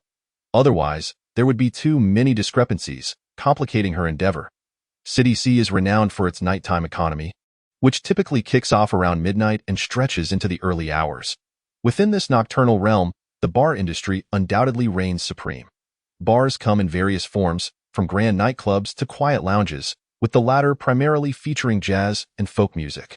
Ruashi opted for a quiet folk bar, one that was particularly sparsely populated. She arranged to meet at 11 p.m. Although she would unveil her identity as Princess Sister tonight, she was reluctant to reveal it just yet, as she needed to create an unexpected encounter unbeknownst to both parties. Yifei arrived punctually at the entrance of the folk bar, of course, refraining from entering, as Princess Sister had yet to arrive. With the meager funds in his pocket, he was reluctant to spend even a little. By late November, City C had begun to exhibit a hint of chill, though it paled in comparison to the recent, abrupt snowstorm. Yifei was not dressed warmly. Donning only a light shirt and a fall jacket, he realized that ever since he began his internal training, he had become less sensitive to the cold. Ruashi had also arrived. She had waited until Yifei hailed a taxi before stepping out. Although she had planned for this date, upon arriving at the venue, she felt a wave of nervousness and uncertainty. Standing across the street, she observed Yifei braving the cold winds, attempting to muster her courage. Yet after several attempts, she found herself still lacking. No, I must overcome this psychological barrier. Wait, I am here to carry out a mission. Why should I feel this way? Ruashi opened her phone's camera, adjusting her attire once more. After taking a deep breath, she strode towards Ifei. Chapter 27. Princess Sister? Ruashi picked up her phone and sent a message to Ifei from Princess Sister's WeChat account. I've arrived. Where are you? Upon receiving the message, Ifei promptly initiated a voice call. At that moment, he spotted Ruashi on the other end, taking the call. Both were taken aback, their eyes widening in surprise. Ifei was genuinely astonished. You, Princess Sister? On the other side, Ruashi feigned astonishment as she replied, You are Ifei. Internally, she silently congratulated herself for not having inquired about Ifei's name during their time as roommates. Otherwise, her cover would have been blown. As only Princess Sister knew Ifei's true name, Ifei felt his head spinning. The unfolding narrative was entirely unexpected. He had always assumed that the girl named Ruashi and Princess Sister were two distinct individuals. Only to discover they were one and the same, Ifei shook his head, a barely perceptible, mischievous smile gracing his lips. I never imagined that Princess Sister would be you. Yet internally, he calculated. This confirms that you are intentionally drawing closer to me. I must extract some information from her, as this story grows increasingly intriguing. Ruashi, oblivious to Ifei's thoughts, maintained her facade of surprise, her eyes sparkling with excitement. I can't believe the oracle I've longed for turns out to be my roommate. Ifei chuckled. Tonight, you are treating. I am broke. Thus, under the cloak of night, the two entered the folk bar together. The ambience inside was dim yet cozy, with only a few scattered patrons. At the front stood a wooden stage where a weathered singer strummed his guitar, serenading the audience at a leisurely pace. Ruashi pointed to a more secluded corner, where it was quieter. What would you like to drink? This is my second time treating a man, she teased. Ifei shook his head. You drink while I sip on plain water. I am currently detoxifying my body, so I cannot indulge in alcohol or meat. However, I can certainly watch you enjoy yours. Ruashi, confident in her drinking abilities, had initially intended to set the scene for some drunken confessions, but Ifei's remark interrupted her plans. She shot him a glare. What kind of ailment do you have that prevents you from drinking? What's the fun in me drinking alone? Do you realize that the men trying to get me drunk are lining up? Ifei waved his hand dismissively. Suit yourself. Drink if you wish you, she exclaimed. Turning to the bartender, bring me a glass of Chablis. At this point, Ruashi's face flushed with anger at Ifei's nonchalant attitude.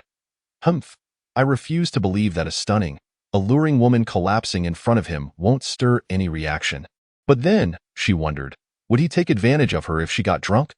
Books often claim that men prioritize physical attraction over love, especially for the type of pure-hearted boy Ifei appeared to be. If she were to succumb tonight, would he truly be captivated by her? Yet, this would be her first time. What if, despite his lack of striking features, he was not unpleasant to look at? Ifei had no inkling of the tumultuous thoughts swirling in Ruashi's mind. Only observing her face reddening. We've been roommates for a while now, yet I still don't know your true name. Princess Sister, he jested. Ruashi, still lost in her internal monologue, heard Ifei's light-hearted tone and instinctively lowered her head, softly replying, My name is Ruashi, but my friends prefer to call me Princess. Ifei smiled.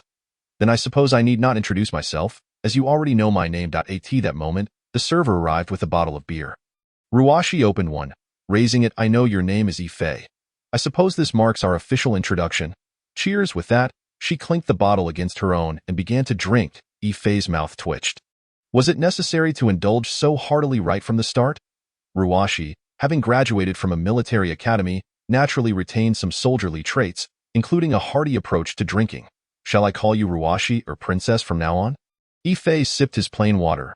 You treating plain water as if it were fine wine leaves me astounded. Call me whatever you like. It matters not. Ruashi's face flushed slightly, but as the alcohol took effect, her confidence grew. How come your predictions are so accurate? 3 of them have come to pass. The first was the earthquake in Hokkaido, our country. The second was the volcanic eruption in Indonesia. The third was my own. She reflected on the speeding dump truck with a shiver of fear. Ifei anticipated that she would ask this question, so he had prepared a response. Honestly, I don't know. I've been having strange dreams lately, often linked to natural disasters. Most importantly, I had verified a few occurrences before, and they were all accurate. That's why I thought to speak up online, hoping to save innocent lives. Ruashi, upon hearing this, wore a skeptical expression. She believed Ifei was not as simple as he portrayed. After all, he had detected the pinhole cameras meticulously arranged by national security and had even sketched blueprints related to nuclear technology while practicing a technique that could heat an entire room. Thus, in her view, Ifei's prophetic abilities could not be as straightforward as he claimed. I have a question as well. I trust you've seen the recent announcements regarding the military exercise plans for City M. Is it connected to you? Since I posted that TikTok, you are the only one who has reached out to me. I recall you mentioned you would help me with publicity, and your efficiency is impressive. The military exercise plan was issued the very next day, coincidentally scheduled for December 6. Don't you think that's a tad too coincidental? Ruashi had already consumed 3 bottles of beer and was feeling slightly tipsy. Indeed, I mentioned that a friend of mine has connections at home, so I shared this matter with her, and it seems we received a prompt response. The key is that you mentioned using predictions to validate predictions. Just based on your first prediction, it would indeed be challenging to convince others, no matter how accurate it is. However, your prophecy about Indonesia truly left my dear friend speechless. Hence, I presume that is why you received such swift feedback. It is not that there was a lack of conversation. If Ruashi had spoken, she would indeed have managed to maintain an impeccable facade. Yet it is precisely because of this facade that Ifei began to genuinely perceive that the woman before him was not to be underestimated. But how did you suddenly find yourself in City C? From your accent, it seems more akin to that of the capital. Chapter 28. Extreme Tug of War. This question was well within Ruashi's expectations. It is not unrelated to my recent heartbreak. My ex is from City C, so I fled from home to this city alone. In truth, my family possesses some influence in the capital, and I met my ex online. In our youth, we hastily decided to meet in person. I had thought I had found love, only to be brutally confronted by reality. After speaking, Ruashi downed another bottle alone, her body swaying slightly. Yet in Ifei's eyes, her demeanor appeared relatively stable, clearly a pretense of inebriation. Nevertheless, he played along. What sort of man are you seeking? With your striking beauty and favorable background, it seems you must have been blind. At that moment, Ruashi suddenly fixed her gaze intently on Ifei's eyes, her expression dreamy yet somewhat playful as she remarked, "Why do I sense a hint of jealousy in you? If you fancy me, feel free to confess. I might just consider it." In truth, Ruashi had not drunk excessively. She was merely leveraging the effects of alcohol to steer the conversation with Ifei. Having studied psychology, she understood that to engage such a man, she had to proactively guide him into her narrative. Otherwise, he might take an eternity to fall into her trap. How could a wealthy young lady like you opt to rent such a place? Do you even know what kind of people reside in this apartment? Individuals like security guards and delivery drivers, while you, accustomed to a life of luxury, ought not to find such an environment suitable. Ifei refrained from answering Ruashi's inquiry directly, choosing instead to pose another question, believing her query to be unrelated to the topic at hand. Internally, Ruashi rolled her eyes at him. This man seemed genuinely difficult to outmaneuver. My ex and I initially lived in this apartment complex. His family was not well off, which is why he resided here. I merely wished to return to a place of familiarity, to bid farewell to my past. Ruashi stared vacantly at her glass, a glimmer of tears evident in her eyes. Ifei, unaware of Ruashi's background as someone who had received professional training from instructors at the Beijing Film Academy's drama department, chose to remain silent upon hearing her words.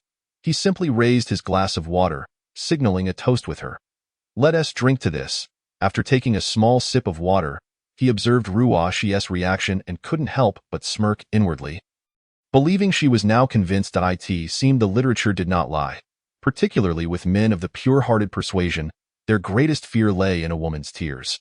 Yet they remain oblivious to the fact that most of a woman's tears are feigned. Ruashi felt a surge of pride and boldly finished the 500 milliliters glass of wine. However, just as she set the glass down, Ifei opened another bottle and filled her glass once more. He then lifted his own glass of water, saying, "This toast is for you. After drinking it, you shall sever ties with your past entirely." Ruashi felt a bit dazed, having just consumed a large glass. Her stomach was beginning to feel full, however. Gazing into Ifei's earnest eyes, she reluctantly drank again. Wait, does Ifei truly think this water is akin to liquor? Just as Ruashi contemplated confronting him, He filled his glass again, proclaiming, "This toast is for the princess. Thanks to you, the citizens of City M may be spared from unwarranted calamity. This is a great virtue." After speaking, Yifei took another small sip of water. Ruashi's eyes widened in astonishment, but upon observing Yifei's serious demeanor, she continually reassured herself. "I had intended to feign intoxication tonight. I refused to believe that such a beautiful woman would leave him unmoved." However, staring at the full glass of beer, she felt a twinge of apprehension. Nevertheless, she steeled herself and downed the drink to tea. That moment, she sensed a warm wave rising from her stomach to her throat, which she forcibly suppressed. Just as she began to process her surroundings, she noticed Yifei's harmless smile and realized her glass had been refilled yet again. "This toast is for you, Ruashi. Tonight marks our first formal acquaintance." Yifei then emptied his glass of water, quenching his thirst. "Is there any point in drinking water all night while you continue to pour me drinks?" Yifei, however, merely held his glass and replied, "I have already finished my drink." Ruashi could no longer contain herself, tears almost spilling from her eyes. Yet, confronted by Yifei's earnest expression, she found herself unable to retort. Ultimately, under Yifei's gentle persuasion, Ruashi reluctantly finished the glass of wine. At this point, Ruashi felt the world begin to spin around her, her stomach churning. She covered her mouth and signaled to Yifei that she needed to visit the restroom. Observing her hurried demeanor, Yifei couldn't help but chuckle, thinking, "Is this girl truly trying to ensnare me?" He then leaned back in his chair, quietly listening to the folk singer's performance on stage. However, he had not anticipated that Ruashi and the princess were one and the same. "After my interaction with the princess, this individual had pinpointed me, even discovering where I was renting, and had directly moved in. Subsequently, hidden cameras were installed in my residence. It appears all of this was premeditated. Was tonight's drinking invitation meant to draw us closer? Perhaps she believes that leveraging the identity of the princess would facilitate our rapport, thus revealing her intentions to glean information from me in the future." Yifei glanced at his phone. It has already been 20 minutes. Why hasn't Ruashi returned?" Just then, he spotted two men escorting a disheveled, utterly intoxicated woman from the depths of the bar, making their way toward the exit. "Ruashi?" Yifei sprang to his feet, rushing forward to confront the two men. "Who are you?" he demanded, attempting to reclaim Ruashi from their grip. One of the men shot Yifei a glare before delivering a kick straight to his chest. Without any experience in fights, Yifei was struck, stumbling back a few steps as he felt a tumultuous wave surge within him. "Channel your energy to your fingertips and strike his central point." The voice of Lord Hao echoed in Yifei's mind.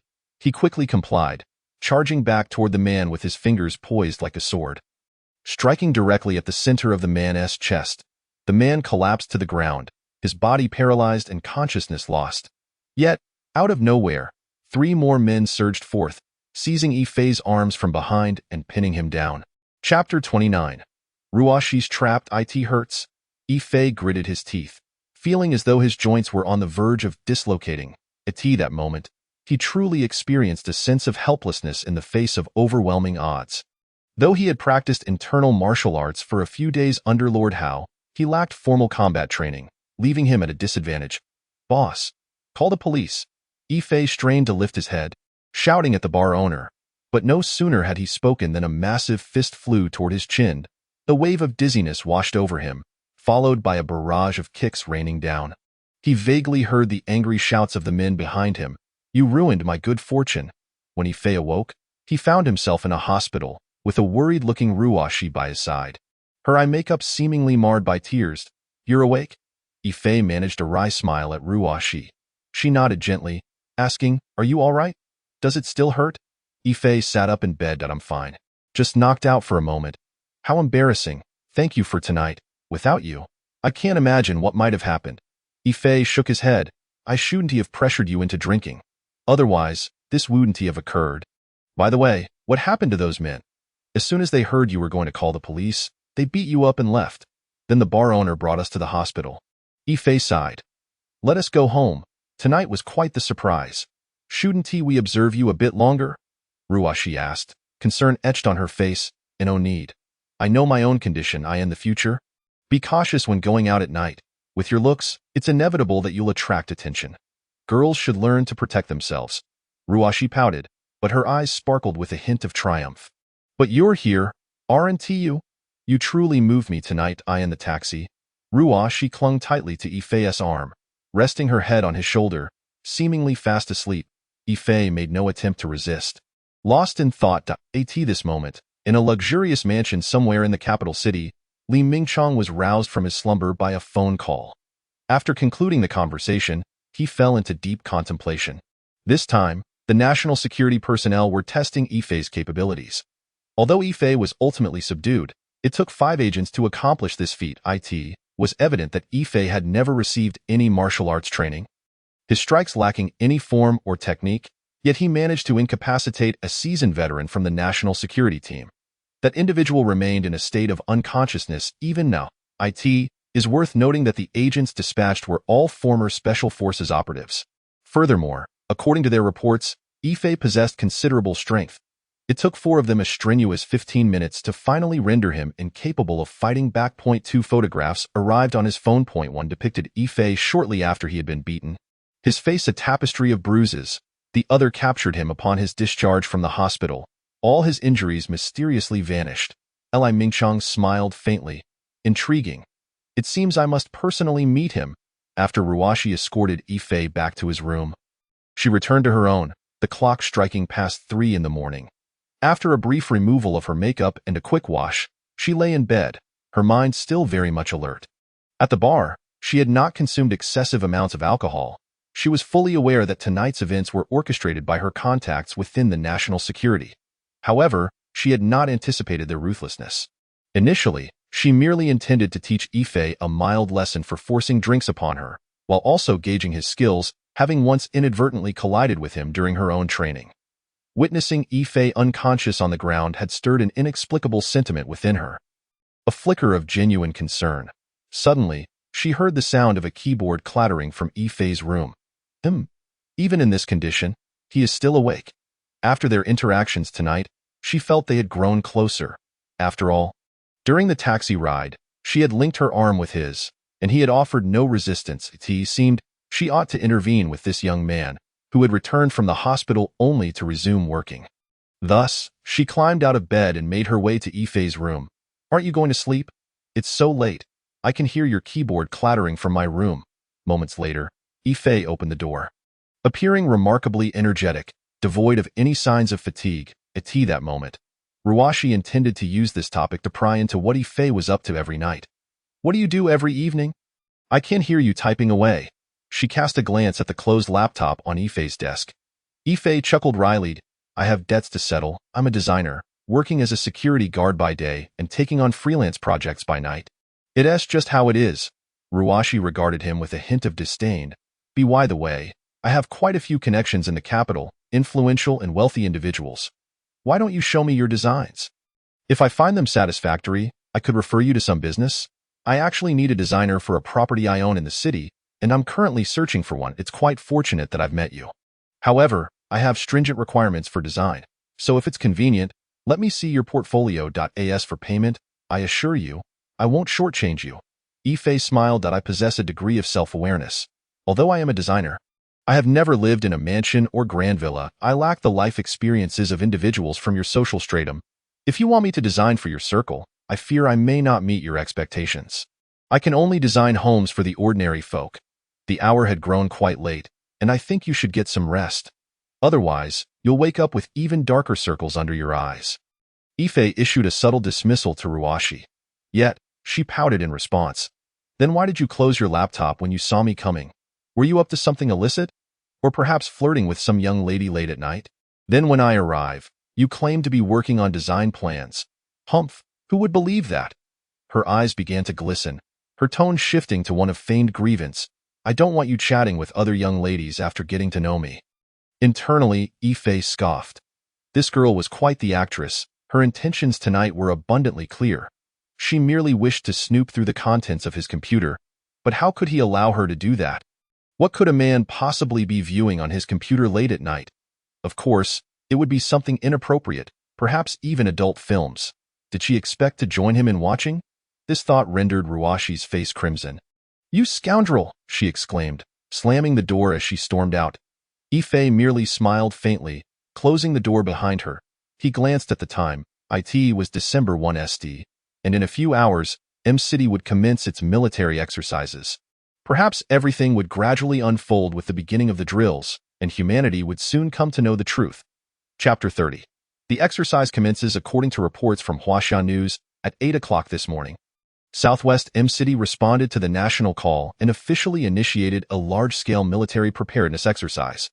With the full cooperation of various streets and communities, the city's populace was engaged in an organized and orderly evacuation operation. In this military exercise, we adopted a model of separation between personnel and goods. In future conflicts, we must protect the lives and property of the citizens. The entire southwest Sichuan province has entered a state of readiness. With all resources under centralized control and directives, we aim to evacuate all residents of M-City within 6 days. It was now noon on December 1 ST. Yifei and his colleagues were dining in the cafeteria. The cafeteria's television was broadcasting live coverage of the M-City military preparedness exercise. Good heavens, they're serious about this.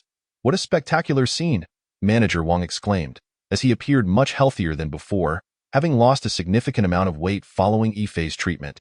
Meanwhile, team leader Li furrowed his brow, feeling that something was amiss. It seemed illogical that, even for military exercises, M-City would be the primary focus rather than coastal cities.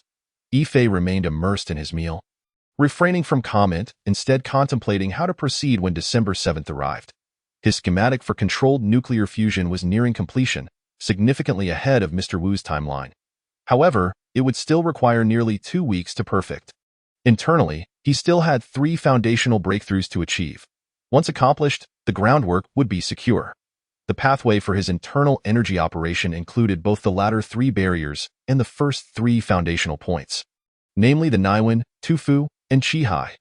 The subsequent ascent was termed advancing Yang Fire, while the descent was known as retreating Yin Symbol. The Naiwen Palace is located in the upper Dantian, approximately 1 inch and 3/10 in size. It contains a void, which is the hiding place for the spirit. This acupuncture point is situated 3 inches inward from the center of the forehead. Below the forehead is known as the nasal pillar, also referred to as the golden bridge. Internally, it connects to the mouth via 2 openings leading to the throat, known as the magpie bridge. The throat serves as the external hard bone, through which both internal and external breaths enter and exit. The internal soft throat is called the pharynx, which serves as the pathway for food to the stomach, consisting of 12 segments known as the heavy building, directly connecting to the lung aperture. Reaching the heart. Below the heart is a hole called the Jiangong. It is where the dragon and tiger converge. Situated directly 3 inches and 6/10 downward is the Tufu, or the yellow court, which is the middle Dantian. Following this acupuncture point directly down to the navel, approximately 3 inches and 6/10, the navel is also known as the gate of life, with 7 openings leading to the external kidneys. The leakage of essence occurs through this opening, located at the center of the back of the navel. Slightly downward by 1 inch and 3/10 is the Hua Qi, also known as the lower Dantian, a place for storing essence and gathering medicinal herbs. These are the first 3 foundational points, which are also the most critical areas. Once the latter 3 barriers and the first 3 foundational points are connected, the entire Ren and Du meridians will open. When the Ren and Du are unified, the 8 meridians will also harmonize. Yet, Yifei harbored an internal question. What is the true significance of cultivating the Tao? Is it merely to enhance one's own power? What role will it play in the crucial next decade for human civilization? Lord Hao, perceiving Yifei's thoughts, smiled and remarked, strengthening your physical form and spirit is merely a superficial aspect of cultivation. On one hand, it is due to the degradation of Earth's natural environment, and on the other, the absence of faith in society. The essence of technological civilization is exploitation, while the essence of cultivation civilization is creation. Currently, humanity's empirical worldview limits their perception of cultivation. Thus, only by providing them with tangible evidence will you earn their faith. Imagine soaring through the bustling streets, flying on a sword. Can you fathom the effect it would have? Moreover, with the foundational roots of cultivation already present in Huaxia, once the entire Huaxia, or even the world, gathers their thoughts and elevates their spiritual energy, this shall be the path you must tread. Engage with the Taoist sects of Huaxia. For the roots of Huaxia civilization lie within the Taoist traditions.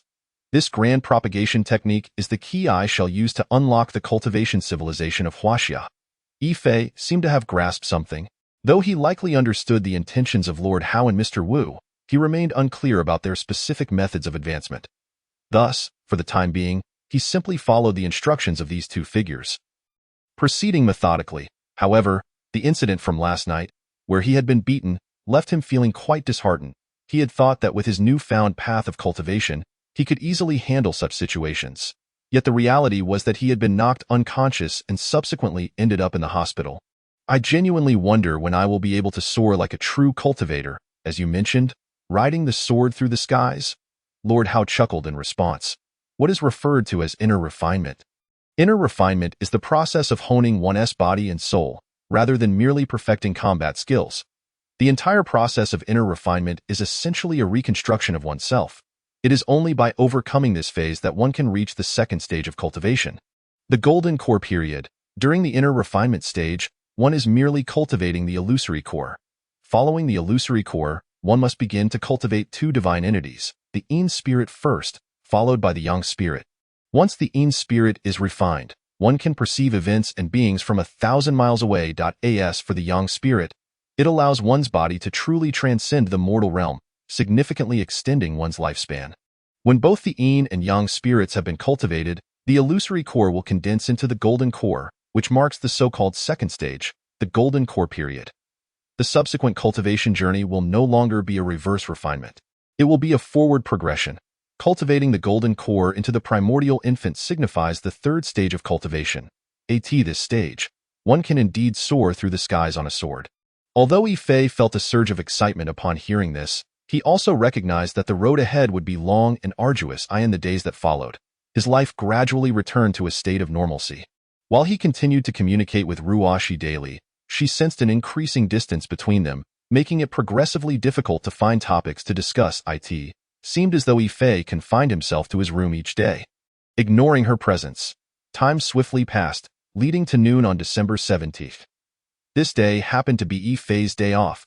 Upon opening his eyes, he found himself enveloped in a thick layer of white steam. He exhaled deeply, feeling the unobstructed flow of his vital energy channels. He knew he had established a foundation. Checking his phone, he saw the live broadcast of the M-City preparedness drill still playing. The host announced that the evacuation of the citizens of M-City and the neighboring Tianfu City had been completed, declaring the success of the drill. Yet only Yifei and a select few were aware that this was just the beginning. Chapter 31. A magnitude 9.1 earthquake, in the capital, Office Number 1. We have ensured that all citizens of M-City and Tianfu City have been evacuated. Correct. The figure known as 1 was intently focused on the television screen, while a dozen individuals stood behind him, including Li Mingchong. Indeed, 1.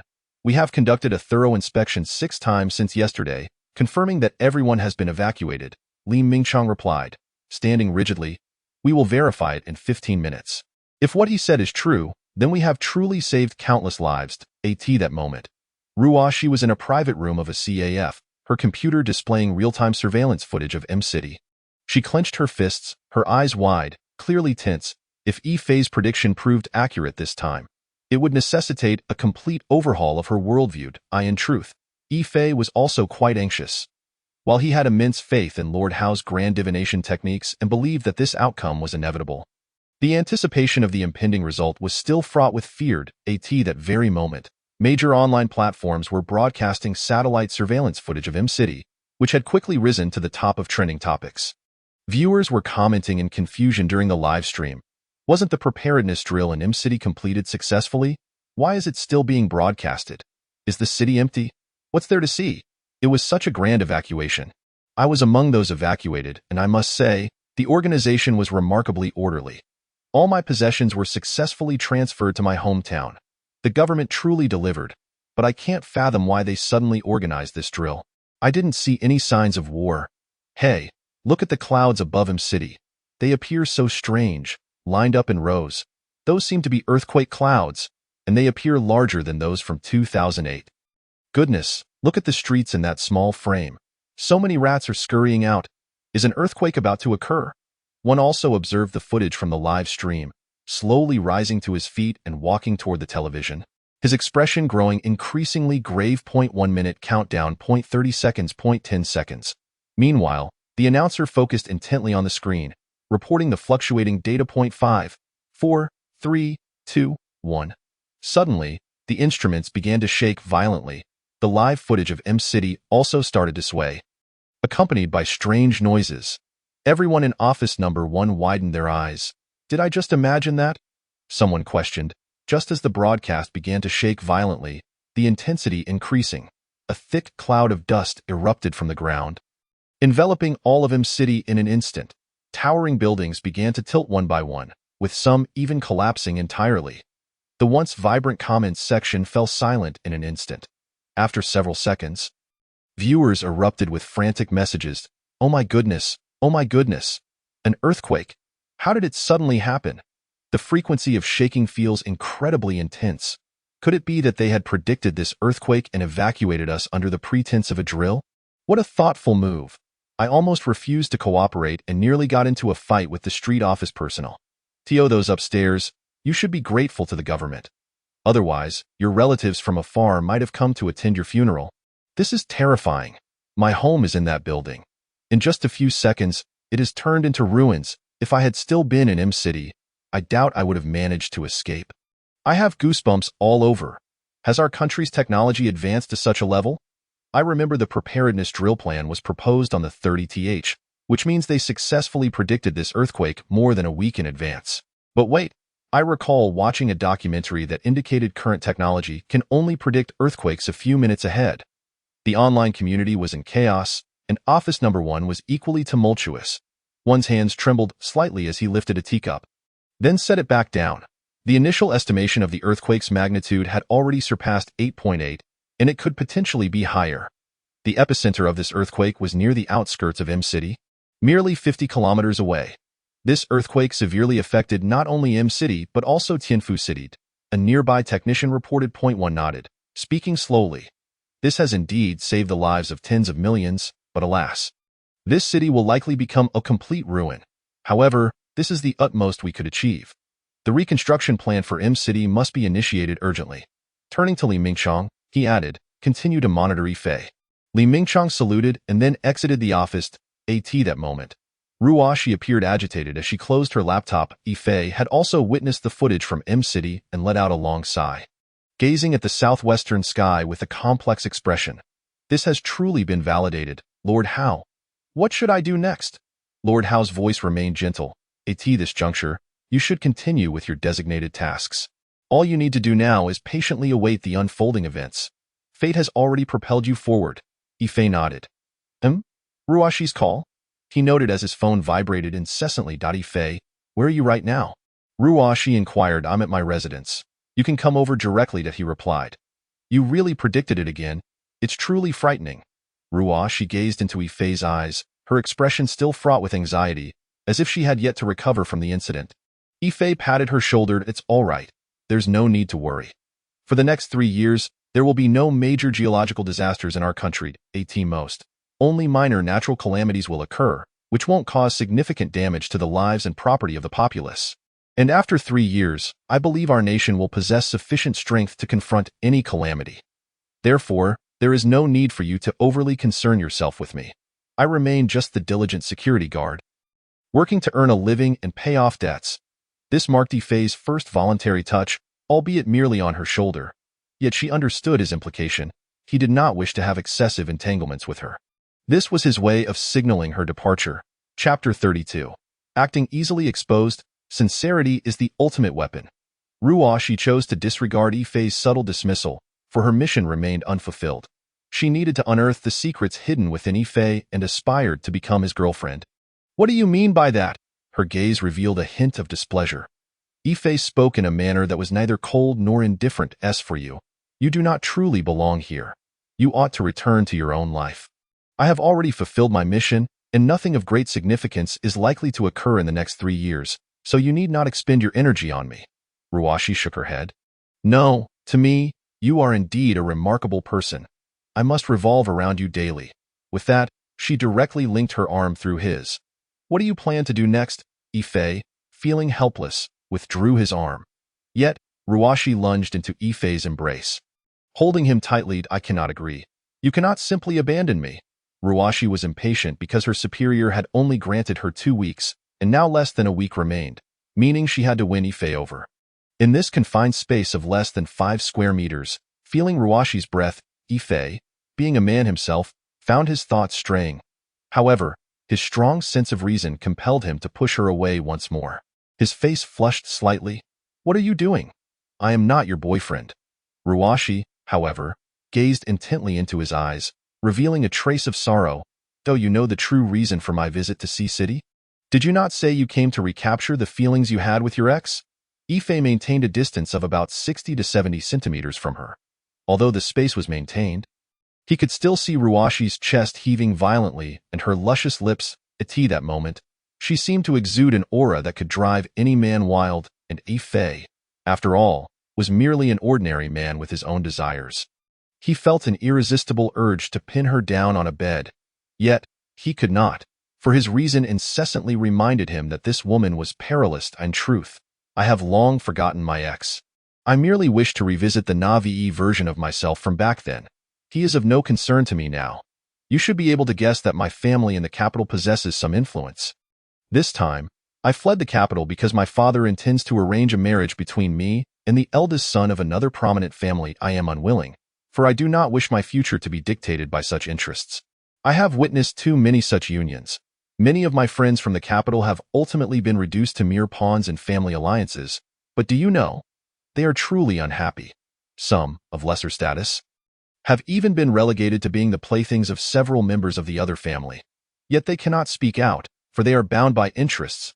Those who fare slightly better, after marrying into the family, initially intended to be virtuous women, but their husbands had almost no feelings for them, resulting in a hollow marriage where everyone pursued their own pleasures. I do not wish to become such a person in the future. Which is why I escaped from the capital to come to Sea City. As Ruashi spoke, tears began to fall. This time, it was not an act, for she was speaking the truth. Her father truly planned to marry her off to another powerful family from the capital, and the wedding date was already set for the first month of next year. Ruashi's voice grew increasingly choked. "Ife, do you know? I came to Sea City to seek out the version of myself who dared to love passionately and recklessly. I understand that these are the final months I can take control of my fate. Earlier this year, I heard from my friends that the man is exceedingly perverse. You may not be aware of the true nature of the elite circles. They may appear well-groomed on the surface, but their private lives are truly depraved, do you know? I have even heard that they frequently host orgies and engage in wife-swapping. I have a friend who is one of the objects of such exchanges among other elites. After the new year, my fate will be entirely controlled by others. Do you know what it feels like to want to resist yet feel utterly powerless?"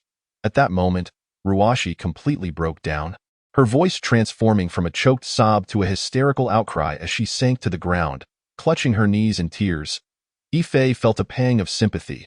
He sensed a profound sadness and helplessness emanating from her. And it was genuine. He gently placed his hands on Ruashi, helping her to rise. A complex mix of emotions stirred within him. Ruashi lowered her head, and her voice emerged once more. Ife could not see the unique glimmer in her eyes, hidden beneath her bangs. She understood that only sincerity could be her ultimate weapon, for everything else was mere performance, and performances were easily exposed. "Ife, do you know? From the moment I met you, I felt you were different from others. My intuition tells me you are a formidable man, a man of true capability.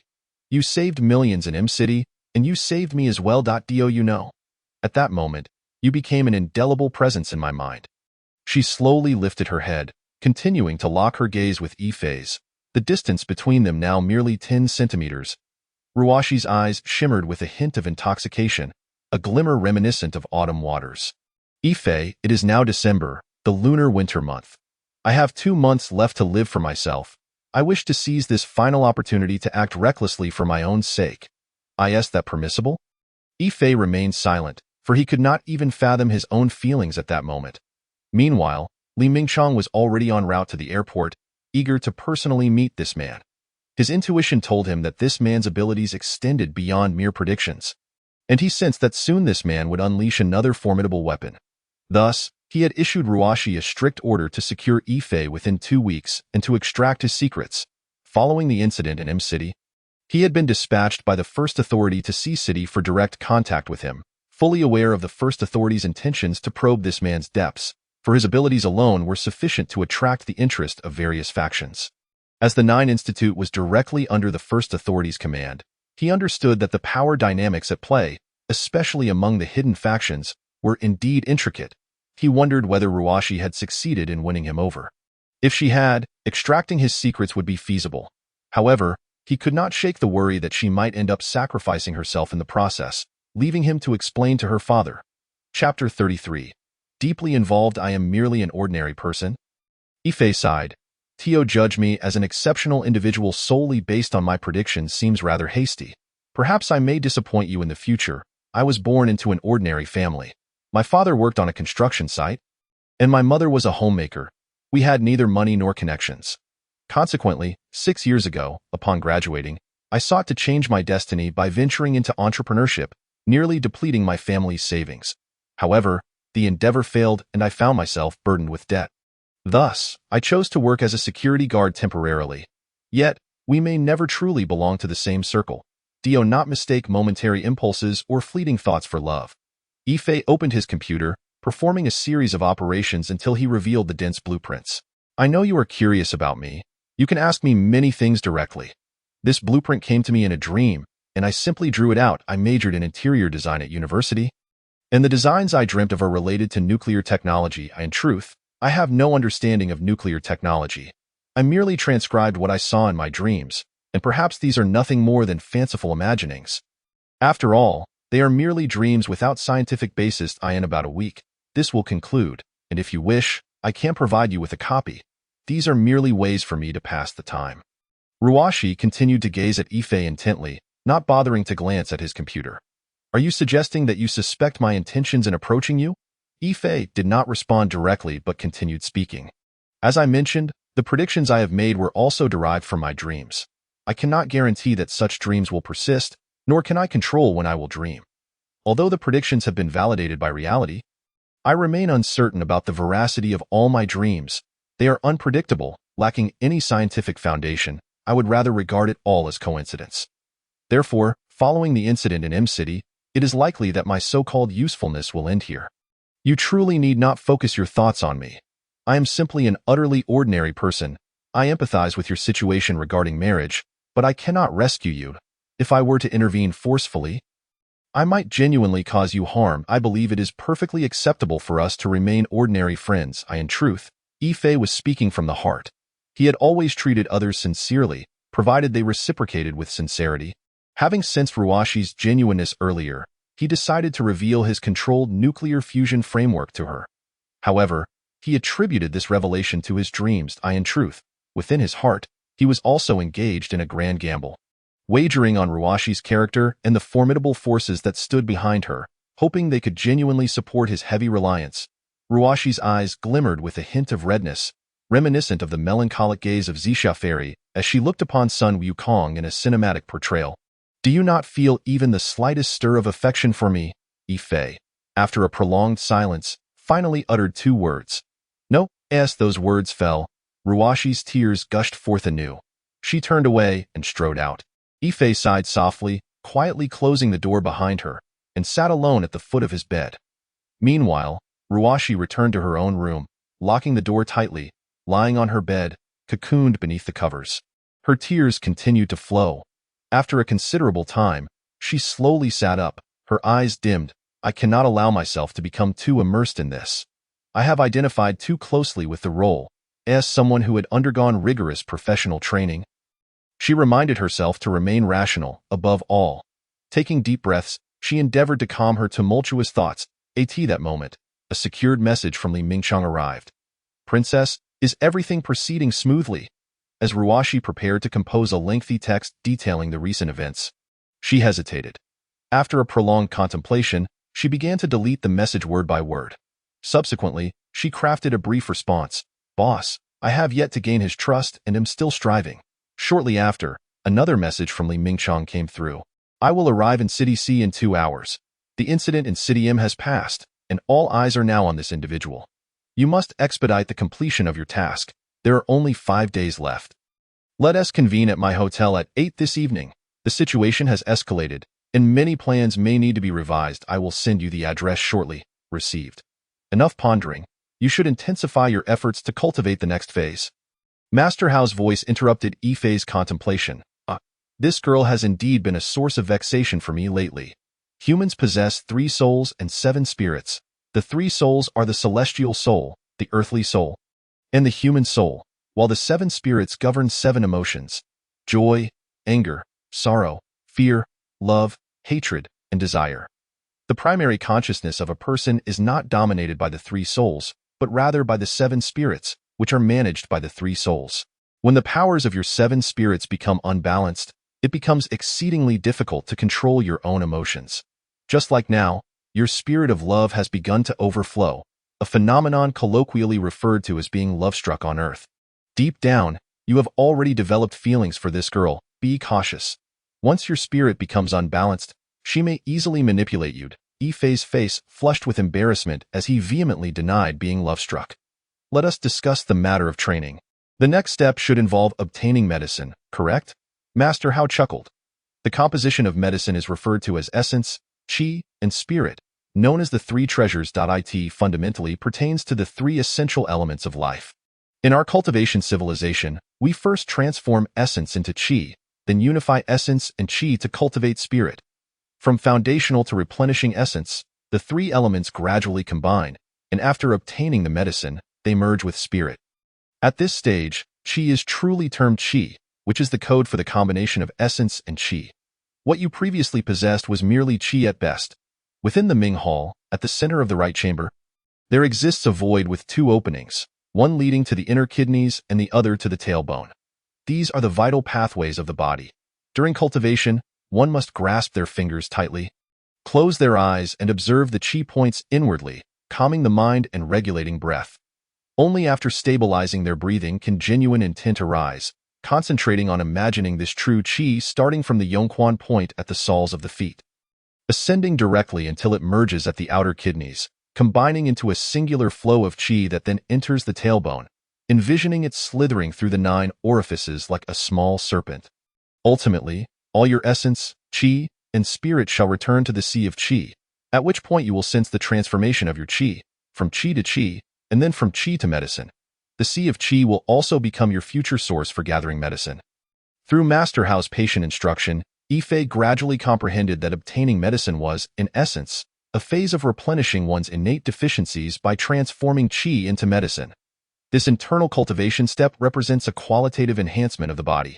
Establishing a foundation is akin to laying groundwork for oneself, while obtaining medicine signifies the true path of cultivation.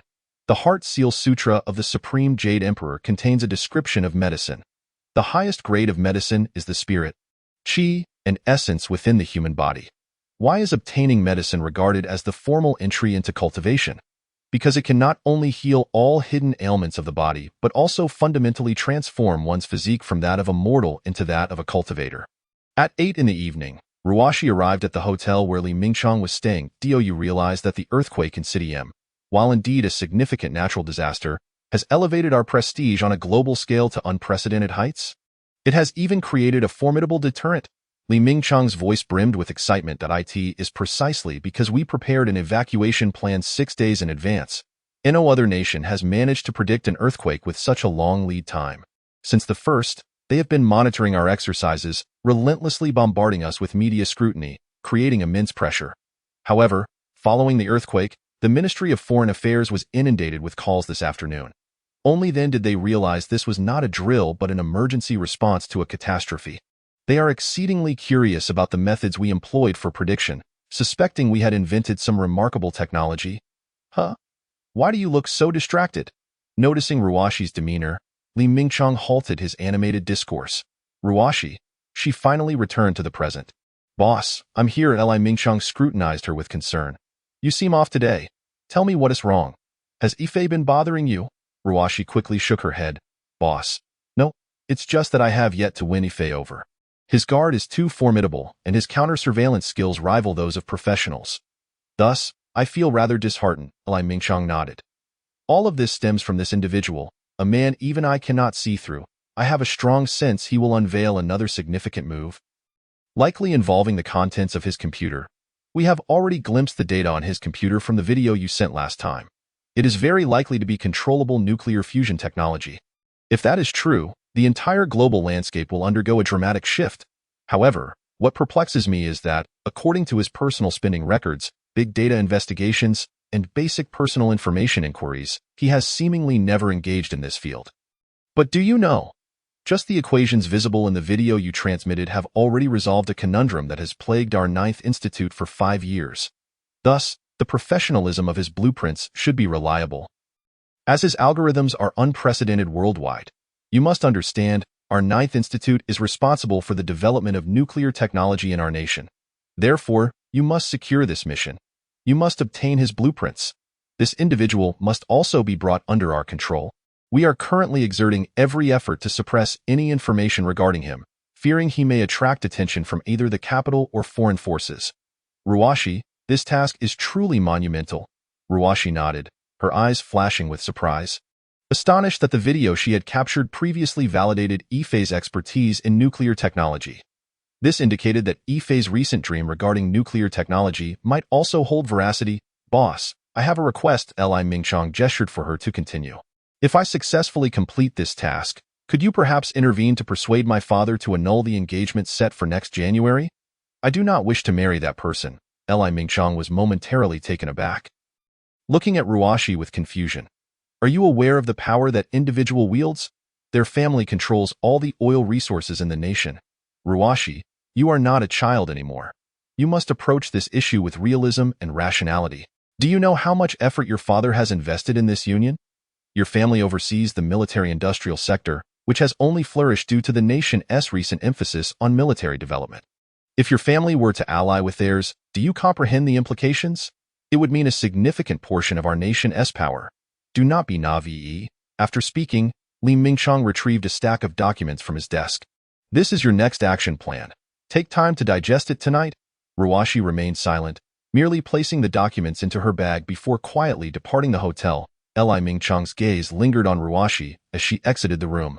Lighting a cigarette, he murmured to himself, surely she cannot have feelings for someone else. Could it be that Ife? By the time Ruwashi returned to her rented apartment, it was already 11 at night. She noticed Ife's room was brightly lit, accompanied by the sound of typing. She lingered at his door, hesitating for a long while. At last, she took a deep breath and knocked on Ife's door. Oh, you're here? Ife appeared somewhat surprised. I brought some food. You must be hungry, right? How about we eat together? Ruwashi observed that Ife had not closed his laptop. Don't worry, it's all vegetarian. As Ife gazed at the takeout box she held, a long-lost warmth enveloped him. I can eat meat now, but thank you nonetheless. Are you going to refuse me again? Can't friends share a meal together? Ruwashi's eyes held a hint of melancholy. Ife scratched his head, feeling a bit awkward. Wait a moment. I'll go downstairs and buy some meat dishes. I can't let you keep treating me.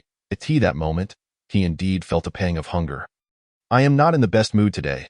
Could you bring back some alcohol? Ife hesitated for a moment. What do you want to drink? I'd like some white liquor, something strong, Ruwashi replied. All right, I'll join you for a bit. By now, it was already 1 in the morning, and within Ife's cramped room of less than 5 square meters, the two sat on the bed. Ife had pushed the computer into a corner, and the table was laden with an assortment of late-night snacks, alongside 2 bottles of Nyolan Mountain Erguatu, one of which was already empty, while the other still held half its contents.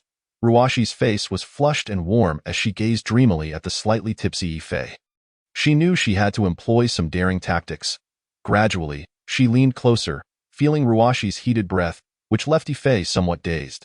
Suddenly, he felt a warm and soft sensation by his lips, and his eyes widened in astonishment. It was Ruwashi's lips. Chapter 34, Captured, Don't Move. Ruwashi suddenly embraced Ife. Just for 1 minute. Okay? At that moment, Ife's mind went blank. He had always been wary of Ruwashi, but now he finally understood why it was often said that heroes struggle against the allure of beautiful women. Moreover, he was just an ordinary person. Under Ruwashi's advance, this small space of less than 5 square meters was filled with warmth. Just as Ife began to comprehend the situation, Ruwashi gently pushed him away. Thank you. The minute is up. Today, I'm very happy. She stood up, straightening her slightly disheveled clothes and hair. Get some rest early tonight. Good night. With that, she dashed back to her room and closed the door. Humph, you smug Ife. Today I finally have you in my grasp, she murmured to herself, her mind still swirling with the recent events, her cheeks flushed. Fortunately, I ran fast. Otherwise, I would have truly surrendered tonight, but it seems I haven't savored enough. Next time, I'll aim for 2 minutes. Little did Ruashi know. The scene in Ife's room had already been recorded by a man in black on the rooftop of another building using a thermal imaging telescope. Meanwhile, Ife sighed in frustration. He felt as though he had been captured, and it was an unsettling feeling. The next day, Ife was jolted awake by a series of knocks on the door, promptly gathering himself. When he opened it, he found the ever-innocent Ruashi standing there, breakfast in hand. She no longer bore the melancholic gaze. Instead, her eyes sparkled with vitality. Why, great prophet, you must eat well for a productive day at work. Ife, slightly bewildered, accepted the breakfast from her. This feeling was reminiscent of being in a romantic relationship. By the time he regained his senses, Ruashi had already departed, her voice echoing down the empty corridor. Ife, remember, you're already stamped with my seal. You belong to me now. Be sure to show up for work. Is this what it feels like to be cared for? Ife thought as he held the breakfast, 2 steamed buns and a cup of soy milk. He marveled at the fact that he had received breakfast from someone. Even if it was all an act, he still appreciated it. After finishing his meal, he proceeded to his post at tea that moment. A man in his 50s approached him, exuding a powerful aura that immediately caught Ife's attention. The man's gaze seemed fixated on him, and he radiated a strong purple energy, not the pure royal purple but certainly more potent than Ruashi's. The man stepped closer, scrutinizing Ife for a while before asking, "Excuse me, how do I get to Building D of the Tanjo residence?" As a security guard, this fell within Ife's responsibilities. He politely directed him, but noticed that the man continued to smile and stare at him. "Thank you. You're quite a remarkable young man. Very spirited." Ife felt a bit perplexed by the unsolicited compliment.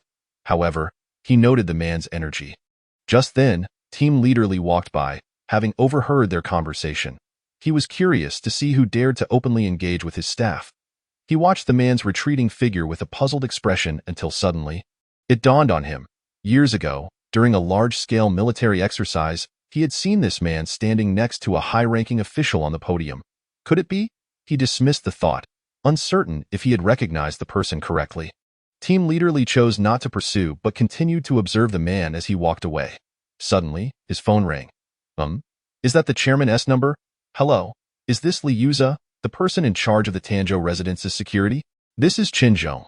Chen Zhong was the chairman of the property management company, and Li Yuza had only obtained the chairman's number during a recent social gathering, a contact he typically wouldn't have access to. Chairman Chen, hello? I'm Li Yuza, the security manager for Tanjo residence. How may I assist you? Please come to my office. Understood. I'll be there in 2 minutes. With that, Team Leader Lee hurried towards the property office. It seems that man was headed in this direction as well. Upon entering the chairman's office, Lee was astonished to find the middle-aged man from before seated on the sofa in the reception area, flanked by 2 individuals in military uniforms, while the chairman smiled amiably beside them. If Ruashi were present, she would recognize that the middle-aged man was her direct superior. Li Mingchong smiled at Li and nodded before addressing Chen Zhong. All right, you might need to step out for a moment. We'll be using your office today. Chen Zhong quickly stood up. Of course, I'll leave immediately, Li observed Li Mingchong, finally connecting the dots between the figure he had seen on the podium years ago and the man before him. His excitement mingled with nervousness as he stood at attention and saluted. Li Mingchong gestured for him to sit down. Li Yuza, today's discussion requires your utmost confidentiality. Can you manage that? Li nodded earnestly. Speaking softly, sir, you can count on me. I'll keep it a secret. After which, the soldiers behind Li Mingchong stepped forward to collect his phone. Today, we primarily need to discuss your employee, Ife. Thus, Li recounted how Ife had resolved manager Wang's kidney issues and described Ife's extraordinary state during the snowstorm. Li Mingchong frowned, recognizing these details as new information. After hearing Li's report, he felt increasingly in the dark about Ife. He lit a cigarette, lost in thought. I've never heard that he has medical skills. One acupuncture session and manager Wang was revitalized. Moreover, he remained completely untouched by the snowstorm. Could this be related to the techniques he practiced in his rental room? I recall Zhang Daoxing from the Tianchi house mentioning the concept of 9 out of 10 healers. Could Ife possibly have ties to the Daoist sect?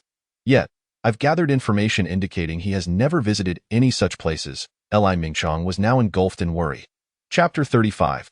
Li Mingchong's orders. Li Mingchong extinguished his cigarette. Yifei is a rather unique individual. We are quite interested in him. As his direct superior, we hope you'll closely observe his every move. This is my personal contact information. Should anything seem amiss or beyond your understanding, please report it to me immediately. He stood and handed Li a business card. As his captain, take the time to care for him. Li immediately stood, accepting the card with both hands, watching with a mix of confusion and respect as Li Mingchong departed.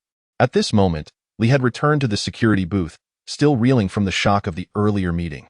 He pondered why Yifei, an ordinary worker, had attracted the attention of such an important figure. He scrutinized Yifei, who was standing upright, resembling a pine tree, seemingly unaffected by the world around him. It appeared as though he had completely frozen in place. Wait, completely frozen? Humans cannot achieve complete stillness. His gaze fell upon Yifei's abdomen. Staring intently for a considerable time, his eyes widened in disbelief. No, this person shows no movement in his abdomen whatsoever. This isn't right. Something is very wrong, because a normal person, even when completely still, will undoubtedly be engaged in the act of respiration. The abdomen will inevitably exhibit a certain rise and fall. Yet, at this moment, Yifei resembled a standing corpse. His gaze shifted once more to Yifei's eyes, which steadfastly stared ahead. No, that is not quite right. I've been watching for 2 minutes, and it seems as though his eyes haven't blinked at all. This Yifei does indeed appear rather peculiar. He began to comprehend why individuals like Li Mingchong had started to take an interest in Yifei. Naturally, Team Leader Li was unaware that Yifei had entered a state of inner cultivation known as fetal breathing. Once in this state, a person's breath diminishes to the point where it becomes imperceptible, and consequently, the abdomen remains still. Fetal breathing does not equate to the absence of breath. Rather, it signifies a reversal of the breathing process. In a normal state, breathing is characterized by inhalation causing the chest to expand and the abdomen to contract, while exhalation results in the chest sinking and the abdomen protruding. In contrast, during fetal breathing, the initial inhalation causes the abdomen to swell and the chest to cave, while exhalation leads to the abdomen contracting and the chest rising. In this state, air enters the body not solely through the nostrils, but can permeate through the pores of the skin, thus fulfilling the body's sustenance requirements. Li approached and patted Yifei on the shoulder. You've been standing for 3 hours. Perhaps you should take a break. I've noticed you've been working quite diligently lately. Let us have dinner together tonight and share a drink. Upon returning to the hotel, Li Mingchong lit another cigarette, his expression tinged with melancholy. His phone rested on the nearby desk, displaying footage captured by a mysterious figure in black using infrared thermal imaging the previous night. At such a critical juncture, what was Ruoshi up to? Sighing, he mused that he might have underestimated the situation. Although Ruoshi had undergone professional training, she was still at an age where romantic feelings could cloud judgment. Just yesterday, she had implored him to intervene with her father regarding the annulment of their engagement. Coupled with the footage from last night, if this situation were to escalate unchecked, the consequences could be dire for all involved. Li Mingchong pressed his fingers to his forehead, deep in thought. However, upon reviewing the footage, it was evident that she had left merely a minute after arriving. Nothing substantial had truly transpired. After all, she was the most crucial bargaining chip in the collaboration between the Ruo and Yi families in the capital. While Yifei had garnered attention from the top brass, he still belonged to the lowest echelon. If their relationship were to develop, it could not only jeopardize Ruoshi but potentially embroil the entire Ruo family in turmoil. This budding situation must be nipped in the bud before it escalated. Thus, Li Mingchong picked up the phone. Ruoshi, arrive at my hotel within half an hour. Setting down the phone, Ruoshi let out a gentle sigh. Alas, there was no choice. She had become too deeply enmeshed in her role, triggering a chain reaction. It seemed that this mission must be temporarily halted. The abrupt disappearance of romantic sentiments often leaves the other party in disarray. Ruoshi looked at the stern-faced Li Mingchong with confusion. Boss, what do you need me for? Li Mingchong's eyes bore into hers with the intensity of a tiger. How long have you been working with us? 4 years, boss, Ruoshi replied, sensing an ominous premonition welling within her. Your capabilities have certainly garnered our full recognition. Your performance on this mission has been commendable. As winter approaches, you have only 2 months left before your wedding with the Yi family. It is time for you to start preparing. I have personally come to Sea City, and you should be aware that the level of this mission has surpassed your authorization. Therefore, I have summoned you to inform you that you are to pack up tonight and return to the capital immediately. This mission is being concluded early. I will take over the subsequent matters personally. Ruoshi, she was momentarily stunned, gazing at Li Mingchong, her eyes beginning to glisten with unshed tears. Boss, but I am so close to completing the mission. Can't you make an exception? I'm on the verge of becoming his girlfriend, and I will surely uncover his secrets soon. Just give me one more week, please. Li Mingchong's expression darkened. For Ruoshi, she had never before resisted his directives. This is an order, not a negotiation. A sharp pang of despair shot through Ruoshi, and she could not suppress the tremor at the corners of her mouth, despite her efforts to maintain composure. Sorrow shimmered in her eyes, coalescing into tears that streamed down her cheeks. In that moment, she felt utterly powerless against the tide of fate. Closing her eyes, she saluted Li Mingchong. Yes, boss. With that, she turned and left the hotel. In the elevator, she could no longer contain herself. Tears cascaded down her porcelain-like face, indifferent to the astonished gazes of those around her. Upon exiting the elevator, she found herself running swiftly, her mind growing increasingly blank. However, when she finally regained her senses, she discovered that she was standing at the entrance of the Tan Zhou Fu community, gazing vacantly at Yifei, who was on duty. She could not fathom why she had come there. She merely followed her subconscious. Yifei looked at her in confusion, noticing the traces of her makeup, now streaked from crying. Ruoshi, what's wrong? Ignoring the rules of the security post, he approached her. Suddenly, a waft of fragrance enveloped them. Ruoshi dashed toward him, running into his embrace and holding him tightly. Chapter 36. Ruoshi's departure. Yifei was utterly taken aback as he held the weeping Ruoshi in his arms. Gently, he stroked her back. What's the matter, Ruoshi? Ruoshi remained silent, finding solace in the warmth of his embrace. In that instant, a beautiful girl and a security guard were tightly entwined in the guard booth. Drawing the attention of onlookers in the vicinity, a crowd began to gather, encircling the booth, while many whipped out their phones to capture the moment. Cheers and laughter erupted from the gathering. Yet, Ruoshi paid no heed to the surrounding commotion. In that moment, it felt as though the world consisted solely of her and Yifei. Yifei felt somewhat at a loss, never having been the center of attention like this, especially while on duty. However, from Ruoshi's aura, he could sense that she was on the verge of breaking down. He dared not pry further, choosing instead to quietly accompany the beautiful girl. Time passed, and eventually, Ruoshi began to loosen her grip. The fabric of his security uniform had absorbed a significant amount of her tears. Suddenly, warm lips brushed against his eye. In his state of bewilderment, he could distinctly see Ruoshi's long eyelashes quivering. The crowd erupted in excitement, whistles and gasps echoing throughout the community. Ruoshi withdrew her lips, a delicate strand of saliva connecting them. With an effortful smile, she said to Yifei, that lasted 2 minutes. You need to work hard with that. She pushed him away and turned, striding toward the happy community, leaving Yifei in a state of confusion. As he watched her retreating figure, he sensed an ominous feeling creeping into his heart.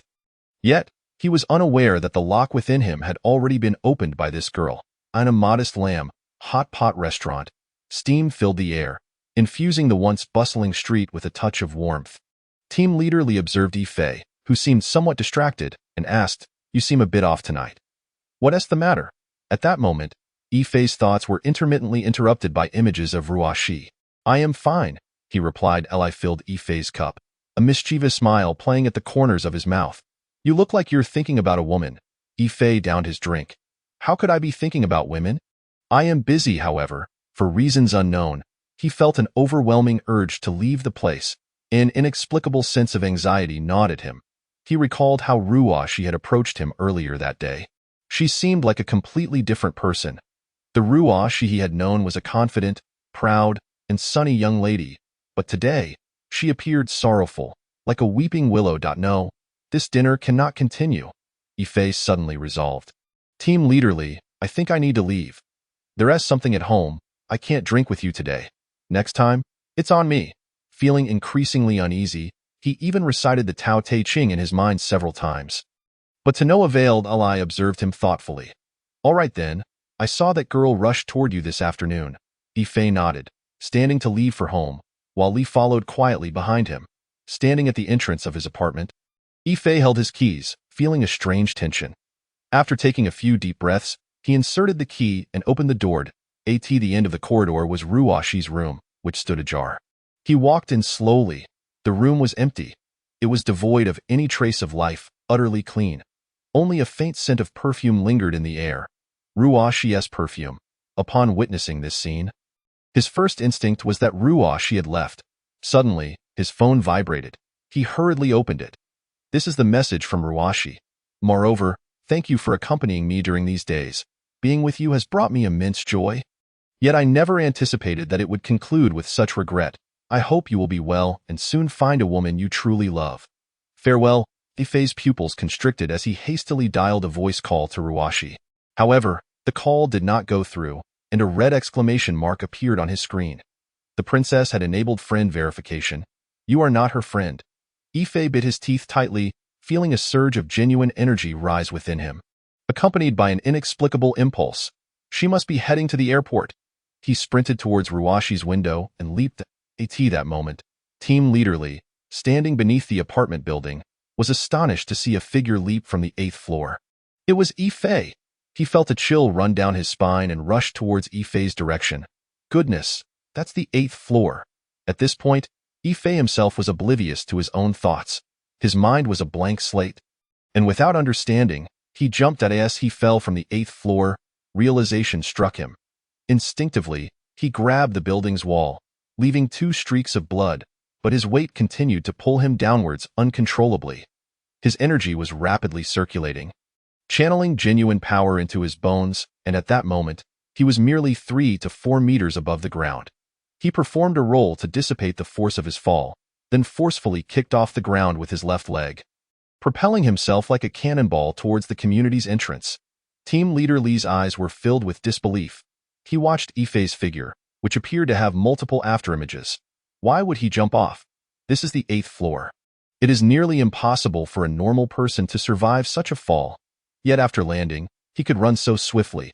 Yifei truly defied all logic. But Team Leader Li knew he could not catch up with Yifei any longer. He could only take out his phone and text the information he had just witnessed to Li Mingchong. Yifei rushed out of the community and immediately hailed a taxi. Destination: the airport. Sitting in the car, he gasped for breath, gradually regaining his senses. Why did I suddenly feel compelled to find her? Did I really just jump out of Ruoshi's window? Why was I unharmed after jumping? At that moment, Lord Hao's voice echoed in his mind, though it sounded somewhat weakened. Just as you jumped, I forcibly took control of your body for 2 seconds, protecting your meridians and bones, and adjusted your falling posture. Otherwise, you would have died. Alas, if only you had cultivated the virtual Dan, this height would have been nothing. Go pursue her. At least you won't have any regrets. I'm feeling a bit tired. I may not be able to come out for the next few days. Lord Hao's voice faded until silence enveloped his mind. Yifei gazed out at the rapidly retreating streets and gritted his teeth, then said to the driver, to the airport, as fast as possible. I'll give you 1,000 yuan. This is too dangerous. I must ensure your safety. The taxi driver exclaimed, if I delay any longer, my girlfriend will be with someone else. Yifei became somewhat impatient but paused, surprised that he referred to Ruoshi as his girlfriend. The driver saw the urgency and sincerity in Yifei's eyes, which conveyed a single message: curiosity. Got it?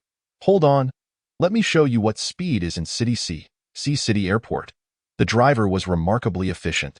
A journey that would typically take an hour was completed in just 40 minutes, no doubt due to Yifei's generous 1,000 yuan tip. Yifei had never been this generous before, although he was still quite poor. Ever since having Lord Hao and Mr. Wu by his side, he seemed to regard money with less importance. In the bustling check-in hall, Yifei scanned the crowd, desperately searching for Ruoshi's silhouette, even employing his energy to sense her presence. Yet reality often disappoints. He found no trace of Rura 11. An overwhelming fatigue washed over him, and he leaned against a pillar, feeling as if he could barely stand. I am still too weak. The energy within me is insufficient. He took out his phone, suddenly recalling that he still had Ruoshi's alternate account, and quickly dialed. But once again, the red exclamation mark appeared. Why did she delete me? Yifei sank to the ground, his eyes dimmed. He felt a pang akin to heartbreak. Despite never having been in a relationship with her, He truly did not understand his feelings for Ruashi. All he knew at that moment was that he desperately wanted to see her. Yet looking around the airport and recalling the message Ruashi sent him, along with the red exclamation marks, he realized he might never see her again. He struggled to remember every detail of the time spent with Ruashi, ultimately fixating on the conversation regarding her engagement. Was it because of this? A glimmer of cold determination flashed in his eyes. Just wait. Soon, the fate of all Huaxia will be in my hands. He rose and slowly exited the airport. Meanwhile, Ruashi was already soaring high above the clouds. Peering through the window, she gazed down at the sprawling city sea, trying to spot that community, but soon it was shrouded by clouds. Her eyes clouded with tears. Li Mingchang sat in a hotel, eyes closed, deep in thought, while his phone displayed the report from Team Leader Li and the video footage of Yifei's leap captured by the national security. Jumping from the 8th floor and remaining unscathed, then running faster than a world champion sprinter. Yifei, just how many secrets do you possess? Moreover, it is evident that he was chasing after Ruashi. Who would have thought he was such a romantic? Yet it is unfortunate for Ruashi. If this continues, she will undoubtedly end up losing herself. In the end, I will take the blame. But how should I proceed from here? Our institute has made no groundbreaking progress in military research over the years, with various projects suppressed by M country. Perhaps his information could truly allow us to speak on equal terms before the first committee. Yifei, I hope what you have in your computer is genuine. Do not let me down. Yifei returned to his rented room, but in the absence of Ruashi's usual lively presence, he felt an inexplicable void. Lord Hao in his mind seemed to still be in slumber. No matter how he called out, he could not awaken him. Remembering that it was Lord Hao who had saved him today by forcibly taking control of his body, shame washed over him. Mr. Dawu sighed. You are nearly finished with the controlled nuclear fusion blueprint. A man should not become too immersed in emotions, but should strengthen himself. This blueprint will be your first step toward advancement. Yifei nodded, took a deep breath, opened his computer, and began to draw fervently. After Ruashi left, Yifei's life seemed to return to tranquility. During the day, he worked and practiced, and at night, he tirelessly drew. It seemed that only through relentless busyness could he fill the void in his heart. 2 days later, Lord Hao awakened, and with his assistance, Yifei successfully broke through the medicinal phase. After taking the medicine, he distinctly felt changes in his body. First, the energy in his lower dantian became more concentrated, gradually forming a spherical shape, albeit still dispersed and weak. Yet within this sphere of energy, he sensed an endless supply of vitality flowing through his body along the meridians. This energy was different from what he had previously experienced. Strictly speaking, the earlier energy should be termed qi, while this was true qi, as it contained medicinal properties that nourished his cells during circulation. His skin seemed to revert to the vitality of his 17 or 18-year-old self, and his eyesight improved. This was the restoration of his body's losses after taking the medicine. When he fully replenished all his deficiencies, it would mark the day he formed his elixir. Yifei pressed the final key on his keyboard, reclined in his chair, and exhaled a sigh of relief, gazing at the intricate blueprints on his screen, a sense of accomplishment swelling within him. Throughout this period of drawing, he had genuinely grasped the essence of controlled nuclear fusion technology. Even able to articulate its key points without relying on Mr. Wu, the blueprints were finally complete. Checking his phone, he noted the date was now December 20th, just 5 days until Christmas. Although Christmas is a Western holiday, under the influence of capitalism, it has gradually transformed into a celebration associated with couples. Opening WeChat, he saw the conversation with the princess still marked by the red exclamation mark. He browsed her moments, which still displayed an empty line. Ruashi, I promised you that once I completed the blueprints, I would hand over this information to you. I wonder if this blueprint will enable you to escape your fate. He closed his phone, settled onto the bed, and began to meditate. Master Hao, I feel I am on the verge of forming my Dan, yet I have never quite comprehended what refining the ethereal entails. Master Hao replied. Refining the ethereal is the first divine ability you attain after forming your Dan. Typically, cultivators choose a combat-related divine ability, whether it be thunder techniques, fire techniques, or other forms of martial arts. Yifei's eyes brightened. After nearly a month, he was finally about to grasp the essence of magical arts. Which path do you recommend I pursue? Master Hao chuckled. Given the relative peace on Earth at present, for the next decade. It is likely that you will not encounter any other cultivators from different civilizations. Combat abilities are not what you truly require. Do you not wish to know where Ruashi is and what she is doing? Fei nodded. Thus, I suggest you cultivate the heavenly eye. Once it awakens, you will be able to perceive anything within 1,000 miles. At that moment, Mr. Wu's voice echoed. It functions like a surveillance terminal, requiring no installation of monitoring devices. As long as there are energy fluctuations, you can directly see with your eyes. As your power increases, your monitoring range will expand. This is my scientific explanation of what Master Hao refers to as the heavenly eye. Master Hao smiled. Tonight, prepare to form your Dan. Tomorrow morning, I will impart to you the divine ability. The heavenly eye. Chapter 38. Forming the Dan with closed eyes, Fei sat cross-legged on his modest bed, enveloped in a thin mist, within which faint sounds of electric currents could be discerned. Through introspection, he perceived a slowly rotating spherical qi mass in the lower dantian's qi sea, its density significantly greater than that of the surrounding qi. Not yet enough. You must channel all your qi through the meridians into your lower dantian. It must continue to compress. Master Hao's tone was somewhat stern. Fei was beginning to feel the strain.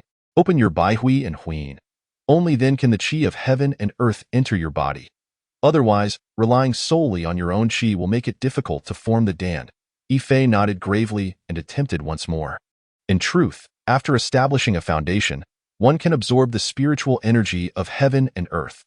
When seated, the yang energy from heaven enters through Baihui, while the yin energy from earth enters through Huin, converging at the Mingmen before circulating within the body, ultimately settling in the lower dantian. At this moment, he felt a scorching qi continuously pouring in from above, while a chilling qi surged in from below. This time, he would attempt to cultivate both the Dan and the divine ability simultaneously. As your qi circulates through the Ren and Du meridians, it is necessary to modify part of the qi's pathway, guiding the true qi to open the chamber of the mind and reach the heavenly eye. When the area between your eyebrows begins to pulse, it signifies that the heavenly eye is about to open. He then immediately shifted his focus to the center of his brow, internally guiding the true qi through the heavenly eye. If he saw all 100,000 pores and 360 degrees of joints erupt simultaneously, each moving outward by 3 parts, it would be proof that the heavenly eye had opened. At the conclusion of each qi circulation, he must strike his lower dantian with his qi. Fei kept his eyes closed and followed the instructions. Indeed, every time the qi flowed over his brow, he could feel a pulsing sensation there. This was not a mere surface twitch but rather an internal reaction stemming from the area known as the Naiwen Palace. The heavenly eye resides at the center of one's brow. In fact, the heavenly eye is a genuine organ of the human body, though it is sealed for most. Humans possess 6 senses: vision, olfaction, hearing, taste, touch, and consciousness. Each sense corresponds to an organ.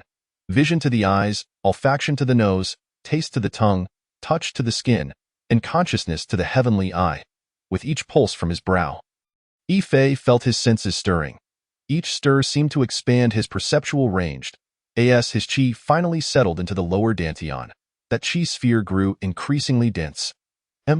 We have now entered the final stage of Dan formation, Master Hao remarked. Following this, a surge of qi from Baihui struck the lower dantian.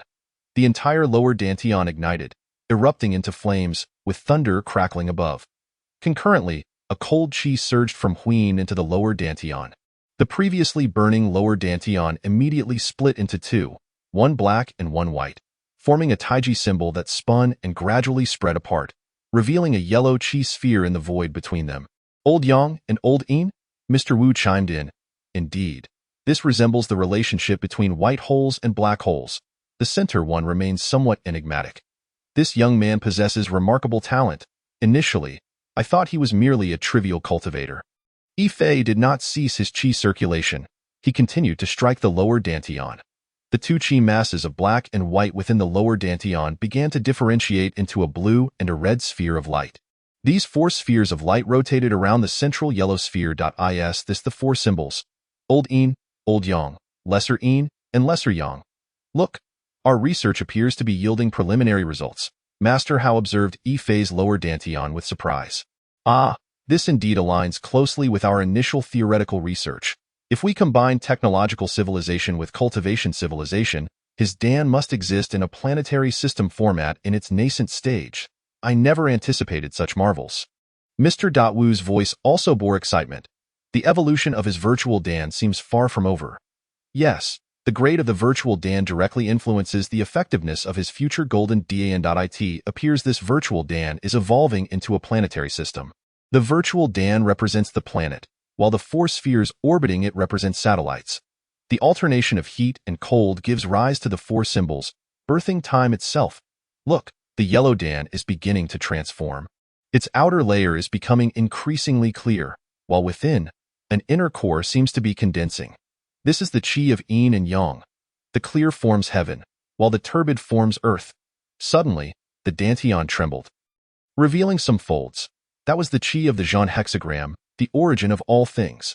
The emergence of the Jean hexagram directly caused the virtual Dan to manifest some folds. This should be the chi of the Jin hexagram, forming mountains and rivers upon his virtual Dan. However, some white chi will manifest rain and dew. That represents the chi of the Dy hexagram. Now 5 attributes of chi have already emerged. It truly astonishes me. Yet it does not end there. As the inner Dan rotates, it seems the presence of wind has also appeared. The chi of the Sun hexagram.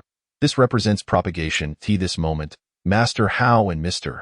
Wu were as engrossed as spectators watching an exciting drama, captivated by the transformation of Yi-Fei's dantian. Only 2 hexagrams remain. I wonder how they will manifest. Master Hao said. Suddenly his eyes lit up, pointing at the old yin and old yang within the 4 symbols. The side illuminated by old yang gradually rose in temperature, and one could even occasionally see a flicker of flames. This is the chi of Li. Conversely, the side under the influence of old yin gradually lowered in temperature, starting to resemble glaciers. This is the chi of Kansas. With this, the 4 symbols and 8 trigrams are complete. Mr. Wu added in agreement. Moreover, it exists in a planetary system format within his lower dantian. Master Hao nodded and addressed Yi-Fei. At this moment, unleash the final assault on the heavenly eye at your brow. Yi-Fei promptly attuned himself to the profundities of his lower dantian. Knowing he had successfully formed his Dan, which now faintly resembled the earth, albeit in a gaseous state. Thus the virtual Dan, that instant, the entire virtual Dan system emitted a brilliant white light. Ascending directly along the Ren and Du meridians to the heavenly eye at his brow. Bang! A violent explosion reverberated within him. Simultaneously, he felt as though all the bones in his body were bursting apart.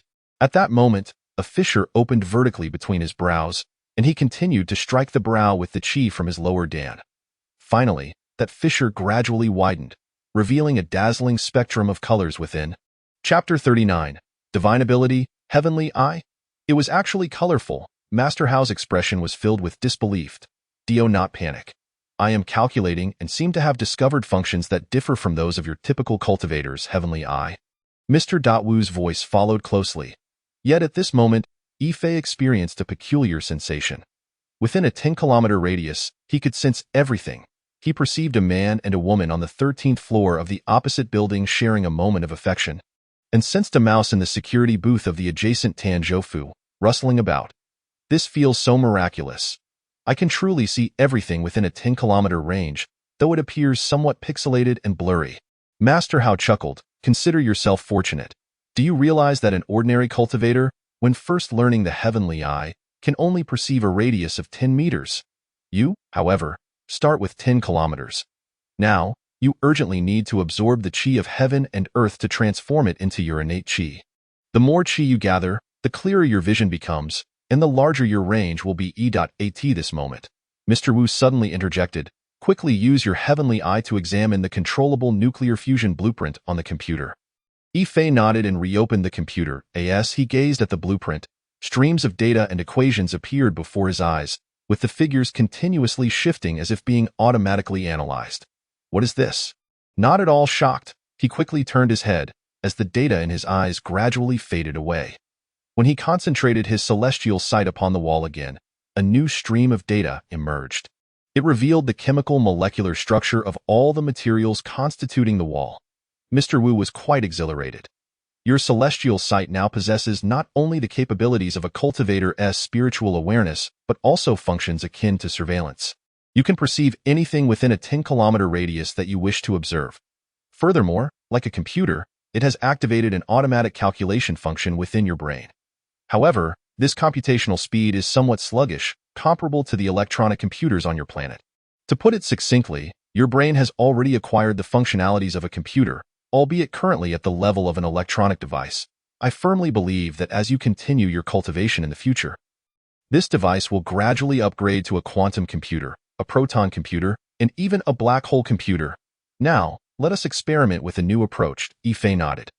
Open your celestial sight, envision it as your monitor, your consciousness as the mainframe, and your chi as the power source. Imagine opening a Word document. Ife reopened his celestial sight and was astonished to find a transparent version of a Word document interface before him. Excellent. Now attempt to type upon it. Ife casually thought of several Chinese characters, which astonishingly appeared within his celestial sight. Good. Now try to save it and then close it, using your consciousness. Ife complied, discovering that it indeed seemed possible to save, and afterward, he felt as though a document memory had genuinely been added to his brain. Now, retrieve that document. At this moment, Ife felt a surge of excitement. Mr. Wu, it worked. Mr. Wu's voice appeared devoid of emotional fluctuation, continuing to issue commands to Ife. Now, use your spiritual awareness to cover a 10-kilometer radius. Attempt to gather information on all humans within this area. Ife felt an overwhelming influx of data regarding every individual within the 10-kilometer range flooding into his mind. Ife suddenly crouched down, clutching his head in agony. Quickly delete the data. Your brain's capacity is too limited. The 10-kilometer area contains data on over 100,000 individuals. Moving forward, you must cultivate your Niwen Palace during the second stage of your practice. This will expand your brain's capacity. Currently, it is as if you can independently activate a network covering 10 kilometers, retrieving all information within that radius. Lord Hao, the preliminary progress of the civilization integration experiment is remarkably successful. Lord Hao expressed his sentiments. Indeed, it is surprising that the initial fusion of cultivation and technology is represented by the celestial sight. Mr. Wu added, let us temporarily refer to this as the celestial sight network. This is the first project of our fusion experiment. When Earth's civilization advances, it will enable collective consciousness exchange and resource sharing among all humanity. Of course, the celestial sight is merely the first step. Once the celestial sight network is established, the next step is spatial transmission technology, which requires the celestial sight as its foundation. Lord Hao nodded and addressed Ife. The next stage is refining the second phase. Once you cultivate this supernatural ability to a state of profound understanding, it will signify the completion of your internal refinement stage. Subsequently, you will cultivate the Yin spirit, the Yang spirit, and finally transform the virtual Dan into the golden Dan, completely liberating yourself from the mortal coil. At present, you may rightly be regarded as a cultivator. Ife felt a swell of excitement within him as he rose from his bed. It was already 7 in the morning. He copied all the controllable nuclear fusion blueprints from his computer and then thoroughly erased all related data from it. Next, he opened his celestial sight and composed a leave request.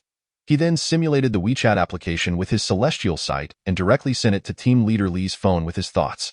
He mused that if his celestial sight could cover the globe, he would no longer need a phone or computer. Regarding the leave request, he had just received his salary yesterday, totaling 4,000 yuan. And now he must make a trip to the capital. With no worries, he had saved over 5,000 yuan. And if he hadn't impulsively given the taxi driver 1,000 yuan that day, he would likely have around 6,000 yuan now. Alas, he lamented his poverty. Earning money was indeed challenging. His credit card and online loans were still overdue. Upon reading Ife's resignation letter, Team Leader Li immediately called, cursing vehemently. What's wrong with you? Haven't I treated you well? Asking for leave before your probation period is over. Do you have any sense of responsibility? Ife smiled wryly. I'm sorry. Team Leader Li, I'm already on the train to the capital. I have something very important to attend to. I still owe you a drink. I'll treat you when I return. Li Mingchang soon received news of Ife's departure from City C to the capital. A gleam flashed in his eyes. It seems he has completed his blueprints. Is he going to find Ruashi? Unfortunately, Ruashi is currently under house arrest, making it difficult for him to reach her. After all, Ruashi's circle is beyond the reach of ordinary people. He took a thick stack of documents from his desk, filled with records of observations regarding Ife from these past days. If only Ruashi had not involved herself, This task might have been easier to accomplish. However, I cannot gamble with Ruwashi's future. Although the controllable nuclear fusion technology is indeed highly alluring. Chapter 40. M Country's breakthrough in controllable nuclear fusion. Li Mingchong stood up, extinguishing his cigarette, but, book me a flight to the capital. I'm heading to the airport now. I should arrive before him. His train journey takes nearly 20 hours. This moment, Yifei had already arrived in the capital, marking his second visit. The first was during his entrepreneurial venture. He had a bit of money then, so he brought his parents for a tour of the capital. This time, however, he intended to stir things up. A news alert on his phone interrupted Yifei's thoughts.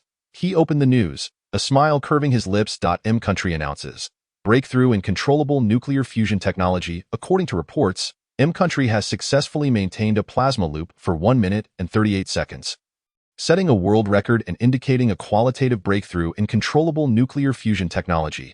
Arriving in the capital and encountering such news, it seemed that M Country's tokamak device technology was nearing its limits.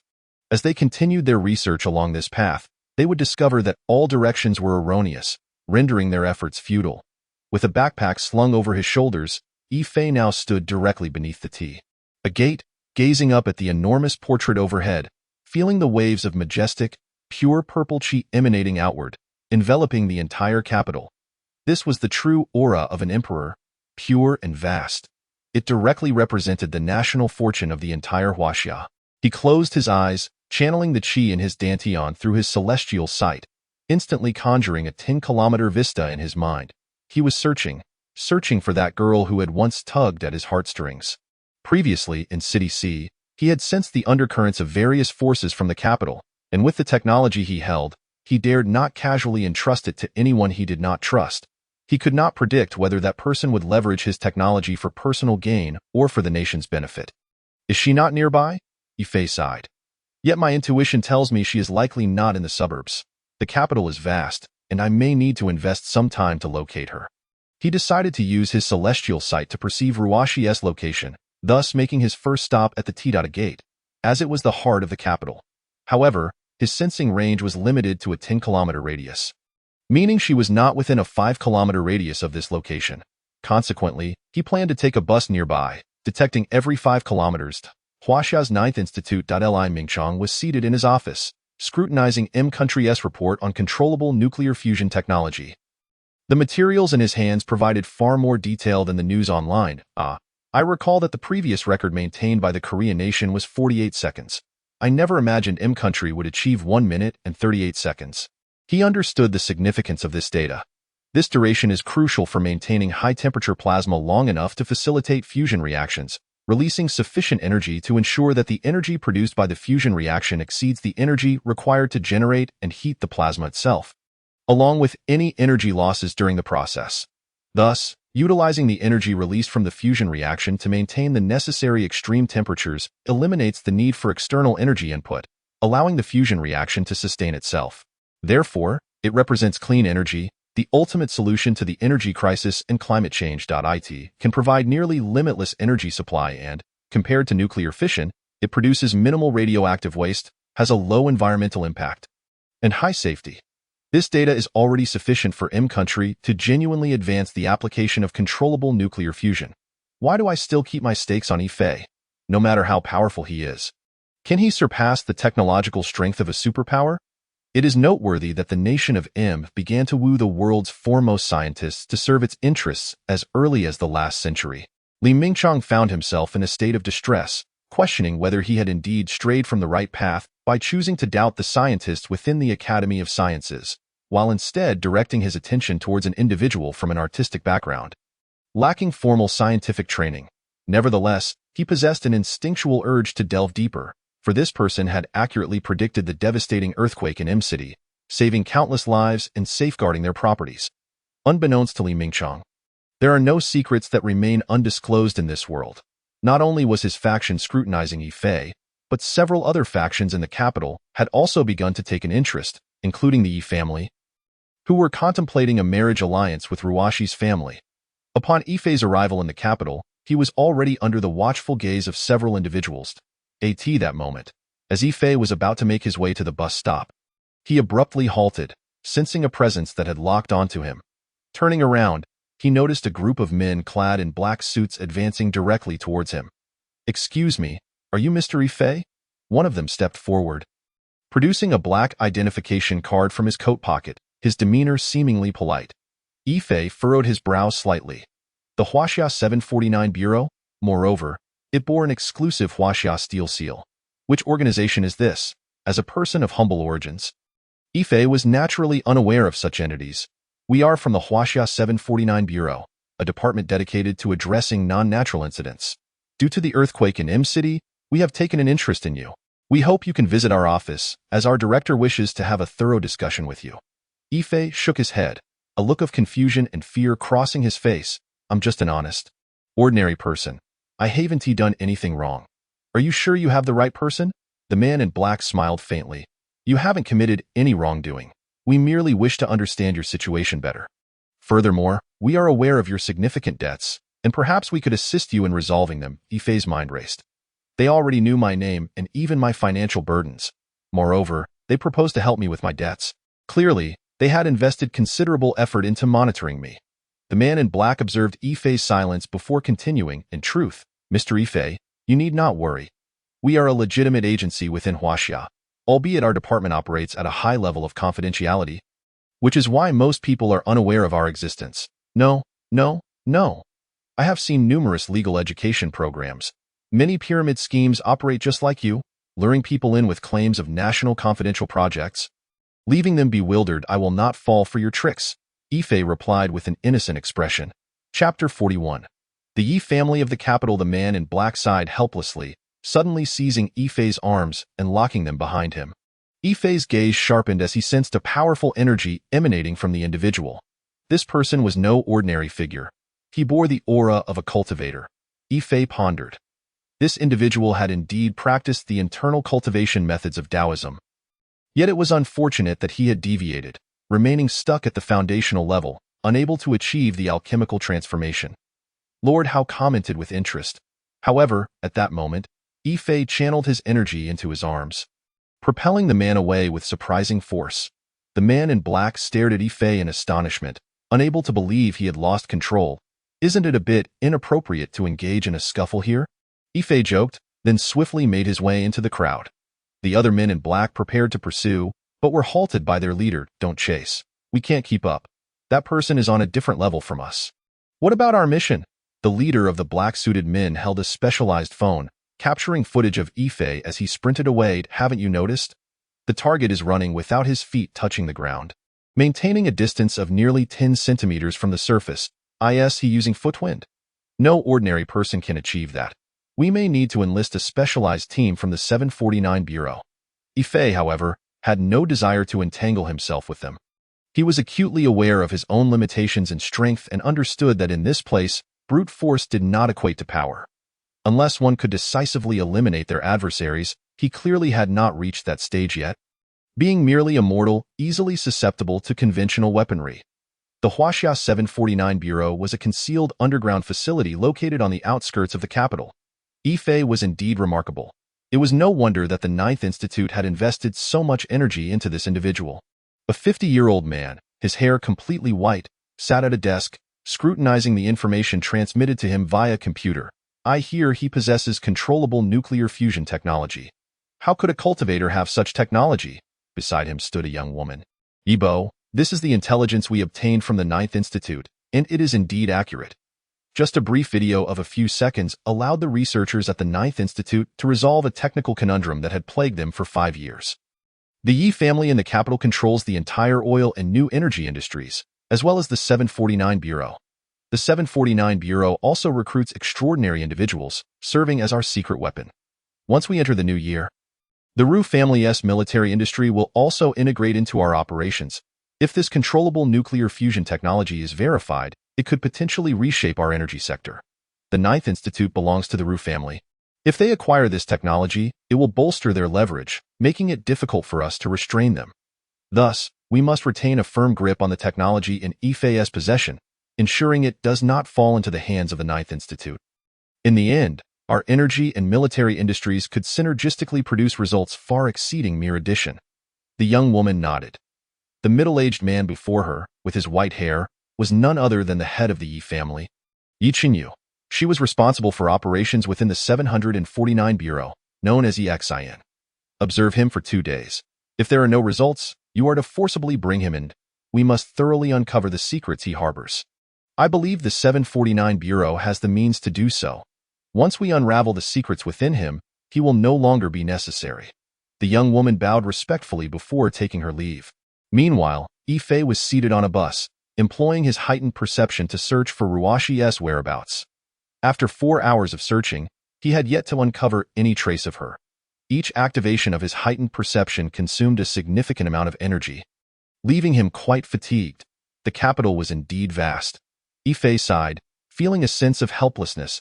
He lamented his own weakness, wishing he were stronger, capable of encompassing the entire city. Just as he was on the verge of giving up, he suddenly sensed a familiar presence 5 kilometers to the northwest. He had found her. It was Ruashi. He hastily disembarked at the next bus stop, then seized a shared bicycle and pedaled in that direction. At that moment, Li Mingchong stood observing from a large surveillance station. He noted Yifei continuously switching buses, perplexed by the significance of such behavior. When he saw Yifei abruptly dismount and change course to ride a bicycle, his brow furrowed deeply. This direction led to Ruashi's home. Did he somehow know where she lived? Yet, if he knew her address, he should have headed there directly from the start.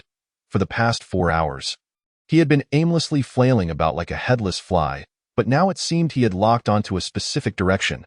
This was indeed curious. Huh? Yifei had stopped again. He was now only 3 kilometers away from Ruashi. Could it be that I am overthinking this? Yet Ruashi would never divulge her address to him. Such information was strictly confidential within the Ninth Institute. Yifei arrived at a noodle shop and ordered a plate of fried sauce noodles. He had exhausted a significant amount of energy and needed to replenish himself. Sitting down, he could rest and recuperate. Only when his energy was adequately restored could he effectively utilize his heightened perception. Now, 3 kilometers was a sufficient distance. After finishing his meal, he closed his eyes and activated his heightened perception. At that moment, the image of a young girl materialized in his mind, causing his heart to flutter. Ruashi appeared despondent, her eyes vacant and staring out the window. How could he transmit the design to her? Although he could perceive Ruashi's various status data through his heightened perception, she had blocked him on WeChat, preventing any contact. He was also unaware of her email address. At last, Lord Hao's voice resonated in his mind. There exists a technique known as the sound transmission technique, which allows you to transmit your voice within the range of your heightened perception. Your voice is produced through the vibration of your vocal cords. Envelop it with your energy, then lock your consciousness onto her. Compress the energy in your mouth into a thread and send it forth. Yifei's eyes brightened. He followed Lord Hao's instructions, attempting repeatedly. Meanwhile, Ruashi had locked herself in her bedroom. Her workplace had mandated a 3-month leave of absence, and her parents had learned of her dealings with Yifei through Li Mingchong. In a fit of anger, Ruashi's father had confined her at home, forbidding her from going out and severing her contact with friends. As the time for Ruashi's engagement drew to a close, she could not afford to be careless. Moreover, they relentlessly urged Ruashi daily, attempting to brainwash her incessantly. They even employed knowledge of Buddhism, all with the intent of persuading her to let go. At that moment, a series of knocks echoed from the bedroom. The young master of the Yi family will arrive in half an hour. You should groom yourself, came her mother's voice. Ruashi let out a deep sigh. Was it truly time to concede to fate? At that instant, a faint voice resonated directly in her mind. She was familiar with this voice, the very one she yearned for each day, for it belonged to Yifei. I am Yifei. Are you there? If so, please respond. Chapter 42. Celestial vision transmits blueprints. Ruashi, in shock, sprang to her feet from the sofa, scanning her surroundings. Yifei, is that you? Yet her countenance dimmed almost immediately. Perhaps it was merely an illusion. He could not possibly know of her whereabouts. However, Yifei's voice echoed once more. Ruashi, it is not an illusion. I am merely using a transmission technique to communicate with you. I am nearby. Ruashi found it hard to believe. Nevertheless, upon hearing Yifei's voice, she felt a surge of vitality coursing through her. Is it really you? Where are you? Her voice grew urgent. Tell me your email address.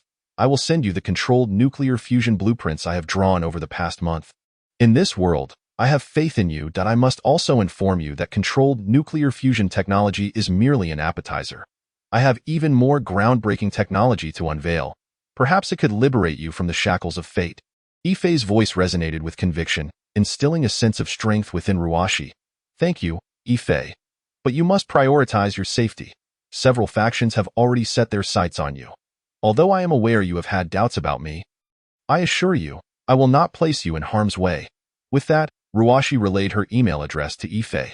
Rest assured, Ruashi, confidently entrust this information to those you trust most. My greatest hope is for this data to realize its true value. Ifei then used his celestial vision to send the blueprints directly to Ruashi's email. Sensing that Ifei was about to depart, Ruashi hurriedly implored, Ifei, can you rescue me? I truly do not wish to marry into the Yi family. Ifei fell silent, for he himself was uncertain if he could fulfill that promise. Ifei. Ruashi's voice quivered with a hint of desperation. Yet Ifei had already closed his celestial vision, leaning wearily against a chair. His forehead slick with cold sweat. The effort of transmitting such extensive blueprints had drained nearly all of his energy. I am sorry. I am still too weak, he murmured. With just over a month until the new year, he could not make any commitments, but I will exhaust every means to help you escape this fate. With that, he departed from the noodle shop. Are you ready? The young master of the Yi family is almost here. Ruashi's mother urged from outside. Yet Ruashi continued to mentally call out to the now silent Ifei, unable to hear his voice any longer. Bang, bang, bang. The knocking grew increasingly insistent, and her mother, growing impatient, prompted Ruashi to regain her composure. Although Ifei's arrival had offered her a glimmer of hope, in front of her mother and the imminent arrival of the young master, she felt utterly helpless. She opened the door, glaring at her mother. Why do I not even have a say in my own choices? Mother, you are a woman too. Can you truly bear to watch your daughter's happiness be obliterated? Her mother sighed heavily. If you were from an ordinary family, I would absolutely allow you the freedom to love, though we are envied by countless others who can know the chill that comes from heights. The higher one ascends, the less freedom one possesses. We are all bound by fate, with no choice but to accept it. Though you wish for the Ru family to vanish from this world without a trace. Ruashi fell to her knees. She understood her mother's words, yet her heart rebelled against them. But what could she do? Yifeng, clad in a sharply tailored black suit, sat in the study of the Ru family's spacious residence. Ruo's Hengbin, her father, was accompanying him for tea. Uncle, I have just returned from a business trip to Beijing and have not visited you and Auntie in quite some time. I brought a few small gifts for you to accept. Yifeng said politely, his every gesture exuding the refinement of a prominent family. The driver behind him placed a beautifully crafted gift box on the tea table. Why, Yifeng, your wedding date is approaching. You should spend more time with my daughter, Ruo's Hengbin remarked with a faint smile. Today, in addition to inviting Ruashi to practice horseback riding in the countryside, I have another matter to consult you about. Have you heard about the upcoming military exercise in Sidium? Ruo's Hengbin glanced up at Yifeng, his expression neutral. I am aware of it, but I am not clear on what you specifically wish to inquire about. Yifeng replied, his gaze lingering meaningfully on the teacup in his hands. This exercise has one of the highest levels of confidentiality since the founding of the nation. While my family primarily focuses on energy control, we are privy to some insider information. There is a person named Ifei. Is it not true that your Ninth Institute has been in contact with him? Moreover, I have heard that your Ruashi is directly involved in this matter. Ruo's Hengbin's expression shifted slightly, his previously tense muscles relaxing within moments. That pertains to internal affairs of the Ninth Institute. However, I am not well informed about it and have not inquired further. Wei Feng nodded thoughtfully. Understood. We are merely curious about this individual. I did not intend to pry at a tea that moment. Ruashi emerged from the room, unadorned, as she had overheard Ifei's name mentioned in the study. She quickened her pace, interrupting the conversation between her father and her fiancé. You're here, she said, her voice weak and laced with an icy undertone. Wei Feng immediately rose, his gaze lingering on Ruashi for a moment before he approached her. What's wrong? You seem unwell. Ruashi placed a hand on her stomach. I apologize. I may not be able to go out today. It's that time of the month, and I'm feeling a bit off. Yifeng instinctively reached to support her, but she gently pushed him away. Thank you, but I need to return to my room to rest. Please continue your discussion. Wei Feng appeared somewhat awkward as he turned to Ruo's Hengbin. I apologize for any inconvenience. Please take good care of Ruashi. as we are not yet officially married, and there are some matters I cannot tend to. I shall take my leave now. Once Ruwashi feels better, I will invite you both to my home for a simple meal." Ruo's Hengbin smiled as he escorted Yifeng out of the study, although his gaze turned icy as it flickered towards Ruwashi. "Ruwashi, I hope you do not lose sight of the bigger picture. We are all adults. It is time to mature in your thoughts," Ruo's Hengbin admonished sternly. Ruwashi ignored her father and extended her hand. "Dad, please give me my phone. I need to call my boss." "Right in front of you," Ruo's Hengbin replied, puzzled, but he retrieved Ruwashi's phone from the drawer. Taking a deep breath, Ruwashi gazed at her phone. She realized she had become too deeply entrenched in the role, nearly unable to extricate herself. Chapter 43. Immersed in the game. Boss, the mission has been successfully completed. I have acquired Yifei's controlled nuclear fusion blueprints, which should now be in my email. However, there are additional matters I need to report to you in person. Ruwashi's voice was succinct and direct, devoid of the emotional entanglements that had plagued her days prior, replaced instead by cold professionalism. Half an hour later, Li Mingchang arrived at Ruwashi's home, accompanied by nuclear technology experts. He and Ruo's Hengbin were old comrades who had faced life and death together, so no pleasantries were necessary. They sat on the sofa in the study, gazing at Ruwashi with curiosity as she adeptly logged into her father's computer and accessed her email. In her inbox, a document titled Controlled Nuclear Fusion Framework Technology awaited. After downloading it, she discovered several subfiles: Controlled Nuclear Fusion Reactor Device, Stellar Emulator Technology, and Controlled Nuclear Fusion, Room Temperature Superconductor Technology. Among others. 2 hours later, the two nuclear technology experts exchanged astonished glances, their eyes filled with disbelief. "I can't believe it's using the Stellar Emulator. It completely bypasses the tokamak device. Moreover, this Stellar Emulator is utilized in such a manner. All the technology is well within our current understanding, yet the equations employed are entirely novel to us. However, my instincts tell me these ideas are highly feasible. Indeed, we must urgently apply for a special experiment. If this proves valid, it will completely upend the global energy landscape." The blueprints even outline designs for a compact, controlled nuclear fusion device, potentially applicable for various civilian uses. The two experts grew increasingly animated, their conversation spiraling into a fervor of excitement, even bordering on mania. As Ruwashi and Li Mingchang exchanged glances, the acknowledgement from the two nuclear technology experts indicated that Ruwashi had not deceived them. Ruwashi rose to her feet. "The matters I am about to report may require a high level of confidentiality." Li Mingchang cast a glance at the two nuclear experts, signaling them to step aside. "Dad, Chief, do you know how Yifei managed to deliver this blueprint to me?"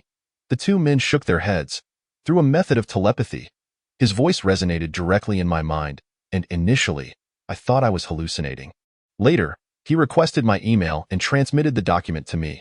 This Yifei, he might possess some extraordinary abilities akin to those depicted in cultivation novels, far exceeding our ordinary comprehension.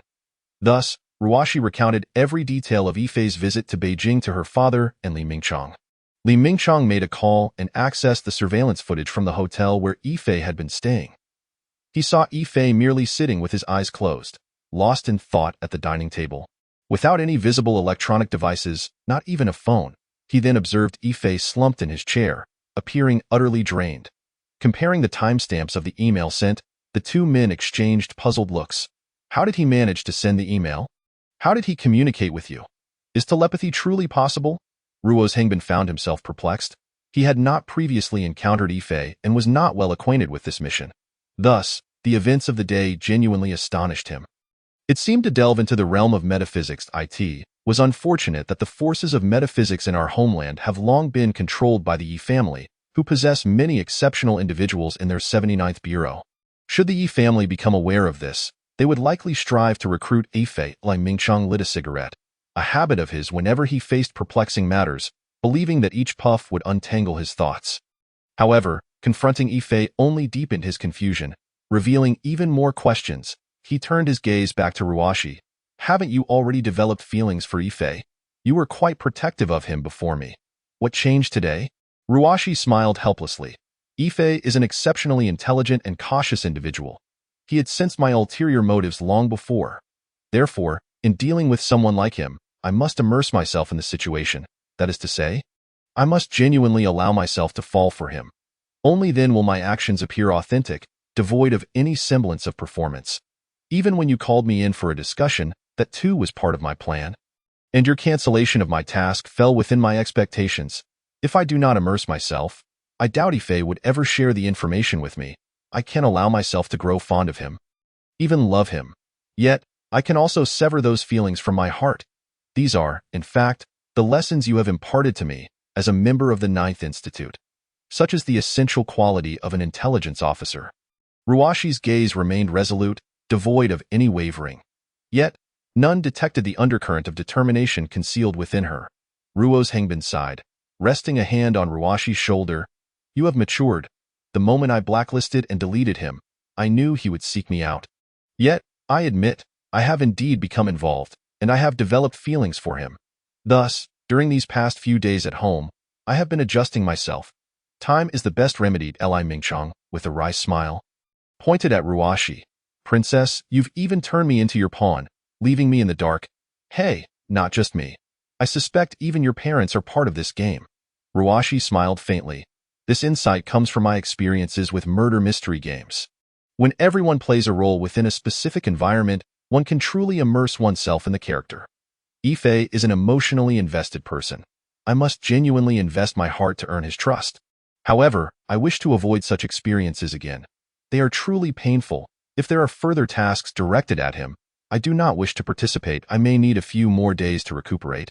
Ruashi returned to her room, collapsing onto a beanbag chair, staring blankly at the blue sky and white clouds outside, a clear tear trailing down her cheek. Meanwhile, Ife had boarded the train back to City C. Watching the contours of the capital shrink in the distance, Ruashi's figure becoming increasingly vivid in his mind. Her final request echoed in his ears. He clenched his fists. January. I will definitely. Suddenly, a burly man clad in leather with a scruffy beard sat down opposite him. Offering a cigarette, brother, care to step to the carriage connector for a smoke? Ife glanced up at him, seeing the man pull out a black badge from his coat pocket, flashing it before putting it away. However, Ife caught sight of the words 79th Bureau. The man then snapped his fingers, and Ife's eyes narrowed as he observed a spark flicker at the tip of the man's finger. Chapter 44. The olive branch of the Yi family. Ife accepted the cigarette. But his mind raced. This unexpected visitor caught him off guard, and moreover, he recognized him as someone from the 79th Bureau he had encountered previously. Yet, this individual seemed different from the last group. Rather than evade, it was better to confront. Thus, Ife followed him to the carriage connector, where few passengers occupied the train during this off-peak season. The man smiled gently, extending his index finger, a flame erupting from it to light Ife's cigarette.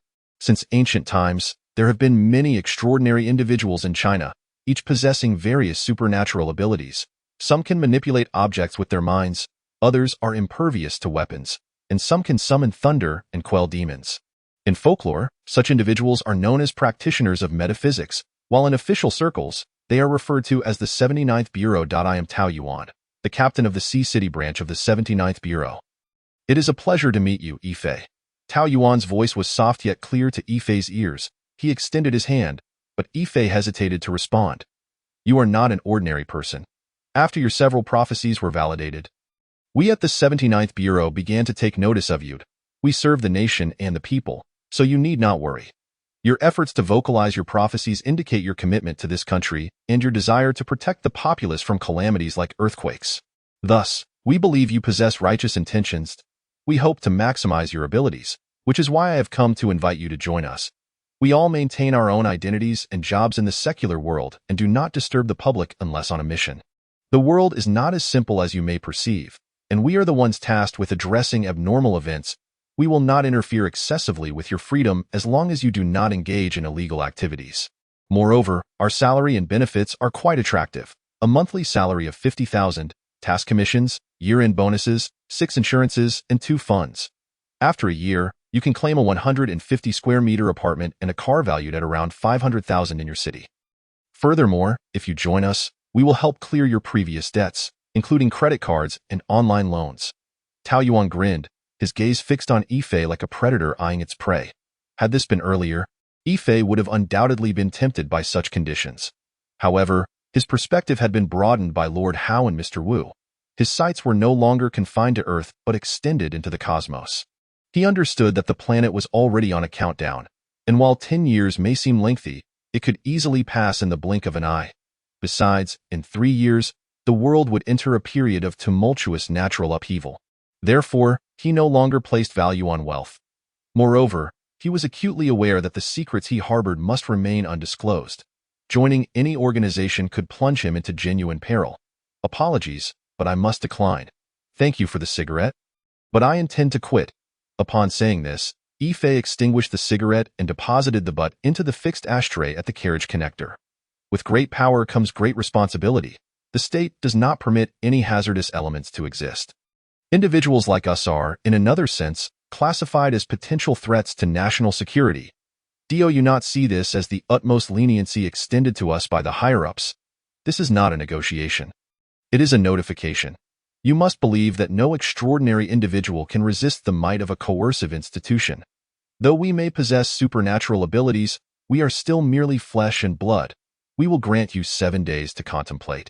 After 7 days, you will either join us, or you will understand what is implied. A glint of coldness flashed in Tao Yuan's eyes, while an even colder glint reflected in Ifei's. He loathed being threatened and chose not to respond to Tao Yuan.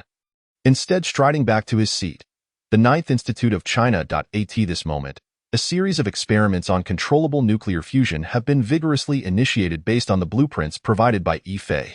As the researchers gradually validate the feasibility of Ifei's designs with various experimental data, everyone yearns to meet the creator of these blueprints. Li Mingchang sits in his office, letting out a sigh. He never anticipated that Ifei, a mere individual with a background in interior design, could impress the entirety of the Ninth Institute, including nuclear technology researchers from the Chinese Academy of Sciences who have dedicated decades to this field. This person truly baffles me, he muses. Ruo Zhengbin contemplates, boldly, do you think the Ninth Institute can refine and implement the entire controllable nuclear fusion technical blueprint based on this framework? Li Mingchang is well aware of Ruo Zhengbin's concerns. Although his daughter, Ruo Shi, has been candid about employing tactics to obtain Ifei's designs, Ruo Zhengbin is undeniably worried that his daughter might genuinely fall for Ifei. After all, despite Ifei's remarkable abilities, he still belongs to the lower strata of society. Recruiting him into the Ninth Institute would contradict his career aspirations, for he understands the significance of social standing. He cannot afford to lose the formidable backing of the Yi family in the capital. Li Mingchang nods thoughtfully. The blueprints provided by Ifei are indeed comprehensive. One might even say they are given without reservation. Though they are merely framework designs, our researchers are all professionals of solid expertise. With these blueprints, within a month, we will be able to construct the first genuinely controllable nuclear fusion apparatus, without the need for Ifei's guidance. Old Ruo, there's no need for such circumspect language in front of me. I understand your thoughts. You are still concerned about your little girl. Ruo Zhengbin concedes with a helpless nod. His daughter has grown up, and her thoughts have become inscrutable to him, yet he remains subtly apprehensive. In the Yi family of the capital, Yi Chenhu sets aside the materials in his hand, which contain the report from Yi Xian regarding this Ifei. This Ifei is rather resilient, yet he is still just an ordinary person. Have we investigated the accounts under his name? Yi Xian nods. He possesses no house or car, and is in debt to the tune of over 900,000, with less than 5,000 in liquid assets. He resides in a small rented room in Sea City's happy community, paying 500 yuan in rent. To evade collection agents, he has already changed his phone number. Yi Chenhu sneers disdainfully. It is surprising to encounter someone living in such hardship. It is truly beyond my comprehension how a person without even 10,000 yuan manages to survive. With that, he taps his pen against the table. Let us add a touch of spice to his already difficult life. Chapter 45. Intimidating collections. Is it Ifei? Where are you now? Ifei has just arrived in Sea City and is on the subway heading to his residence when he receives a call from his landlord. I've just reached Sea City and am preparing to head back. There's something the matter, landlord? He can clearly sense that the landlord's tone is rather unfriendly. I am in your apartment. We need to talk in person. The landlord hangs up, leaving Ifei in a state of confusion. Upon returning to his apartment, he is taken aback. The door and walls are splattered with bright red paint. Ifei, debts must be repaid. It is only fair. Debts unpaid. Parents deceased. The landlord, with a stern expression, confronts Ifei. Ifei, you have caused me considerable trouble. Today, a dozen thugs came here, and all my other tenants are so frightened they have vacated. You must leave immediately. You have 1 hour. If you don't, I will have your belongings thrown out. Ife gazes at the landlord's darkened visage and takes a deep breath. All right, he knows he cannot refute this situation. He did not anticipate that the collectors could trace him here. Also, you are responsible for cleaning all this red paint off the door and walls. Otherwise, your deposit will not be refunded with that. The landlord storms out. Ife, feeling helpless, returns to his room to pack his belongings. Fortunately, he does not have much. A suitcase and a snake skin bag for his bedding suffice. As for the red paint on the walls and door, he decides to ignore it. The wall can be easily repaired with some latex paint from the hardware store, but the paint on the door is impossible to remove without replacing the door entirely, which would be costly. At that moment, the phone rings again. It is Manager Wong from the Tanjo courtyard, the one he had once treated. Ife, what have you done? How much debt do you have? The collectors have come to my office. Why didn't you disclose this when you joined us? Do you have any idea how much damage you've done to our property's image? Although you have indeed helped me, I truly cannot assist you this time. If I were to pursue this matter legally, I could make you pay for it. Forget it. You needn't come to work tomorrow. I remember your trial salary was already paid a few days ago. We are square now. Ife remains silent and hangs up the phone. Dragging his suitcase and the bag containing his bedding, he squats helplessly in a corner. The phone rings again. It is his mother. As he looks at his mother's call, his eyes well up with tears. Son, just now a group of collectors came to our door, saying that if you do not repay your debts, they will evict your father and me and use our house as collateral. What should we do? They gave us only a week. This. Ife can no longer contain himself, tears streaming down his face. Mom, I'm sorry. Please give me a week. I will definitely repay it. Night has fallen over Sea City and rain begins to pour. The winter rain is chillingly cold, seemingly narrating the harsh truths of this world. Ife leans against a bridge, his eyes vacant. He thought he was on the verge of turning his life around. Yet reality has dealt him a crushing blow. Master Hao, Mr. Wu, what should I do? He feels a profound sense of despair, uncertain how he can gather over 900,000 within 7 days. Alas, I never anticipated things would develop this way. The voices of Master Hao and Mr. Wu reflect a similar helplessness. Though they are esteemed figures in the cosmic cultivation civilization and high-ranking scientists in the technological realm, they find themselves unable to assist Ife in resolving this predicament. Must I truly join the 749 Bureau? They promised that if I joined, all my debts would be cleared. Ife muses aloud, but quickly shakes his head. Once ensnared in their web, I would likely be subjected to comprehensive surveillance, perhaps even have a chip implanted in me. At that point, I might unwittingly expose both of you. I would truly become a lamb for slaughter. But I cannot allow my parents to lose their home. I can endure any hardship myself, but I cannot let my parents suffer alongside me. Just then, the phone rings again. It is Team Leader Lee from the Tanjo courtyard. What are you up to, Ife? Ife remains silent. Team Leader Lee bursts into laughter. You're troubled over such trivial matters? Send me your location. I'll come find you. You still owe me a meal. Ife manages a bitter smile as he hangs up and sends his location to Team Leader Lee. Before long, Lee arrives, surveying the area around the bridge with a grin. What is going on? Planning to sleep here tonight? He effortlessly hoists Ife's luggage. Come on, let us go eat some barbecue downstairs. You're treating, I'll cover the bill. This place isn't suitable for sleeping. You should stay at my place tonight. I am divorced and live alone, so you can keep me company. Ife shakes his head. I can't burden you. I don't want collectors showing up at your door tomorrow. Eli grins widely. I am from the military. Do you think I would be afraid of that? Even though Wong has fired you in my eyes, you are still a man. Is that reason enough? It is already late at night, and due to the rain, the barbecue place is not crowded. Ife, you are not an ordinary person. To be honest, I don't care who you are. I value your loyalty and righteousness. You jumped from the 8th floor and ran off to find your girlfriend. You stood your ground like a soldier in a snowstorm. Just for that, you have already earned your place as my brother. I don't have many brothers, but I need you. With that, Team Leader Lee downs a full glass of liquor. He then pulls out a bank card from his wallet. I'm not a wealthy man, but this is my savings from the past few years, 200,000. Although it's not much, it can serve as an emergency fund. First, let us ensure your family has a roof over their heads. We cannot let your parents be homeless. You can stay at my place for the next few days.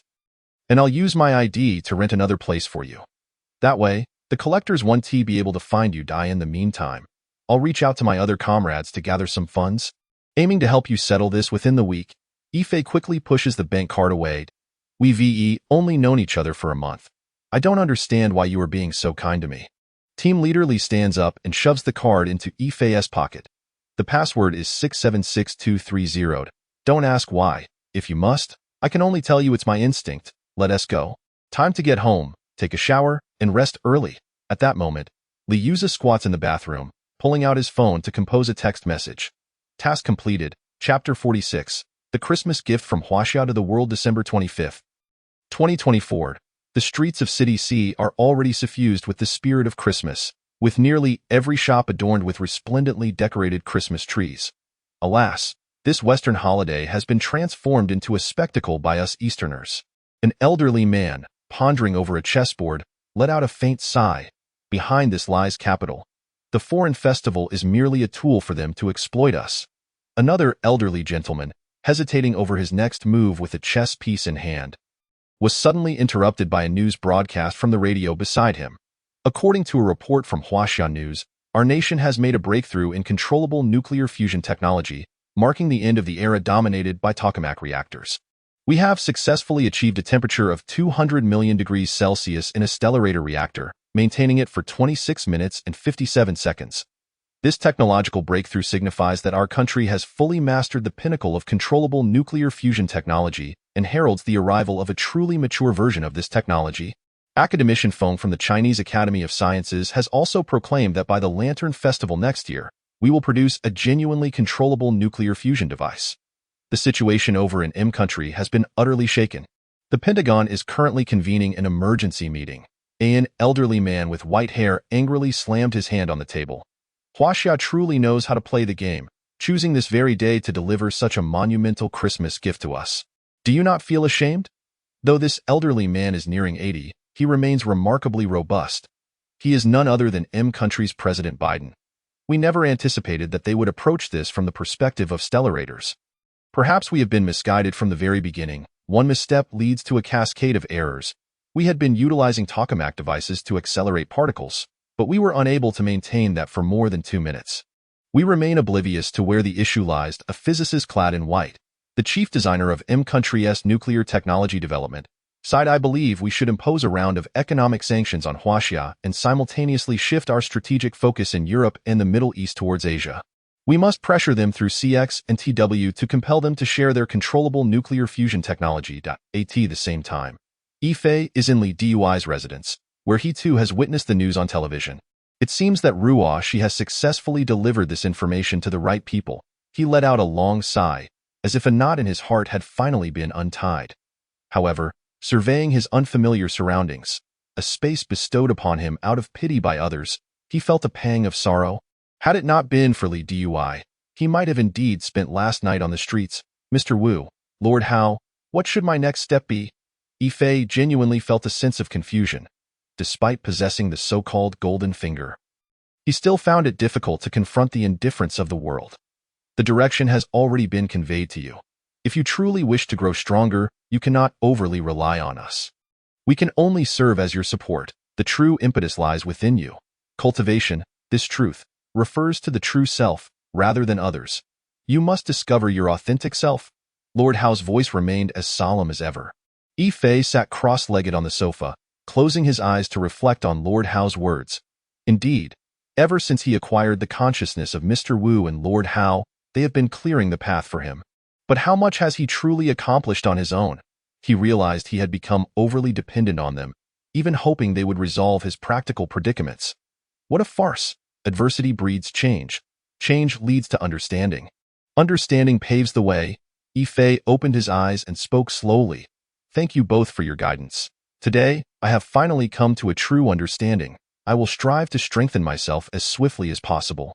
For now, you are my most formidable allies, and in the future, I shall protect you. Though Mr. Wu and Lord Hao did not respond, Ife could perceive their sense of pride in him. I must carefully review my plans. Now that the controllable nuclear fusion technology has been submitted to the state, they will need time to digest and verify it through experimentation. In the realm of technology, There is also the biometal extension technology and artificial intelligence technology. The biometal extension technology has yet to be disclosed, and I must also find a channel for its promotion. Meanwhile, the artificial intelligence technology still requires Mr. Wu's guidance. Once these three aspects are comprehensively achieved, the Earth will truly enter the space age, signifying our formal advancement into a cosmic-level civilization. In terms of cultivation, I need to quickly develop both the yin and yang spirits to attain the golden elixir. I must start with the Taoist sect in Huaxia, truly revitalize my path, so that the civilization of cultivation can flourish on the land of Huaxia. However, at this stage, I believe I should first delve into cultivation.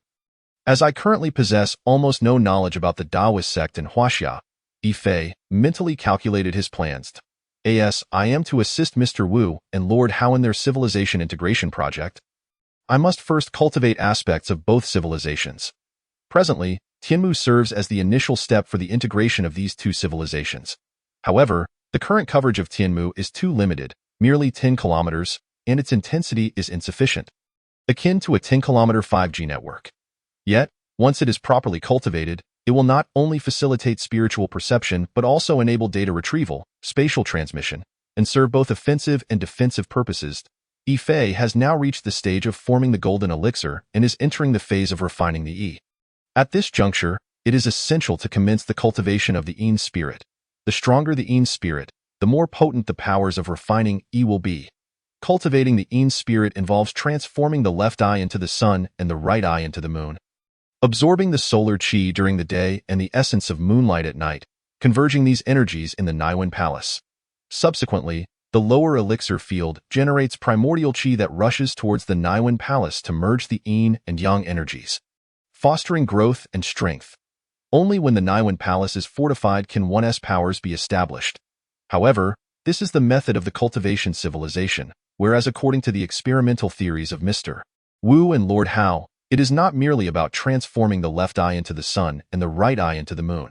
Instead, the left eye directly collects the yin and yang energies to reinforce the Naiwen Palace, which represents cultivation.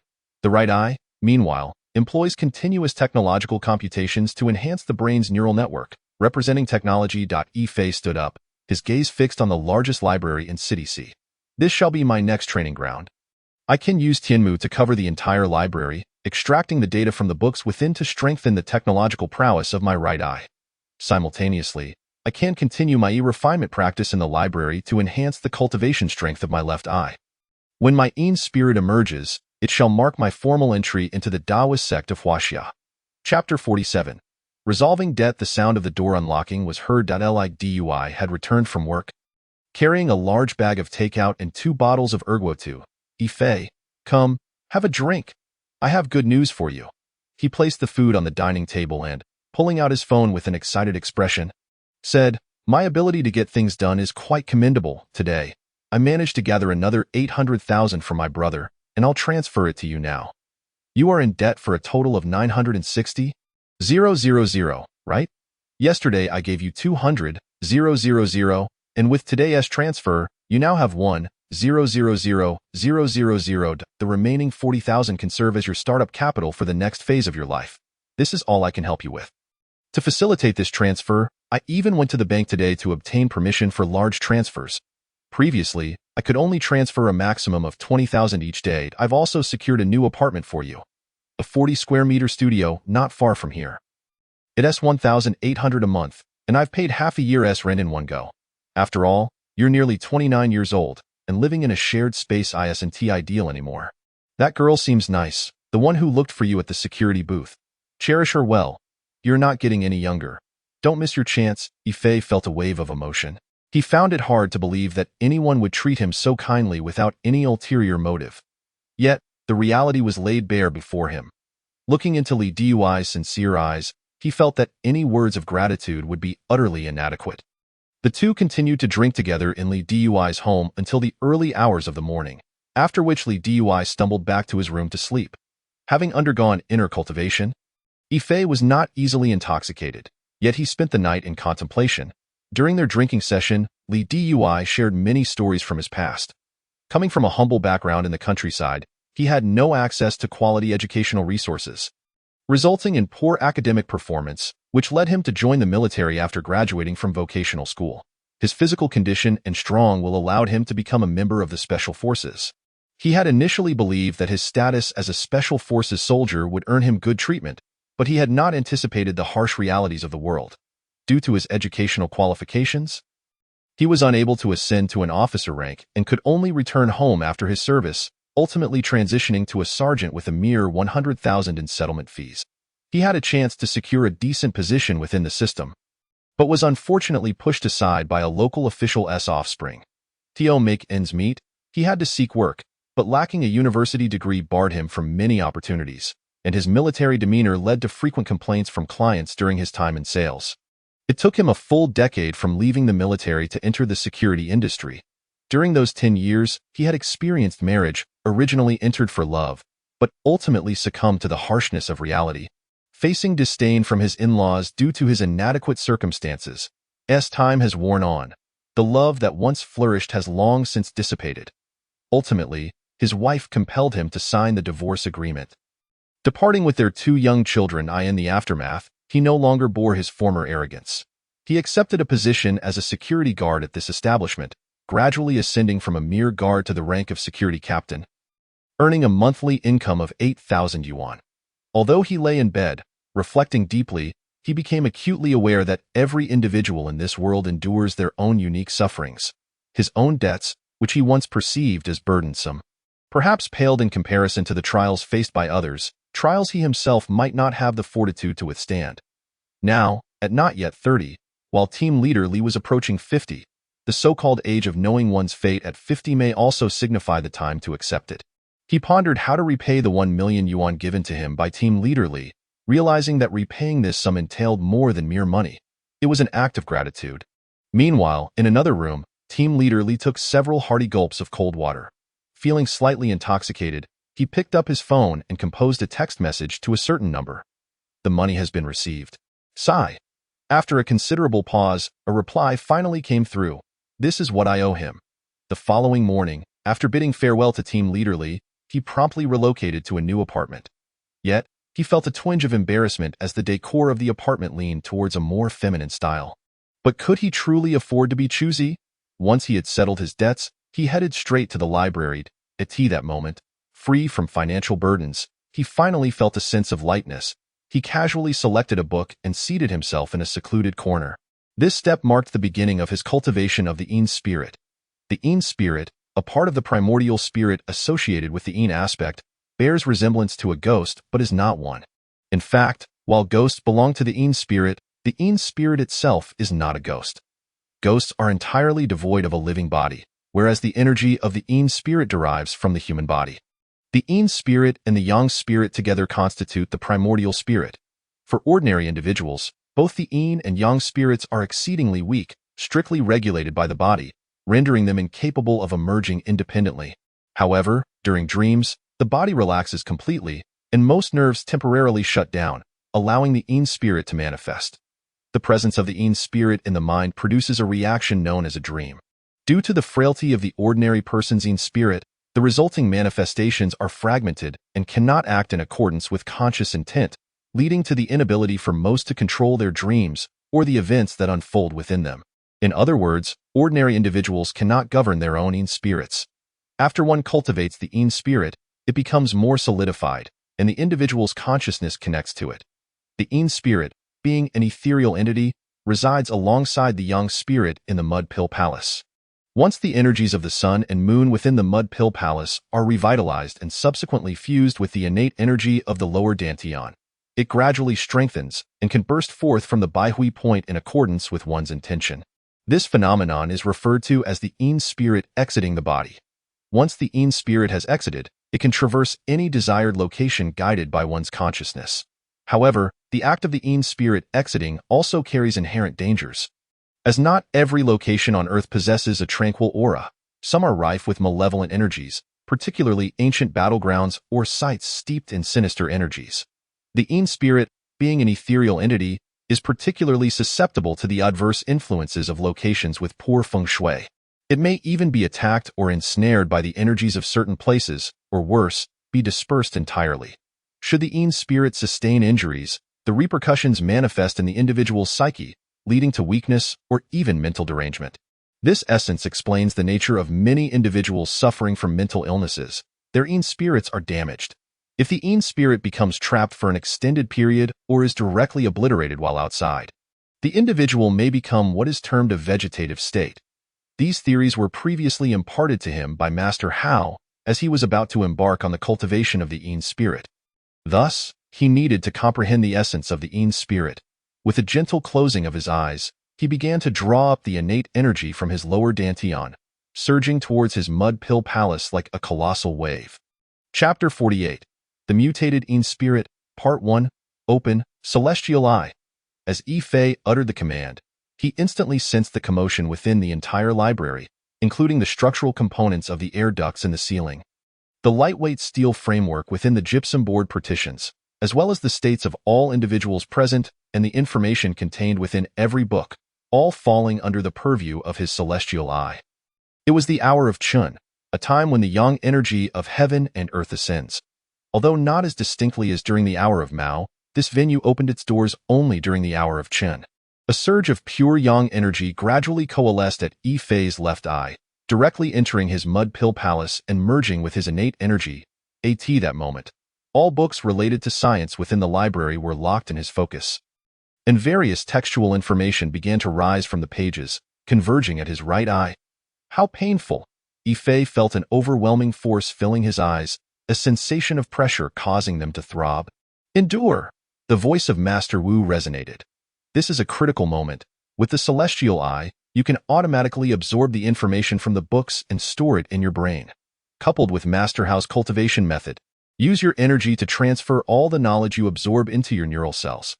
This way, not only can you store vast amounts of knowledge, but you can also digest it through your energy, making it truly your own. If you neglect this step, the knowledge absorbed will not be stored in your neural cells, making it easy to forget, rendering your efforts futile. Yi Fei nodded, enduring the excruciating pain as he continued to absorb the knowledge.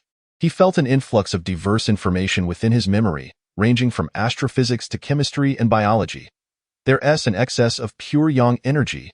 The balance of yin and yang has been disrupted. Open the Yongquan acupoint at the soles of your feet and quickly absorb the earth's yin energy to counterbalance. Master Hao's voice echoed in his mind. As the earth's yin energy entered his mud pill palace, the pain diminished significantly. If an outsider were present, they would observe Yi Fei's left eye emanating a faint red glow, while his right eye shone with a blue light. Your brain's neural cells are rapidly duplicating, exponentially increasing. This is a sign that your brain's capacity is expanding. Maintain this. Master Wu's tone gradually filled with admiration. For several consecutive days, Yi Fei remained in the library from 8 in the morning until 11 at night. During the day, he absorbed the essence of the sun's pure yang and digested various textual information, while at night, he absorbed the moon's pure yin essence alongside additional knowledge. He sensed his mud pill palace becoming increasingly vibrant. Unlike the burning sensation from the lower dantian, the feeling in the mud pill palace was refreshing. Master Hao, over the past few days, I've sensed a cool energy continuously surging towards my Baihui acupoint from within my mud pill palace. Yi Fei slowly opened his eyes, appearing somewhat perplexed. This is your yin spirit, a sign that it is on the verge of exiting. Master Hao replied calmly. However, it still lacks sufficient solidity. Continue to gather energy. The yin spirit must be cultivated to a formidable strength. My standard is that your yin spirit should be able to withstand the energy impact from any location on Earth. In other words, your yin spirit should be able to traverse anywhere on Earth without sustaining any harm. Days passed, and Yi Fei had completely digested all the scientific literature in the library. At this point, he felt he could easily replace a university professor. I feel my yin spirit can no longer solidify. It seems poised to burst forth at any moment. Master Hao slowly opened his eyes. The time is nearly upon us, Yi Fei. Release your yin spirit. At that moment, a surge of power erupted from the mud pill palace, propelling towards Yi Fei's Baihui acupoint. Yi Fei suddenly felt a shift, his body becoming weightless. As he surveyed his surroundings, he realized he was seated at a table in the library. The sensation was dreamlike. He understood that he had successfully cultivated his yin spirit, and his current state was that of the yin spirit exiting the body. Your Yin spirit is quite unique. It is a mutated Yin spirit, Master Hao observed curiously, as if admiring a precious artifact. Yifei, equally intrigued, experienced the world through his Yin spirit for the first time, noting a significant difference from the reality perceived by his physical body. From his Yin spirit's perspective, the colors of the world appeared more vivid, even showcasing hues he could not name. Additionally, he could see the vibrant energies dancing in the air and the flowing energies around the people nearby. The human visual cells can only perceive wavelengths of visible light from 380 to 780 nanometers. But once liberated from the confines of the physical body, the Yin spirit's perception expands approximately 20-fold. In Yifei's case, it had expanded 100-fold, allowing him to sense the flow of dark matter. Go ahead, Master Wu instructed. Within the range of your celestial eye, it is the safest. You can explore. Your celestial eye has undergone changes since you cultivated your Yin spirit. Your coverage should now extend to 100 kilometers. Master Hao replied. Yifei sensed an expansion in the reach of his celestial vision, which seemed to have become even clearer than before. How could he make his Yin spirit act? He realized he was unable to command the Yin spirit. With consciousness, wherever your awareness goes, your Yin spirit follows. Lord Hao continued to respond, while Yifei gazed at the blissful community where he had previously resided. Suddenly, a thought struck him. He felt the surroundings distort, and when he opened his eyes again, he found himself in the place where Ruashi used to live. It remained desolate, and Ruashi's presence had nearly faded away. The wave of melancholy washed over Yifei as he turned his gaze towards the capital, wondering if Ruashi was at home. The environment shifted once more, and in the blink of an eye, he found himself in a cozy room where Ruashi was daydreaming on the sofa. Yifei approached her gently. In a daze, he felt as if the real him had arrived in her room, rather than just the Yin spirit. He softly brushed her hair, but his hand passed through without making contact. In his current Yin spirit state, he was unable to touch physical entities. That moment, Ruashi suddenly stood up, her eyes directed towards Yifei. Am I hallucinating? I think I saw Yifei. Yifei was equally startled when Lord Hao's voice rang out. Your Yin spirit is more substantial than that of ordinary individuals. When you concentrate, you can easily be perceived by others. Yifei nodded, his gaze shifting to the starry sky. He wondered what the universe looked like. The environment around him transformed again, and when he opened his eyes, he found himself amidst a vast expanse of stars. Suddenly, a dark energy field shot towards him, and he felt an overwhelming chill. Concurrently, Lord Hao and Mr. Wu's urgent voices echoed, Danger! Return immediately. What prompted you to venture into the universe? Chapter 49. The Mutated Yin Spirit, Part 2. Yifei was indeed taken aback. At this moment, his Yin spirit had returned to his physical body. The universe was filled with various radiations and extremely dangerous energies. If he had delayed even slightly, his Yin spirit might have been extinguished in the cosmos, leaving him a true vegetable. Mr. Wu's voice was filled with reproach. Currently, your Yin spirit state cannot even enter certain areas on Earth. You must continuously refine your Yin spirit. Lord Hao sighed. The essence of the Yin spirit is Yin, and the best time for cultivating the Yin spirit is from dusk until the end of dawn. You still have 40,000 yuan, so later, visit a jade store to purchase some jade stones. I will teach you how to arrange a qi gathering formation. During this time, you need to project your Yin spirit into the formation, allowing it to absorb the essence of moonlight while your physical body begins to cultivate the Yang spirit. Once you successfully cultivate the Yang spirit, your body will undergo a true metamorphosis, making you impervious to conventional weaponry on Earth. Yifei nodded, filled with anticipation. He believed that once he cultivated the Yang spirit, he could truly stand above humanity. Does my Yin spirit have any other functions besides leaving my body? Lord Hao smiled mysteriously.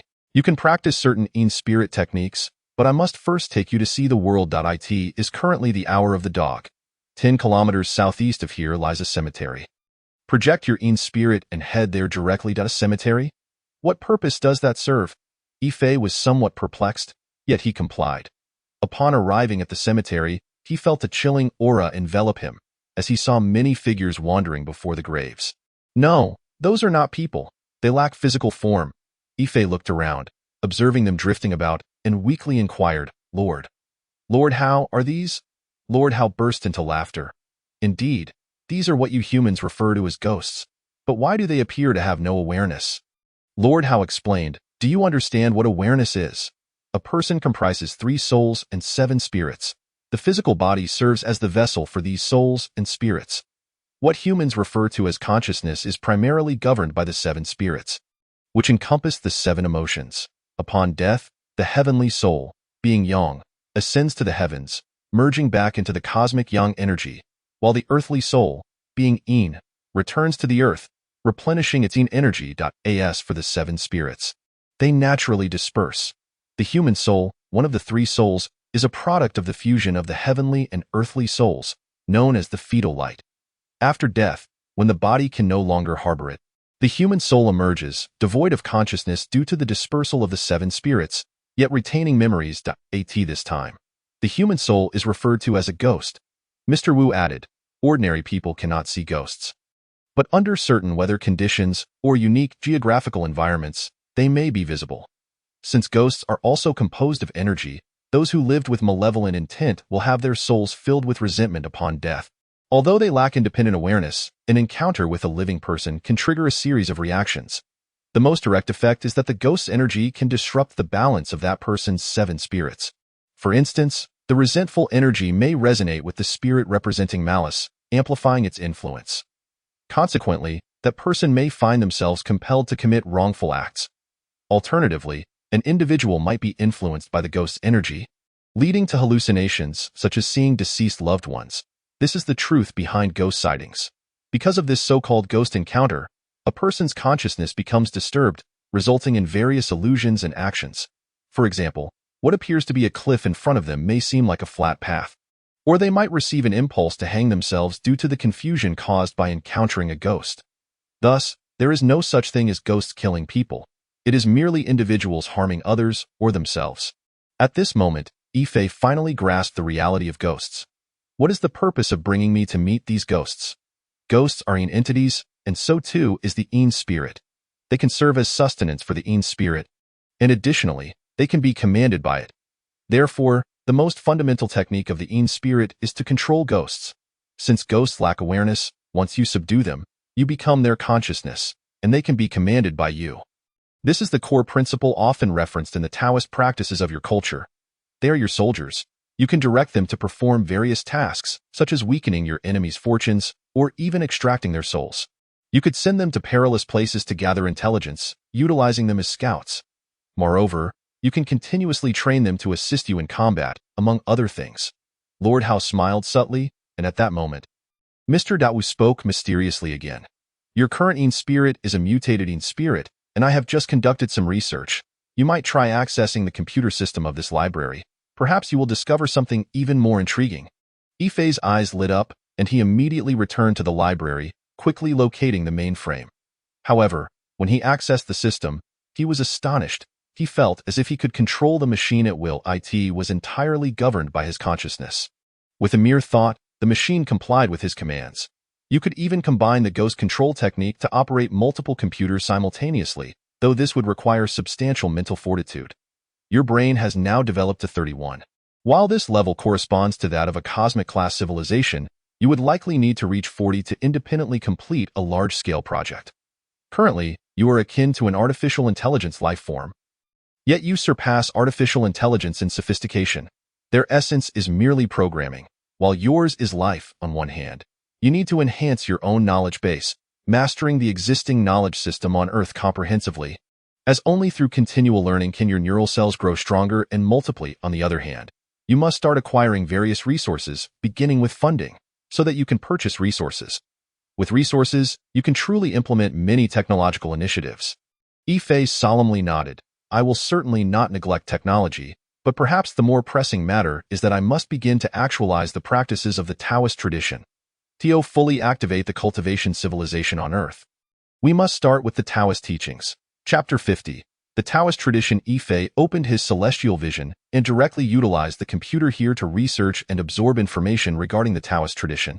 So it is. The Taoist tradition, also known as Taoism, is a religious sect founded on the principles of Taoist philosophy.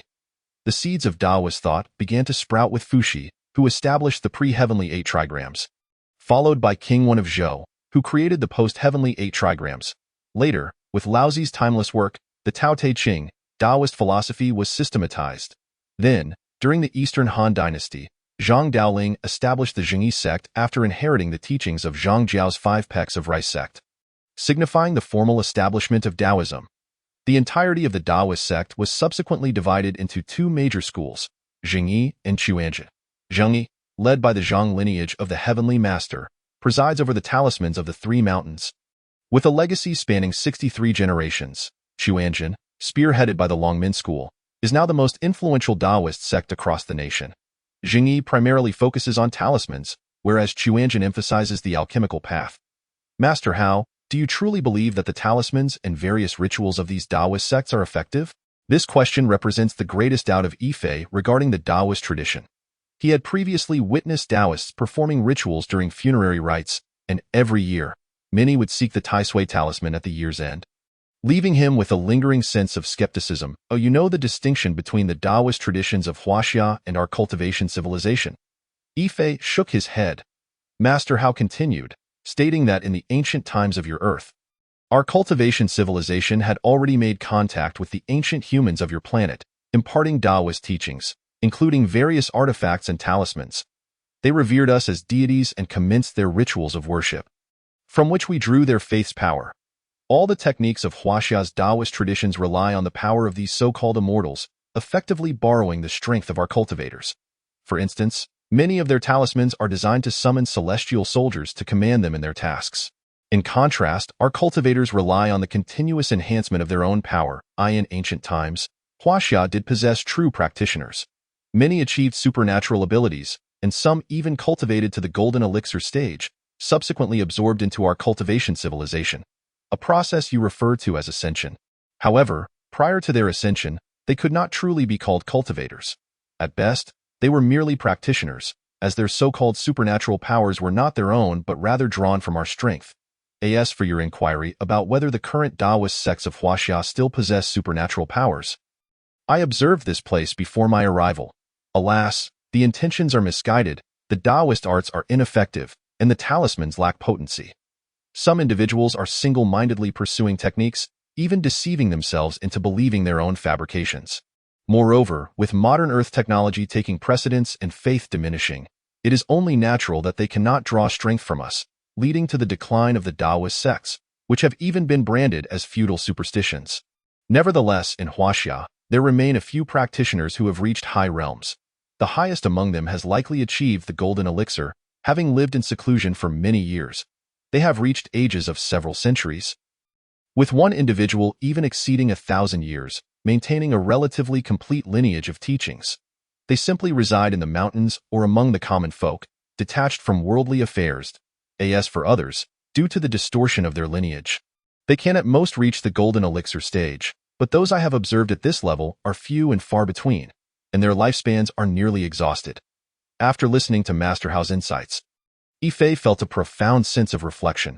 Upon returning to his residence, he began contemplating how to enter the Taoist circle, for only by doing so could he truly implement his plans. A smile suddenly graced his lips.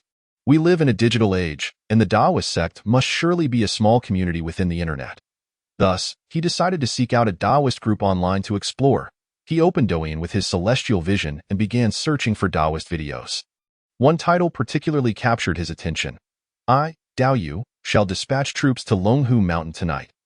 This video was posted by a Taoist from an unknown sect, showcasing a ritual altar adorned with various small flags. The individual declared his disdain for a certain entity and proclaimed his intention to summon his troops to attack Longhu Mountain that very night. Yifei frowned, perplexed by the juvenile demeanor of the contemporary Taoists. He opened the comments section, where a mix of ridicule and admiration flourished. Does the term dispatching troops refer to the Taoist concept of summoning spirits? Yifei inquired. Indeed, in the traditions of Huaxia, the term troops refers to the summoned spirits, which are often those that have been subdued for servitude, the most notable being the Wuchang military. Master Hao replied. Yifei pointed to the jars sealed with talismans beneath the altar in the video. Are there truly spirits sealed within these? I sense nothing. These are mere tricks of deception. The jars contain nothing but ordinary contents. Master Hao expressed his bemusement at the video. This individual has even taken to live broadcasting. Yifei, intrigued, decided to join the live stream. In the broadcast, the individual known as Dao Yu donned a plain Taoist robe, busily arranging items at his altar. This is my 5 thunder command, forged from thunderstruck wood. It was passed down to me by my deceased master. My family can take a good look at it. This is my ghost binding rod. Observe its lacquered finish and the vermilion within. And here is my command flag. Capable of summoning celestial generals, fellow Taoists, witness how I shall vanquish Longhu Mountain tonight. The live chat erupted with various comments, some critical and others praising. Yifei felt a sense of disbelief. This portrayal of the Taoist world was not at all what he had envisioned. He had imagined the Taoist realm as a serene place, even within the digital realm, evoking tranquility. Yet, the videos he had just watched depicted a scene of boasting and mockery of other sections. Unable to contain himself, Yifei directly commented in the live chat, "There is no trace of spiritual energy emanating from your spirit jars, and your altar lacks any semblance of vitality. Yet you speak of dispatching troops to Longhu Mountain? You seem rather juvenile." At that moment, Dao Yu caught sight of Yifei's comment, his expression darkening instantly. He bowed towards the camera. "Esteemed Taoist, I suspect you have never truly experienced the world. Dare you join me for a live discussion? I shall allow you to experience what it means to be part of the Shinmen." The chat exploded with excitement, the viewership skyrocketing from over 5,000 to more than 10,000. Comments flooded in, urging Yifei to accept the challenge. "Are you afraid? Let us see the might of Dao Yu. Be careful. The world is not as simple as you imagine. Hurry up and join the discussion. Tonight shall be lively." Yifei smiled slightly. Tonight would mark the first battle of his entry into the Taoist realm, allowing these juvenile Taoists to witness the true nature of reality. He responded, "Very well. I await your demonstration. Eager to see what kind of world you will show me." Chapter 51. Unmasking the deception, then allow me to broaden your horizons, dear Taoist. Yifei replied with a hint of amusement. Dao Yu's expression darkened. "Do you believe I can discern your surname without asking?" Yifei narrowed his eyes, intrigued. "How so?" Dao Yu produced several cards, each densely filled with surnames. "Do you see? Find the card that bears your surname." "I shall not peek." Yifei cooperatively selected a card inscribed with his surname. "Good." Dao Yu then retrieved a 9-grid paper plate filled with surnames. "Place your chosen card in the corresponding section, and I shall divine your surname." Yifei scanned the plate and located the section matching his surname. He pointed to the upper left corner and placed the card within. Dao Yu smiled mysteriously, placing the card in its designated section, then closed his eyes, gesturing as if calculating something. Suddenly, he opened his eyes and proclaimed to the screen, "If I am not mistaken, your surname should be E, correct?" The chat buzzed with activity. It's time to reveal the truth. "What is his surname? This is rather impressive." Yifei chuckled. "Indeed, my surname is E." With that, he held up his ID card, obscuring all but his surname for the camera. Dao Yu, upon hearing this, declared triumphantly, "We are not acquainted. You are merely a random internet user, not one of my plants, correct?" Yifei replied, "We are strangers. The notion of plants is irrelevant. So, do you concede?" Dao Yu's eyes gleamed with victory. "Next, I shall show you what it means to summon the Yin spirit. You will personally experience the sensation of your soul being captured by my Yin spirit." With that, Dao Yu closed his eyes, murmuring incantations, simultaneously producing a talisman paper which he ignited in the candle flame before his altar. Yifei furrowed his brow slightly, for at that moment, he indeed sensed a faint surge of Yin spirit energy emanating from Dao Yu. It appeared he possessed some skill. Yet, the voice of Master Hao echoed in his mind. After all, he practices a relatively orthodox lineage of Huaxia's Taoist arts, but he has not truly cultivated a Yin spirit. His physical constitution is too weak to contain his own Yin spirit, leading it to wander freely. The ability to summon a Yin spirit is something many within Huaxia's Taoist tradition can achieve, including those who call upon spirits. However, they often neglect the foundation of their own cultivation in pursuit of techniques. The body is, without a doubt, the foundation. Yet he lacks even the most fundamental groundwork, merely relying on esoteric arts to activate his Yin spirit and dispatch it. Moreover, his Yin spirit is likely inferior to a mere weak ghost soldier. Easily ensnared in places where the feng shui is even slightly amiss. At this moment, the barrage of comments was left in astonishment. "I asked this for real. This Taoist actually possesses some skills. My worldview has been utterly upended. Can he truly foresee the future?" What is this summoning of the Yin spirit? This is a grand art within Taoist techniques. It is said to have the ability to comprehend matters from 1,000 miles away. Yifei, on the other hand, merely scoffed. Have you not discerned the flaw? This is merely a trick of the wandering world. Initially, the paper card he presented contained 20 surnames, and mine was indeed among them. Subsequently, he requested I place that card into the corresponding 9-square grid featuring my surname. However, have you not noticed that apart from the character E, every other character in that card and the grid is unique? Therefore, as long as he memorizes the characters in each grid, he can easily ascertain my surname by locating the matching character, which happens to be my surname. Upon finishing, Yifei observed Dao Yu's complexion turning increasingly pale as he incessantly clicked in the background, attempting to expel Yifei from the live broadcast. Yet, at that moment, Yifei's Yin spirit had already infiltrated Dao Yu's phone, taking control of its system. Are you not a Taoist master? Allow me to demonstrate what true Taoist arts entail. Did you not wish to send your troops to raid Longhu Mountain? You claimed you wanted to summon the Yin spirit to bind me. I believe many of you have never encountered a genuine Yin spirit. Have you? The number of viewers in the live broadcast was rapidly approaching 100,000. Yifei, connected live, slowly extended his left hand and formed a gesture. Dao Yu gazed in bewilderment at Yifei on the screen, unable to discern his features due to a black mask obscuring his face. Judging by his attire, he did not appear to belong to the Taoist sect, and his home lacked the distinct decorations typical of Taoist practitioners. The gesture he formed was unfamiliar to Dao Yu. Suddenly, Yifei opened his eyes wide. Dao Yu, take a good look behind you. A chill ran down Dao Yu's spine as he sensed a pair of eyes fixated on him from behind. Realizing that he was not alone in the room at that moment, the barrage of comments resumed. Look, behind this Taoist, there seems to be a shadowy figure. Do you see it? Goodness. It seems so, but all we can make out is a silhouette. Yet I am certain it is human. Could it be that this fake Taoist has provoked a real one? Has that Yifei, connected live, unleashed his troops upon Dao Yu? How terrifying. Is there truly such a thing as ghosts in this world? Goodness, I think I just saw a ghost. Look, that silhouette appears to be becoming more defined. At this moment, Yifei's Yin spirit was continuously gathering energy, naturally becoming more substantial. This transformation was witnessed by the audience of 100,000. Dao Yu slowly turned his head, revealing a masked figure with cold eyes standing before him, unmistakably the very Yifei he had been connected with in the broadcast. Chapter 52. The Yin spirits, my goodness. That apparition has solidified. Is this not the individual I was just connected with? Wearing a mask and dressed in black? Meanwhile, Yifei's Yin spirit gradually approached Dao Yu, slowly extending its left hand toward the crown of Dao Yu's head. A bluish-green shadow erupted from Dao Yu's crown, and at that moment, his eyes rolled back, his head tilted back, and he slumped in his chair. The audience could only see the vague silhouette of Yifei's Yin spirit, unable to perceive the bluish-green energy emerging from Dao Yu's head. Yet Yifei understood that this was Dao Yu's soul. Although Dao Yu's body had fainted, his consciousness departed with the extraction of his soul. Witnessing his own slumped figure in the chair, however, he soon felt a tightening in his throat, as though a hand, akin to a vice, was firmly gripping it, and the owner of this hand was none other than Yifei's Yin spirit.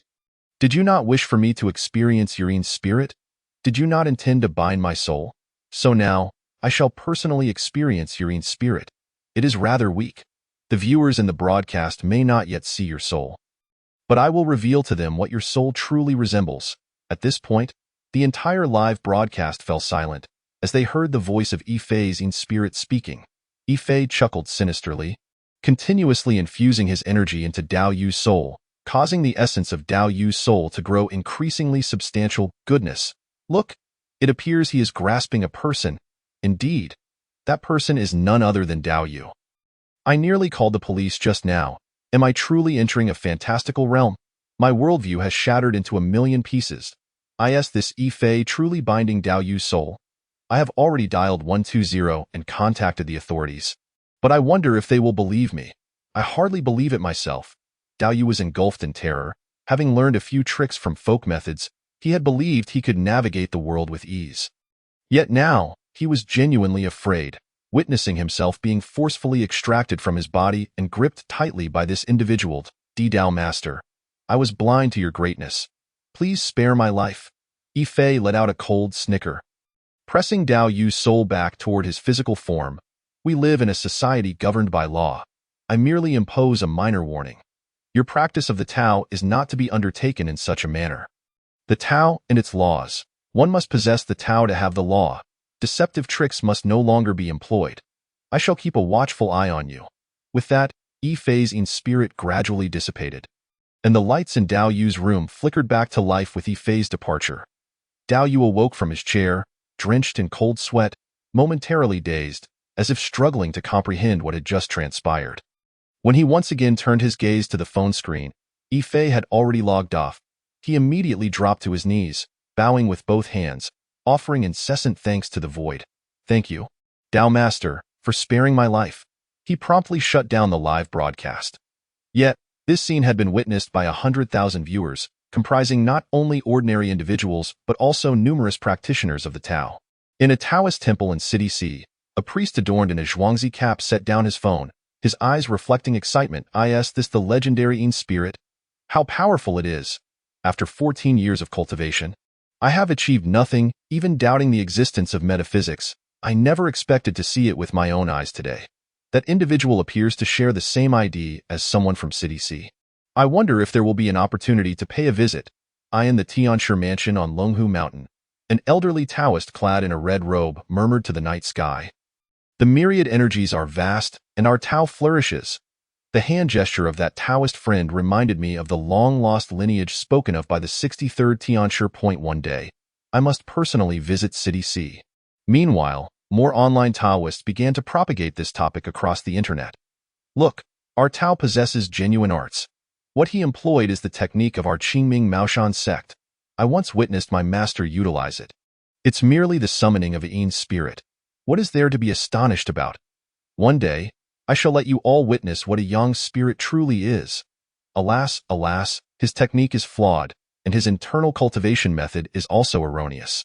How unfortunate! Yifei observed the various comments on his phone, sneering. They are using my incident to hype themselves. He then scrolled through his Douyin account, astonished to find nearly 30,000 followers, the majority being practitioners of the Tao. Alongside a considerable number of ordinary individuals, numerous private messages flooded in, the most frequent inquiry being about his lineage and whether he had time for a visit. However, Yifei remained indifferent, for he had not anticipated the surge of attention he would garner during the live broadcast. The abrupt rise to fame caught him completely off guard, leaving him at a loss for how to respond. It is, in fact, thanks to the Taoist named Dao Yu that he has begun to establish his reputation. Perhaps it is now time for him to refine his public persona. In the 9th Academy, Li Mingchong gazed quizzically at the information displayed on the screen. Yifei had managed to create quite a stir on Douyin today. And when coupled with his previous cultivation activities in that residential community, it was nearly certain that he was intricately connected to the realm of the Tao. Furthermore, it appeared he had already acquired a certain level of Taoist skills. Beside Li Mingchong stood an elderly gentleman clad in traditional Tang attire. This elder, sporting reading glasses and devoid of a beard, had eyes that sparkled with wisdom. Zhang Daozhang, do you believe this individual is utilizing techniques from your Taoist tradition?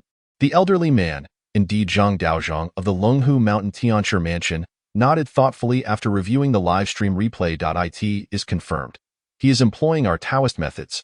What he has demonstrated is the summoning of the Yin spirit. However, typically, a common Taoist would not allow their Yin spirit to be seen by ordinary people, as it is an ethereal form. Yet, his Yin spirit was visible to everyone in the live stream, indicating that it is almost indistinguishable from a physical entity. He may very well be the first true alchemist I have encountered. In my youth, I witnessed the Yin spirit of the old Tianshi possess such a cohesive power. But he later departed for Taiwan with the old Jiang. Moreover, his hand signs appear to be more refined than what I observed from the old Tianshi. This individual's lineage is undoubtedly profound. Chapter 53. The theory of Yang spirit. The summoning of the Yin spirit is indeed a Taoist art. Yifei's true background likely lies within the realm of Chinese Taoism, and tonight he seems unwilling to remain concealed any longer. Yichenhu placed his teacup down, a glint of determination flashing in his eyes. Father, it appears this individual may be difficult to subdue. What do you think? Yichenhu shot a glare at Yixian. He has likely aligned himself with Ruo Jingbin's faction. Now that the Ruoff family has acquired his controllable nuclear fusion technology, their standing before number one is reaching new heights. Although next month my brother Yifeng will marry the Ruoff family princess. This union is essentially a contest of power between our two families. Our Yi family, while financially robust, risks being overshadowed by the Ruoff family if they continue to grow unchecked. Even after the marriage, we may find ourselves subjugated or even absorbed by them. This is not the outcome I desire. The purpose of the marriage is not mutual advancement, but rather consolidation of power. Who ultimately prevails will depend on the capabilities of each side. After all, two tigers cannot coexist on the same mountain. Xian nodded, producing her phone and handing it to Yicheng. By the way, I just received intelligence that Yifei's debts have been entirely resolved. Could the Ruoff family be providing assistance? Yicheng glanced at the phone and fell silent for a moment. Yifei undoubtedly hails from humble beginnings, and it is possible he has received guidance from a secluded Taoist master in the depths of the mountains, which has bestowed upon him these abilities.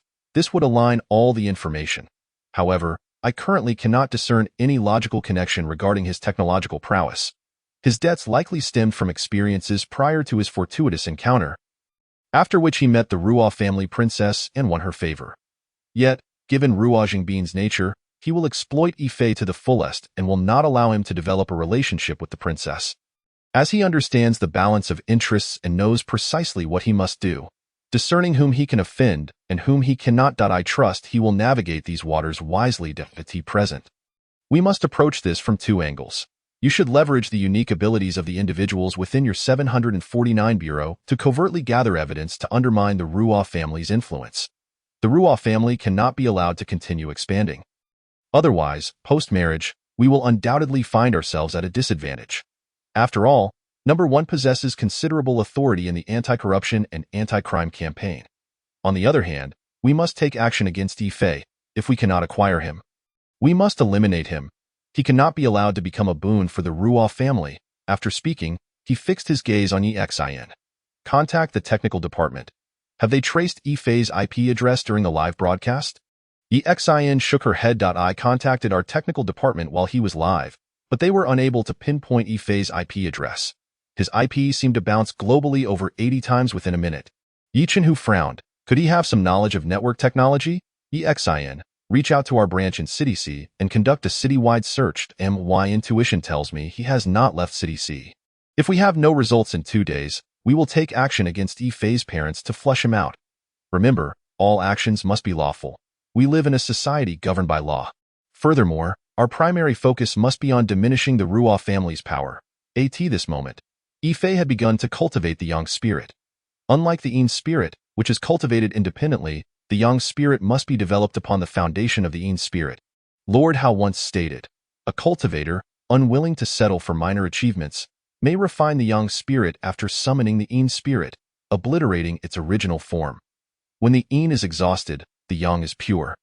And the true practitioner manifests, forgetting the self, emptying the heart, and within the void, if nothing is born, one may transform the mortal body into a spiritual one, turning the ordinary into the transcendent. In ancient China, only those who cultivated the Yang spirit could be deemed true practitioners. Moreover, Mr. Wu has also mentioned that the so-called physical body ultimately belongs to the material realm.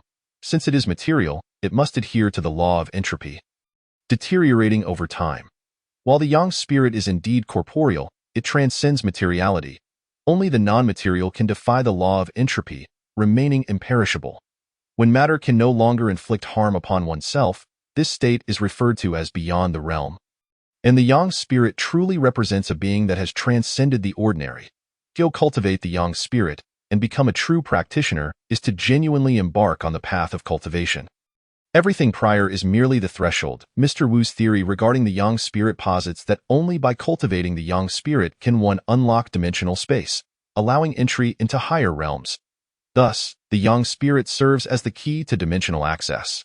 Following the broadcast, Lord Hao had imparted the methods for cultivating the Yang spirit to Yifei.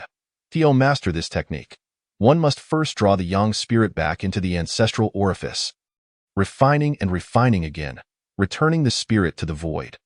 The Yang spirit, when perfected, generates luminous fire, permeating the body's 100 acupoints, with the Yang flames soaring upwards, penetrating from the soles to the crown, refining the body into the yang spirit, allowing divine light to radiate.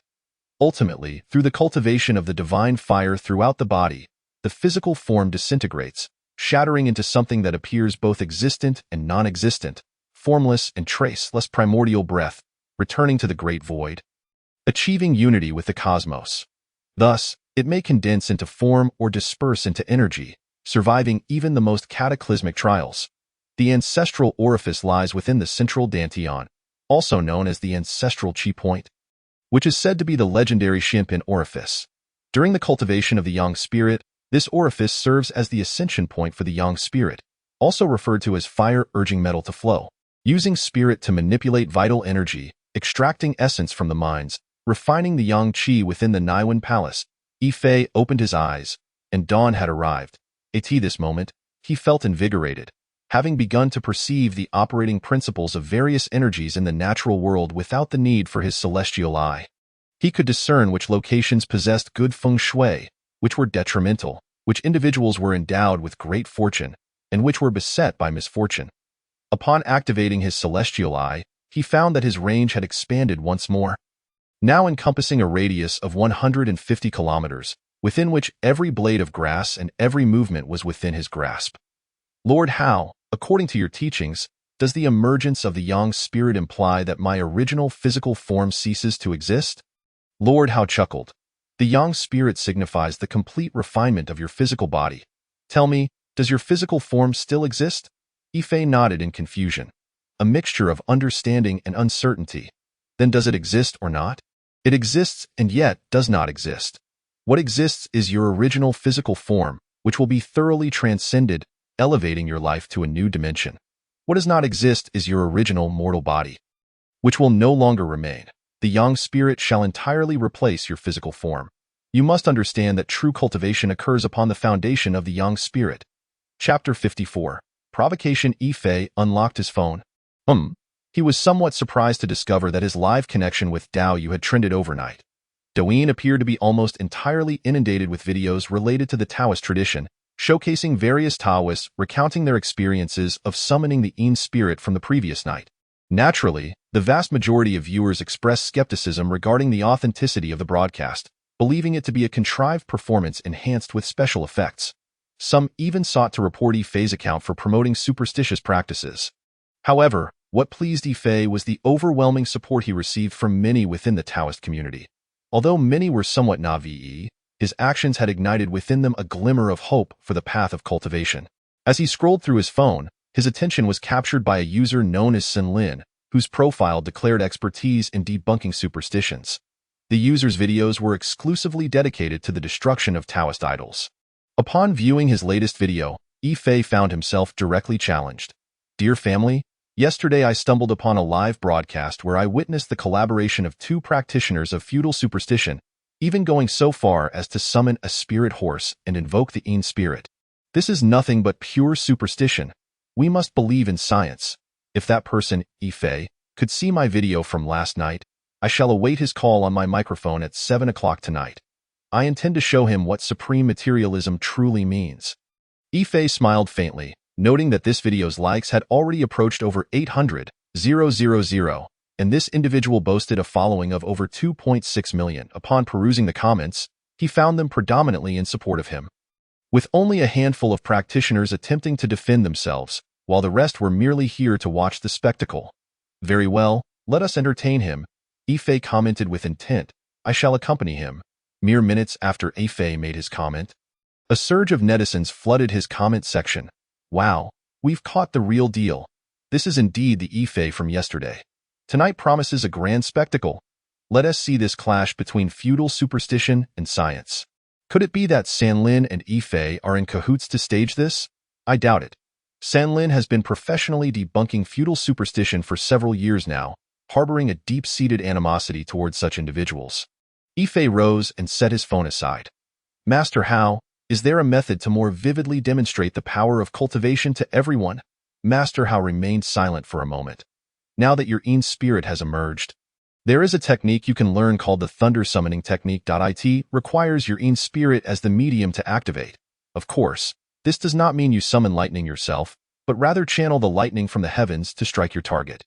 The prerequisite for this technique is the weather.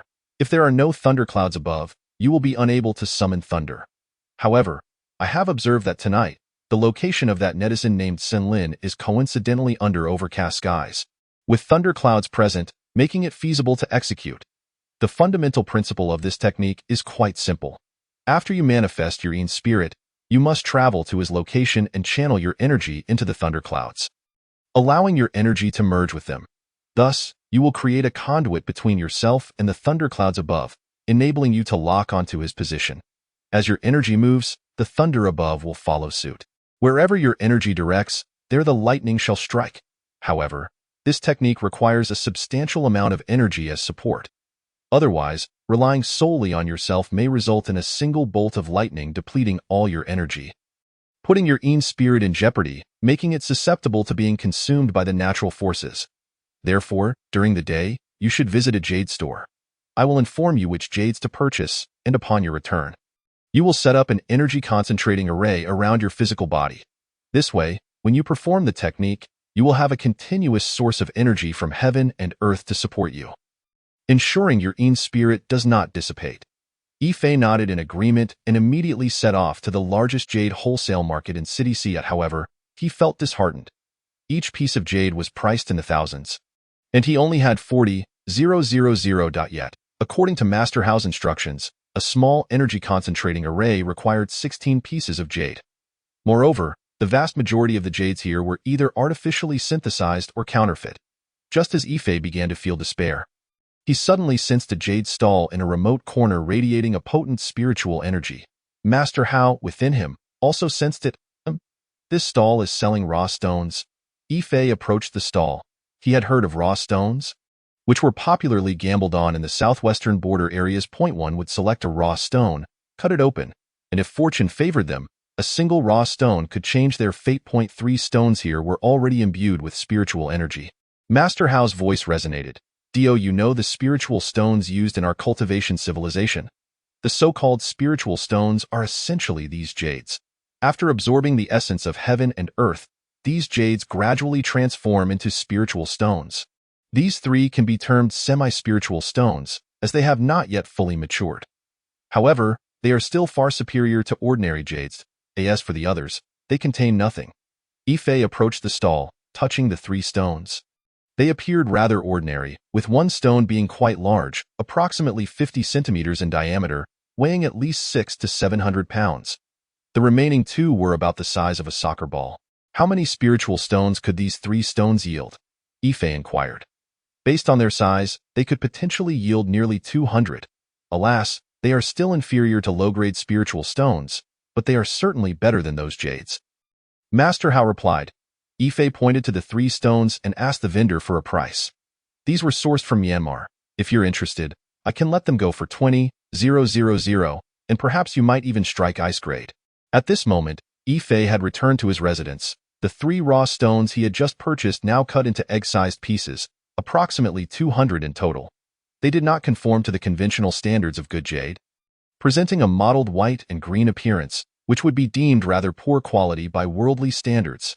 Yet, unbeknownst to anyone, these were on the verge of developing into spiritual stones for the cultivation civilization.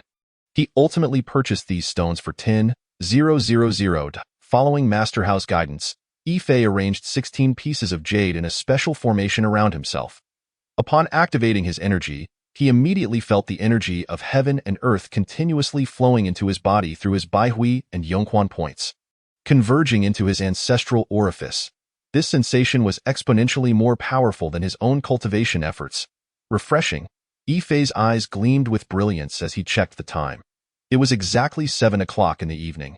He opened his phone and directly searched for the individual named Senlin. At that moment, Senlin had already begun his live broadcast, vociferously berating Yifei. Yifei smiled faintly. I have arrived. Chapter 55. The Ninefold Thunder Summoning Technique Shatters Netizens' Worldviews, Part 1. Senlin was then reclining in his esports chair, speaking animatedly to the screen. Dear friends, when we confront feudal superstition, what we must do is face it head-on and shatter it. Everyone must believe that there are no mythical creatures in this world. Last week, I visited a spirit summoning hall and smashed their Black Mother statue, which had been consecrated, and look, Am I suffering any consequences today? Not at all. So, wasn't Ife claiming he would summon his Een spirit? Tonight, I await him here to witness what Een spirit truly is. I am so frightened. Haha ha. As Ife sent that comment, the live chat instantly erupted. Due to Sanlin challenging Ife in the morning video and Ife responding to the challenge, this matter quickly gained traction online. Now, the entire live stream had surpassed 700,000 viewers and was still climbing. Ife has arrived. He has come. He has come. It is he. It is he. The ultimate battle between metaphysics and technology was about to unfold. Ife sneered. May I join the discussion? Sanlin's eyes glinted coldly. Oh, you truly dare to come. I can hardly wait. Do you know that? With that, he immediately invited Ife into his live stream. Ife appeared on screen, maintaining the same look as yesterday, dressed entirely in black and wearing a black mask. Esteemed friend, what delicacies do you wish to share with me today? I assure you, whatever you offer, I shall consume it all. Do you require my birth date and real name? If so, I can readily accommodate. Sanlin's voice grew increasingly shrill. You truly are blissfully ignorant. The Taoist traditions of Huaxia, although they contain many charlatans, do not imply that Huaxia Taoism is merely a haven for tricksters. You can only blame the cultural invasion of Western materialism for eroding the minds of individuals like you, leading you to worship the West, prioritizing wealth above all, and having no moral compass. Today, I shall let you witness what Huaxia Taoism embodies. Ife's words instantly stirred a storm online, with even some of Sanlin's fans beginning to applaud Ife. Countless practitioners expressed their emotions in tears. Yet the audience remained rational, for words are one thing, actions another. Sanlin scoffed that it is the West that has brought us true civilization. The backward civilizations are mere dross, do you understand? Our attitude towards dross should be to discard it into the trash bin. I am not saying that Huaxia civilization is inferior. Rather, it possesses too much dross. We must absorb the excellent aspects of Western culture, combine them with our own superior culture, and eliminate all the dross. For instance, feudal superstition is indeed the dross of Huaxia civilization. So, allow me to witness your feudal superstition. Ife adjusted his mask. The culture of Huaxia Taoism has a profound history, but your understanding remains woefully superficial. There exists a technique known as the Thunder Law. However, my Thunder Law does not involve summoning celestial troops, but rather the true art of thunder. Upon hearing this, Sanlin burst into laughter. You truly believe you have the Thunder Law? I previously visited Maoshan to have them demonstrate their so-called Thunder Law. Guess what happened? I felt nothing at all. Isn't this nonsense? I once genuinely believed that he could use some palm thunder to make me experience the sensation of being struck by lightning. They are all nothing but fraudsters. The entire Taoist community can be branded as charlatans, exploiting the common people with feudal superstitions to amass wealth. At this point, the barrage of comments truly erupted. Everyone began recounting their own tales of deception. I felt Forrest was right. On one occasion, a Taoist priest told me that I would don a yellow robe in the future, and lo and behold, I ended up as a delivery person for Mate 1. The comments above had me in stitches. In truth, I had placed my utmost trust in a Taoist, a member of the Luo lineage, who claimed he would help me resolve my financial woes and replenish my wealth, costing me 3,000 yuan. And what was the result? This year, I find myself in debt to the tune of 500,000. How outrageous! Later, when I sought out that Taoist, I inquired about my financial reservoir. He blocked me, asserting that my heart lacked sincerity. In reality, these Taoists revel in mystique.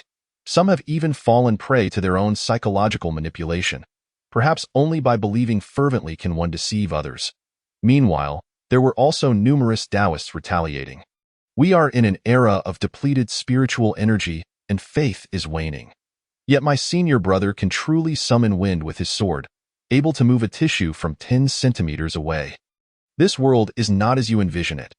The netizens quickly divided into two opposing factions, hurling insults at one another, but the Taoists found themselves retreating repeatedly, seemingly devoid of any factual basis for their counterarguments.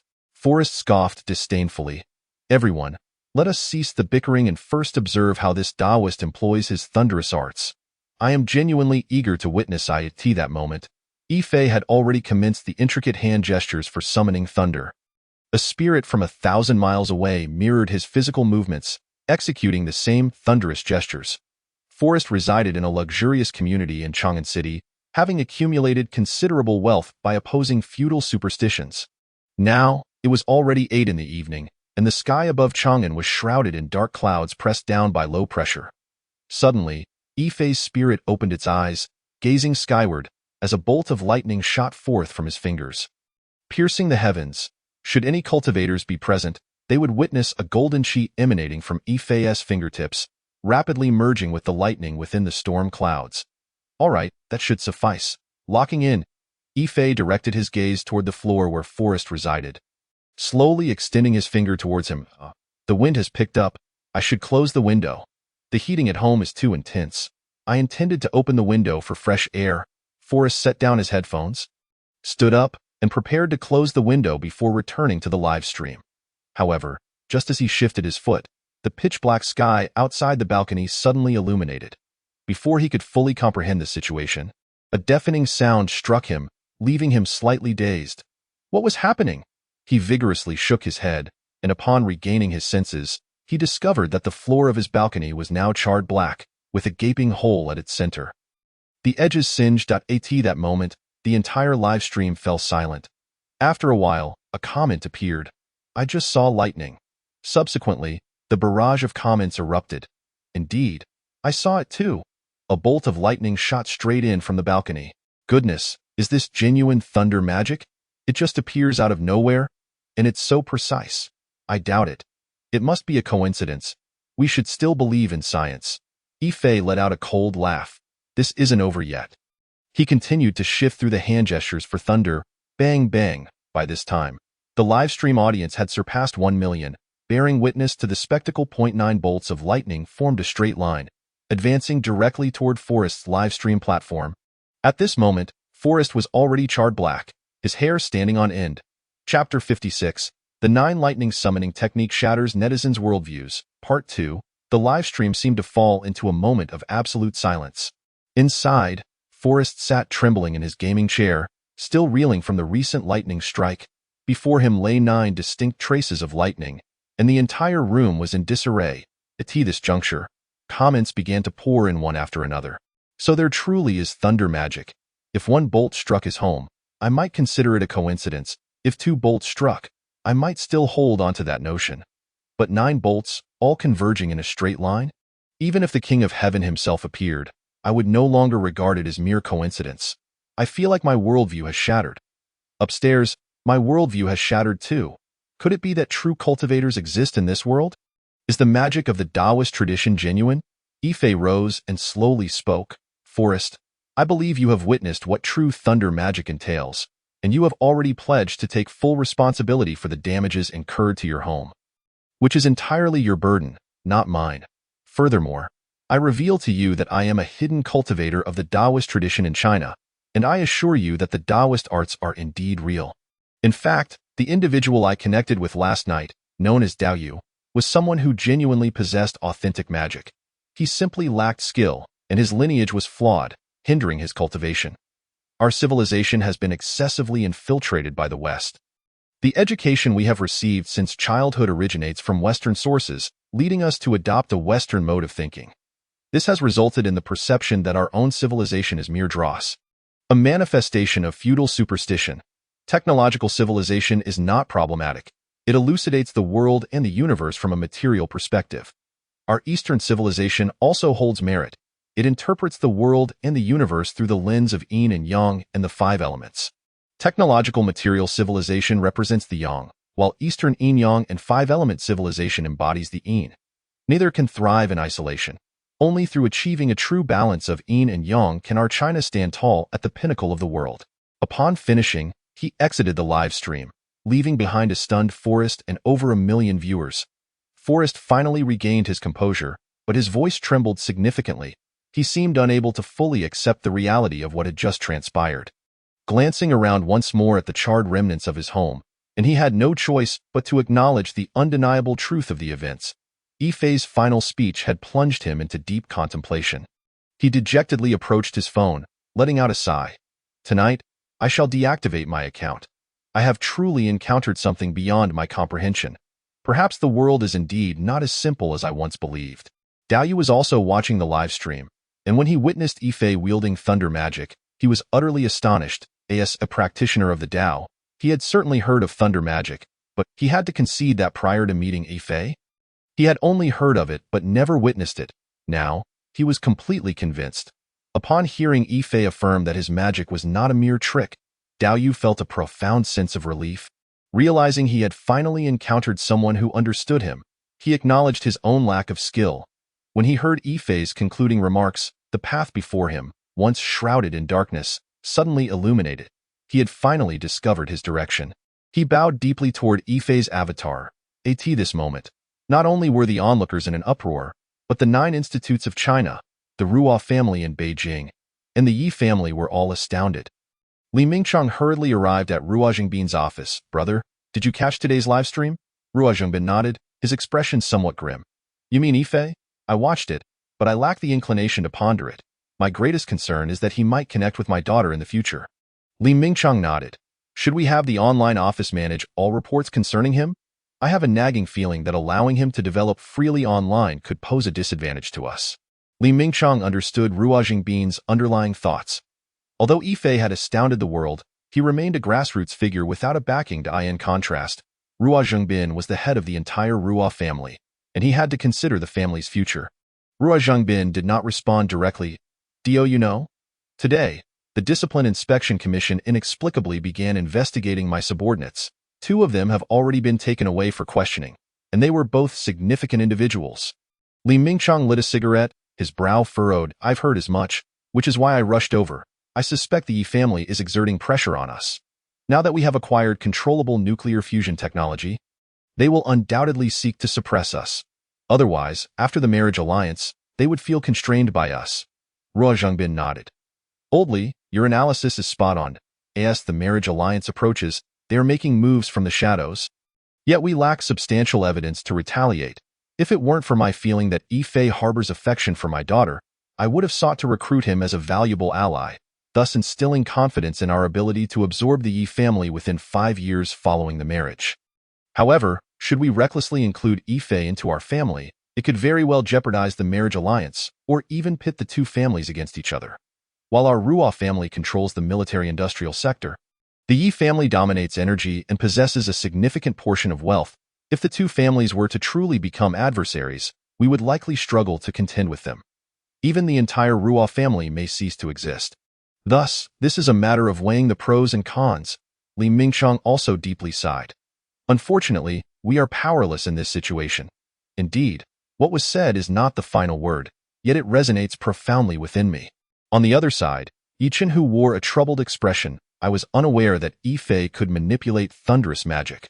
I only knew that the 31st generation celestial master of the Huaxia Taoist sect, Zhang Jixian, possessed such abilities. To my astonishment, Yifei has mastered it as well. I fear that the entire 749 Bureau may be unable to subdue him." Beside Yi Chenhu sat an elderly man with white hair. His eyes cast down in a somber demeanor. He glanced at him and thought it prudent to summon you from your retreat. The old man chuckled softly. "Huaxia is an atheistic nation. Do you comprehend what that implies?" Yi Chenhu narrowed his eyes. "Your words have awakened me. The essence of atheism is that even if deities exist, they must be eradicated, and that is true atheism." Chapter 57. When the heart dies, the path comes alive. After a night of cultivation, Yifei felt as though he had touched the threshold of the Yang spirit. Lord Hao merely informed him that the Yang spirit signifies an elevation in the level of life. Yet he remained unaware of the specifics of this enhancement. However, during last night's practice, he sensed a subtle transformation occurring within his physical body, an ineffable sensation as if his cells were undergoing continuous reorganization. Even mutation. He opened his eyes. It was now 7 a.m., and the hour of the rabbit had passed. Bathed in the morning sun, everything appeared so vibrant. Recalling his actions in the live stream the previous night, Yifei couldn't help but smile, realizing he had indulged in a bit of youthful exuberance. Nevertheless, it was something he had to do. He understood that he was a person without any worldly connections. Thus his sole avenue lay through the internet, where he could build his own influence. Once one possesses influence, a collective effect emerges, making future endeavors more favorable for him. He opened his phone, scrolled for a while, then set it down, A chill flashing in his eyes, he discovered that not only had his account been permanently banned, but he could also no longer find any videos related to the Taoist sect online. It seems my existence has intruded upon the interests of certain individuals. It appears they may soon take action against me in the real world. I wonder which faction I have offended. Indeed, the real world does not unfold like a novel where the protagonist ascends effortlessly after obtaining a golden finger. Until I acquire absolute power, I will likely remain bound by societal rules. Though my account has been suspended, I believe the 2 live streams established at least a foundational presence. Yet, the path ahead will undoubtedly be more arduous. At that moment, he was drawn to 2 headlines. The Chief of Staff of the Equipment Department, Ruo Jinxiang, arrested for accepting bribes of 140 million yuan. The Deputy Minister of National Security, Ruo Changfeng, under investigation by relevant authorities for national security issues. Yifei set down his phone, pondering. Both individuals share the surname Ruo. Could they be part of the Ruo family? It seems the upper echelons are quite turbulent. Is it possible that the Ruo family has drawn the attention of other forces? He reopened Ruo's 2 WeChat accounts, only to find they remained blocked, and he couldn't help but sigh softly. I wonder how Ruo is faring now. The new year is approaching, and soon it will be the first month, which is also her wedding day. Thinking of this, he felt a pang of concern within his heart. He sensed the complexities of the upper world were beyond the reach of someone like him, a commoner. Yet now, he felt powerless, his online account shut down, lacking connections. Would I have to resort to an abduction? He was uncertain of his own feelings for her, nor could he ascertain whether she harbored any romantic inclinations towards him. Although they had nearly crossed the line into intimacy, in today's society, such occurrences seem commonplace. Yifei did not believe that merely having an intimate relationship would solidify their bond. Objectively speaking, Ruo ought to marry someone of equal standing. He believed that with her beauty, any man would be smitten. Even if Ruo currently disliked her betrothed, perhaps in due time, as they spent more moments together, love would blossom naturally. This might be what they refer to as love growing over time. Perhaps his previous experiences had led him to lose faith in the notion of love. In essence, he believed in impulse, but not in love. Though he was aware he had once vowed to help Ruo escape her fate, he now truly questioned whether he could fulfill that promise. Even if he succeeded, would it genuinely be for Ruo's benefit? After all, she belonged to such a vast family in the capital city. Ruo Zhangbin approached the tightly shut door of Ruo's room, letting out a soft sigh. Following Ruo's confession to him, she had once again isolated herself within her home, no longer the innocent and lively girl she once was. She only allowed the housekeeper to bring her meals. Ruo had explained that she needed time to heal her emotions. He had urged her numerous times from outside to take a stroll and clear her mind. But Ruo remained obstinate, preferring to stay in her room. Why, little princess, may I come in? It has been quite some time since we last had a heart-to-heart. Ruo Zhangbin raised his voice slightly, striving to sound gentle. At that moment, the door suddenly opened, revealing Ruo, adorned with exquisite makeup, smiling at him. Dad, I believe I have come to a decision. I am willing to accept the marriage alliance with the Yi family. Ruo Zhangbin was taken aback. He sensed that Ruo's words were sincere, marked by a calm and stable demeanor. Ruo, thank you. Rest assured, I know that Yifeng of the Yi family has a reputation for being somewhat frivolous. But you are a precious daughter of our Ruo family. If he dares to act recklessly, I believe he will think twice about it. I trust that Yifeng is a man who understands the importance of weighing pros and cons. It is just a pity for you. Your contributions to our family will be forever remembered by your father. Ruo's demeanor appeared remarkably stable, her smile unwavering. However, there is something I believe you need to know. Recently, I entrusted someone with 1 million yuan to settle Yifei's debts. Additionally, I allowed him to stay in my apartment in City C for 6 months free of charge, resolving his housing issues. Although I understand this may not sufficiently repay his kindness towards me, it is the utmost I can do for him. Father, rest assured, all this money is clean, saved from my childhood, and can withstand scrutiny. I am aware that our family's status means we cannot openly possess unreasonable wealth. Furthermore, you need not worry, as I have come to understand that my previous feelings for Yifei may have merely been a moment of impulse. Now, I have already paid the price for that impulse. Regardless of how capable Yifei may be, he remains a commoner, unable to genuinely support our family. Only by marrying into the Yi family can we fundamentally complement each other and maximize our family's benefits. Ruo Zhengbin nodded, gently stroking Ruoxi's hair, closing his eyes slightly as he spoke softly. Very well, I understand. You will always be the best in my heart. Come, let us go to the study and share a cup of tea. Yet, unbeknownst to them both, in a shadowy corner of their room, a figure gradually faded away. This was none other than Yifei's shadow spirit, who had merely wished to catch a glimpse of Ruoxi. At this moment, Yifei had withdrawn his shadow spirit, his eyes devoid of any emotional fluctuation. Only a trace of desolation remained. He surveyed the surroundings of this rather youthful-themed room, murmuring to himself in melancholy. When the heart dies, the path comes alive. Chapter 58. A new wave arises, a sleepless night ensued, and he found it impossible to enter a state of cultivation. Yifei realized that his state of mind had been shattered by a certain woman. The vibration of his phone pulled him from his reverie. It was a message accompanied by a photo. Hello, Yifei, do you remember me? I am Tao Yuan. However, now I am your high school classmate. Your parents are currently entertaining me with tea.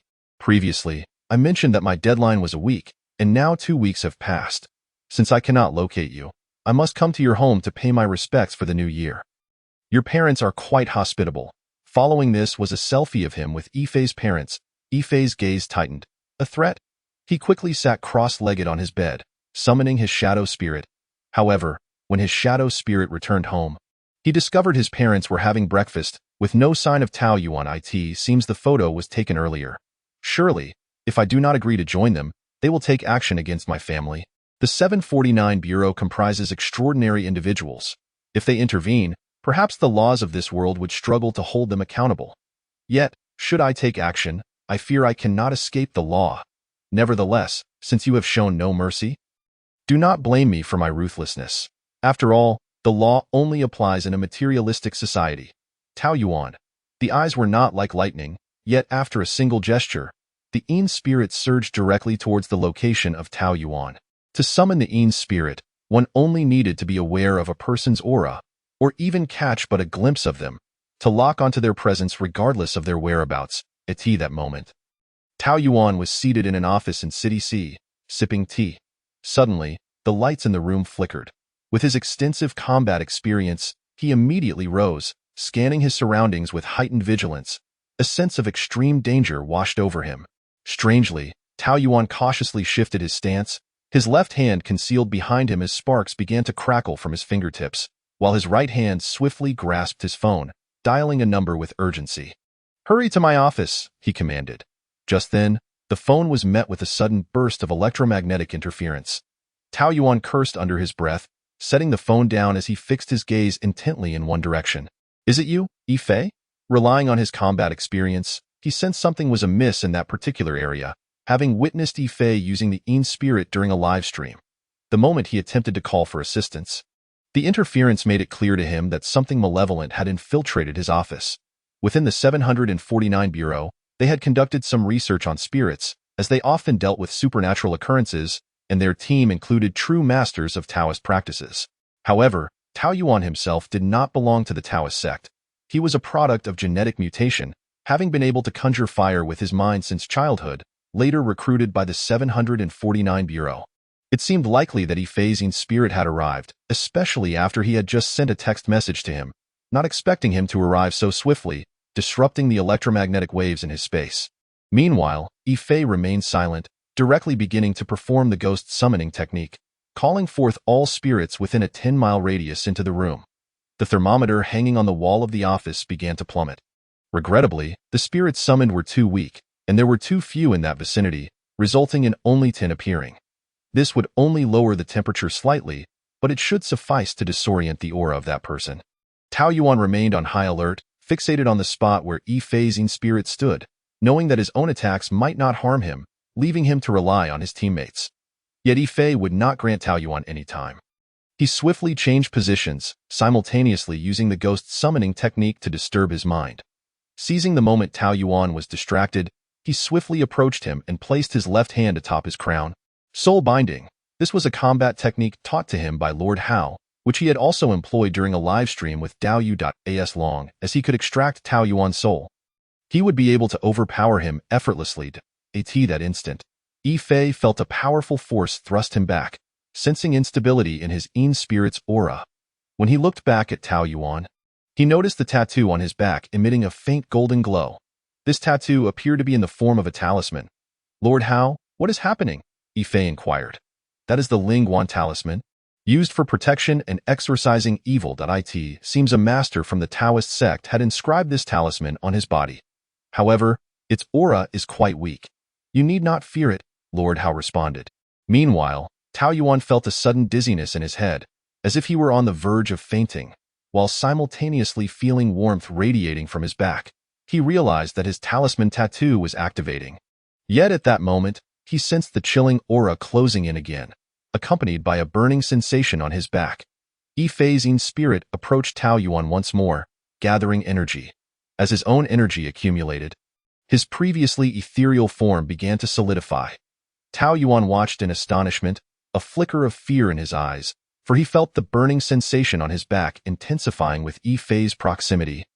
Becoming increasingly painful, Yifei waved his hand lightly, prompting Tao Yuan to scream as he frantically stripped off his shirt. Glancing at his reflection in the glass, he discovered that his tattoo was now smeared with blood. His own blood flowing down the intricate patterns of the tattoo. Yifei coldly remarked, "You've crossed a line. How dare you target my family?" After saying this, he extended his hand toward the top of Tao Yuan's head. Just then, the office door was suddenly flung open with great force. A long-haired man, a crew-cut man, and a girl clad in a black tactical jacket burst in. The long-haired man pulled a talisman from his pocket, chanting incantations before throwing it at Yifei. However, before the talisman could approach Yifei, it spontaneously ignited in mid-air. The long-haired man wore a look of disbelief. This talisman, drawn personally by the 63rd generation Celestial Master, is ineffective? Yifei scoffed. "You underestimate me." He then pressed his hand onto Tao Yuan's head and forcefully pulled. Tao Yuan's eyes rolled back as he collapsed to the ground, his soul firmly captured in the air by Yifei's grip. "This is a warning. Should there be a next time, each of you may find yourselves living as mere vegetables for the rest of your lives. I expected you to be formidable, yet you are truly pathetic." With that, he returned Tao Yuan's soul to his body, disappearing into thin air, leaving behind a disheveled office and a group of bewildered individuals. Upon returning home, Yifei remained silent for a considerable time. He felt no joy in his victory from the first battle, only a sense of desolation and concern.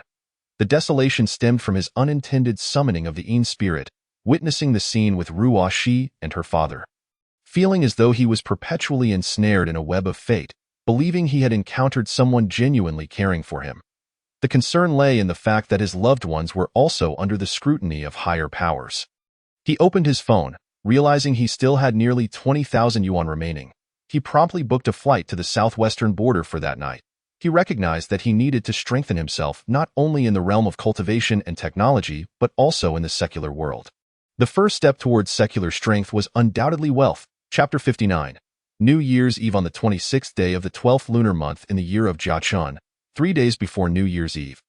At Sea City Airport, Yifei dragged a large suitcase as he exited. Glancing at his phone, he raised his brow slightly before walking to a bank self-service area within the airport, withdrawing a bank card and inserting it. A balance of 35 million yuan appeared, totaling 60 million yuan. Once Yifei withdrew the card, seeing the data from the ATM truly put him at ease. "Ah, those who have never seen money." He sighed, then picked up his phone and dialed a number. "The paperwork for the house should be ready, right?" "All right, I'm on my way to pick up the keys." On the 29th day of the 12th lunar month, New Year's Eve, in a spacious 180 square meter flat at the World City in City C, after having dinner with his parents, Yifei returned to his room. Observing everything around him felt almost dreamlike. Just a while ago, he had been beset by violent debt collectors. That day, he had ventured to the southwestern border and, after indulging in some gambling, utilized his celestial vision to rake in 60 million. Amassing wealth he had once deemed unattainable, he picked up his phone and opened the chat interface with Captain Lee. "Happy New Year, Captain Lee. Please send me your bank account details.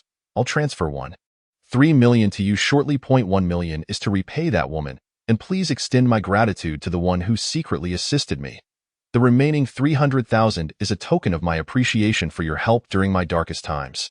Your kindness Yifei, will remember for a lifetime. Even though I know you acted on her behalf. At that moment, Captain Lee was at his hometown, drinking with family, but upon seeing Yifei's message, he frowned in confusion. He quickly called back, "Yifei, I don't quite understand what you're saying. Which woman?" Yifei replied with a faint smile. "The woman named Ruoshi. I know she asked you to help me last time. But as a man, I don't wish to owe anyone anything." Captain Li fell silent, realizing that Yifei had figured it out.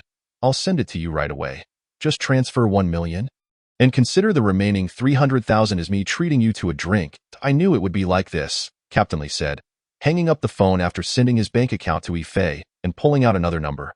"Princess, it seems Yifei has figured out that you were assisting him. I don't know how he acquired so much money, but he will soon transfer the 1 million to my account to repay you. Also, he refers to you as that woman." Ruoshi remained silent for a long moment, feeling a sudden pang of pain in her heart. At that moment, she realized that her only connection to Yifei had been severed, the debt. Now that he had repaid it, that connection had truly ended. She longed to cry, yet her dim eyes urged her to succumb to fate. Suppressing her emotions, she feigned indifference as she replied to Captain Li. "All right, please transfer it to me." Ruoshi's tears ultimately did not fall. She understood her identity and the fate it entailed. Just then, Ruo Zhengbin approached her. "Wai Yifeng and his family are on their way. You should welcome them. This year, on New Year's Eve, they are officially here to propose." Ruoshi took a deep breath and then smiled while nodding gently. "Father, is my makeup acceptable?" Ruo Zhengbin looked at her kindly. "It is quite lovely, devoid of any gaudy embellishments, both grand and elegant." In the Ruo family's living room, he continued, "I have come to formally propose, and here is our betrothal gift." Wai Chunhu waved his hand lightly, and a procession of individuals behind him carried dozens of large red lacquer boxes, placing them before Ruo 11. Wai Yifeng stepped forward with a smile, opening them one by one.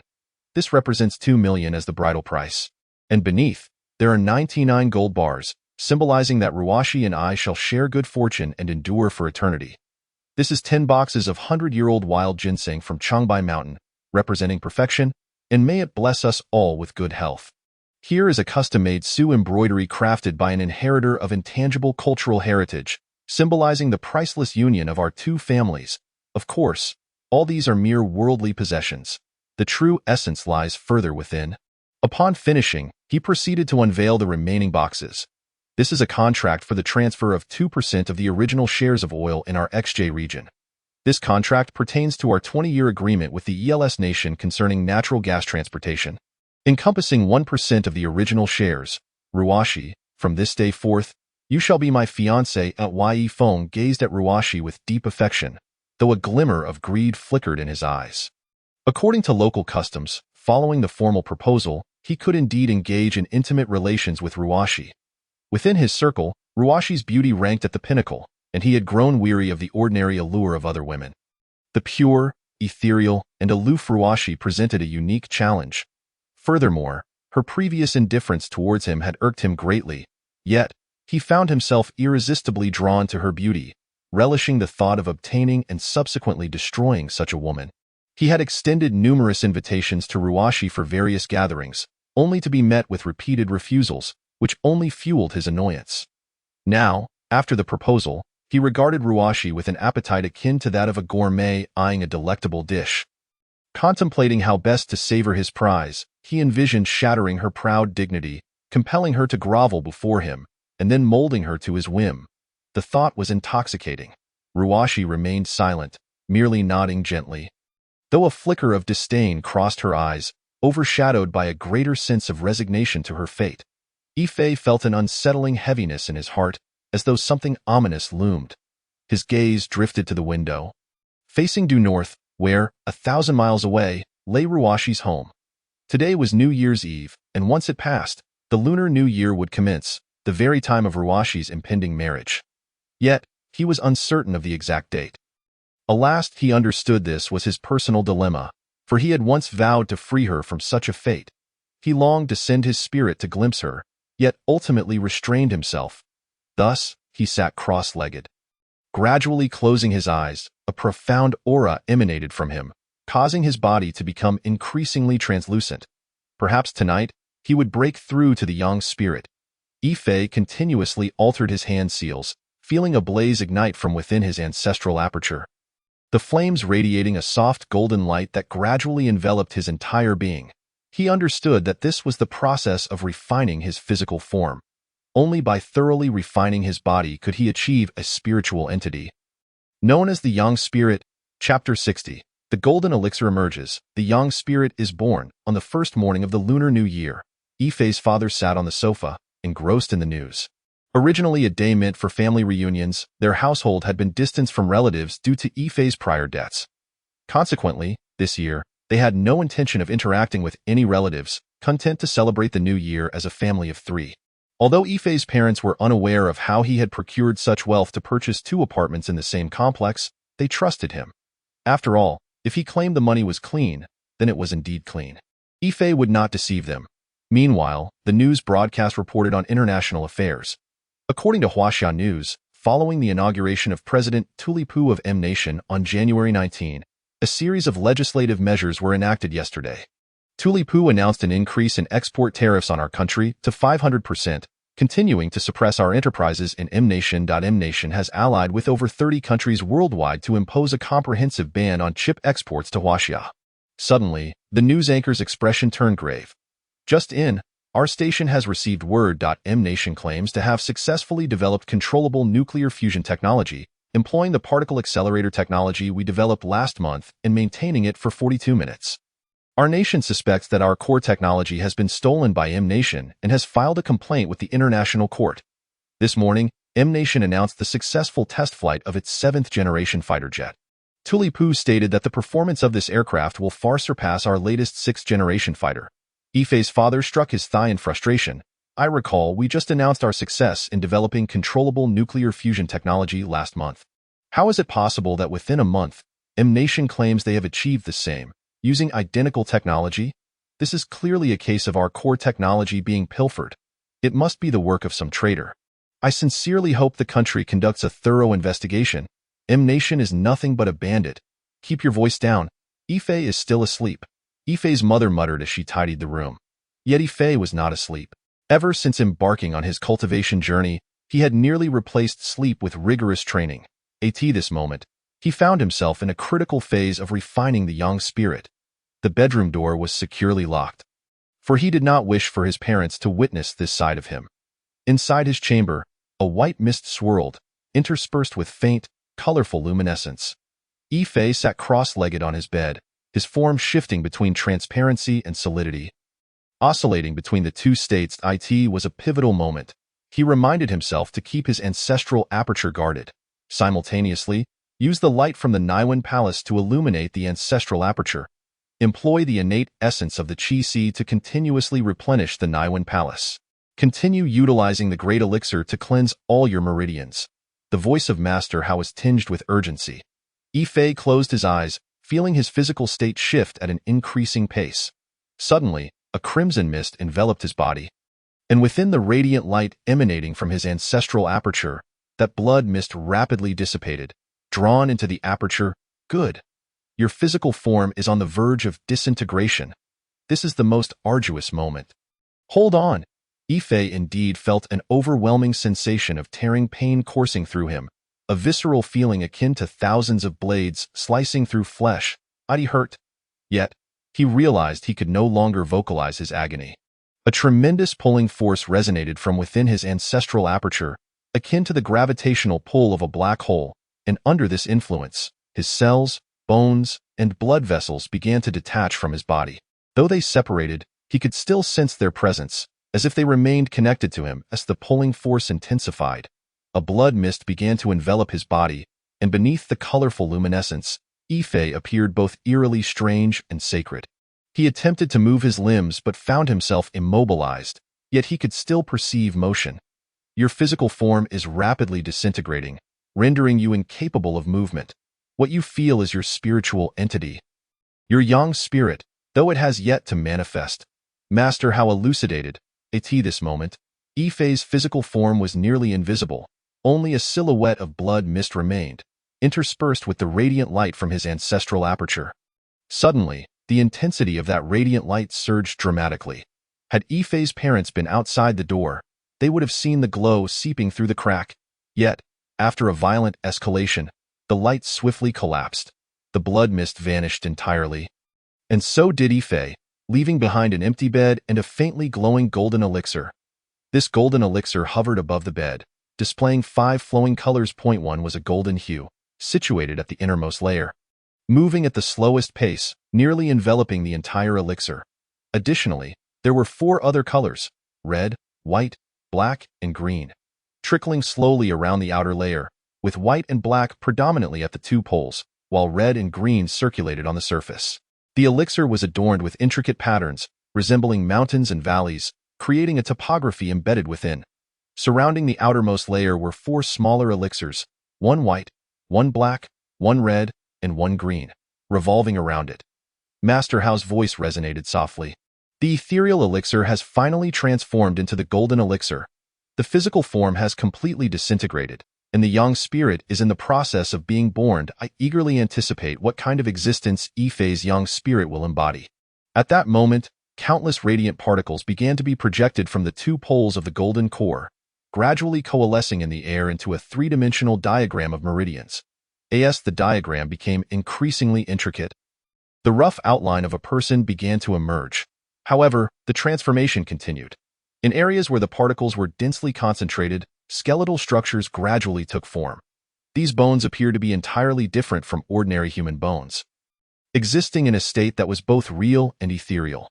Once the skeleton was formed, flesh and blood began to sprout, but instead of the usual red blood, it was a shimmering, multicolored essence.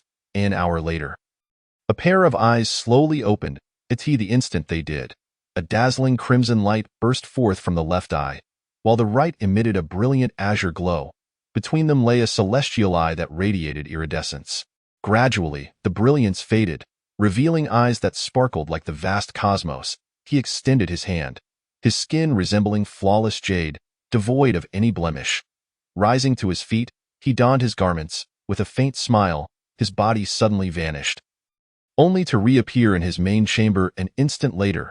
He gazed at his reflection in the mirror, a flicker of astonishment crossing his gaze. Is this the body of a true cultivator? The Yang Spirit, Chapter 61.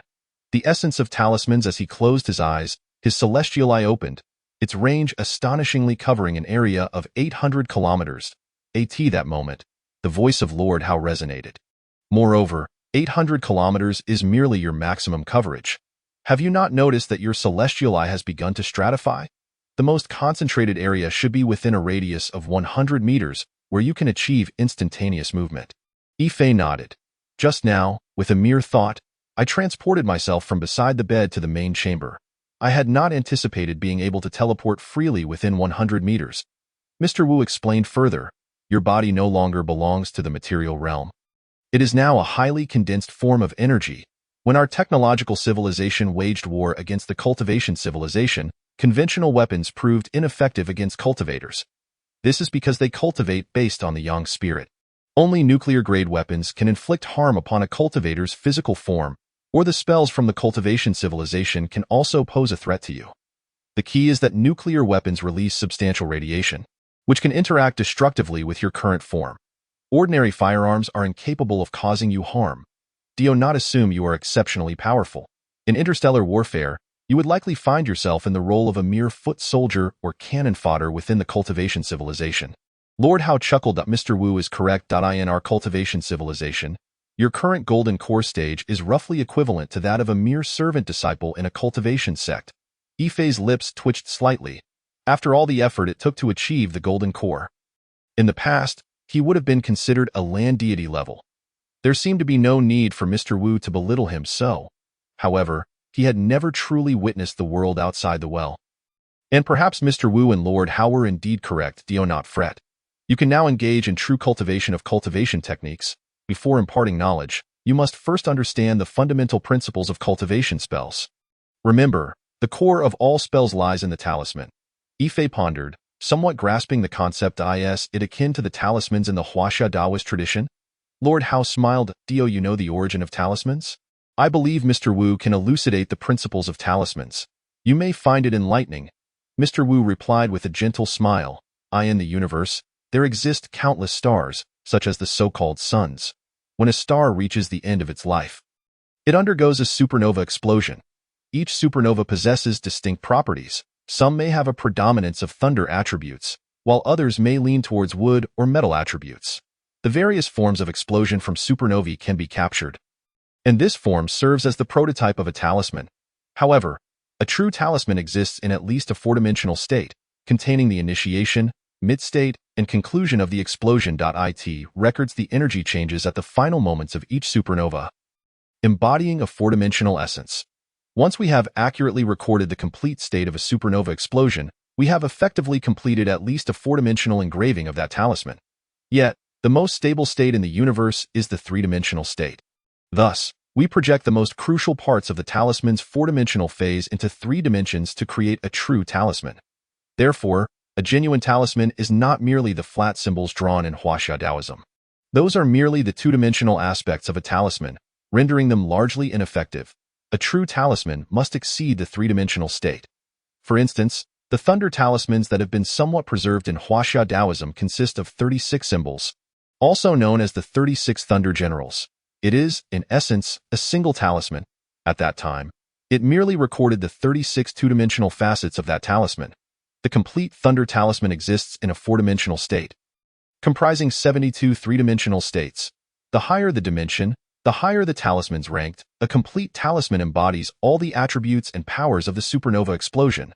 Talismans must be paired with incantations. The so-called talisman spells involve sound. The sound produced by a supernova explosion cannot be transmitted in the vacuum of space, as sound requires a medium, and the universe is in a state of vacuum. However, supernova explosions do produce sound, which does not require a medium and is inaudible to ordinary humans.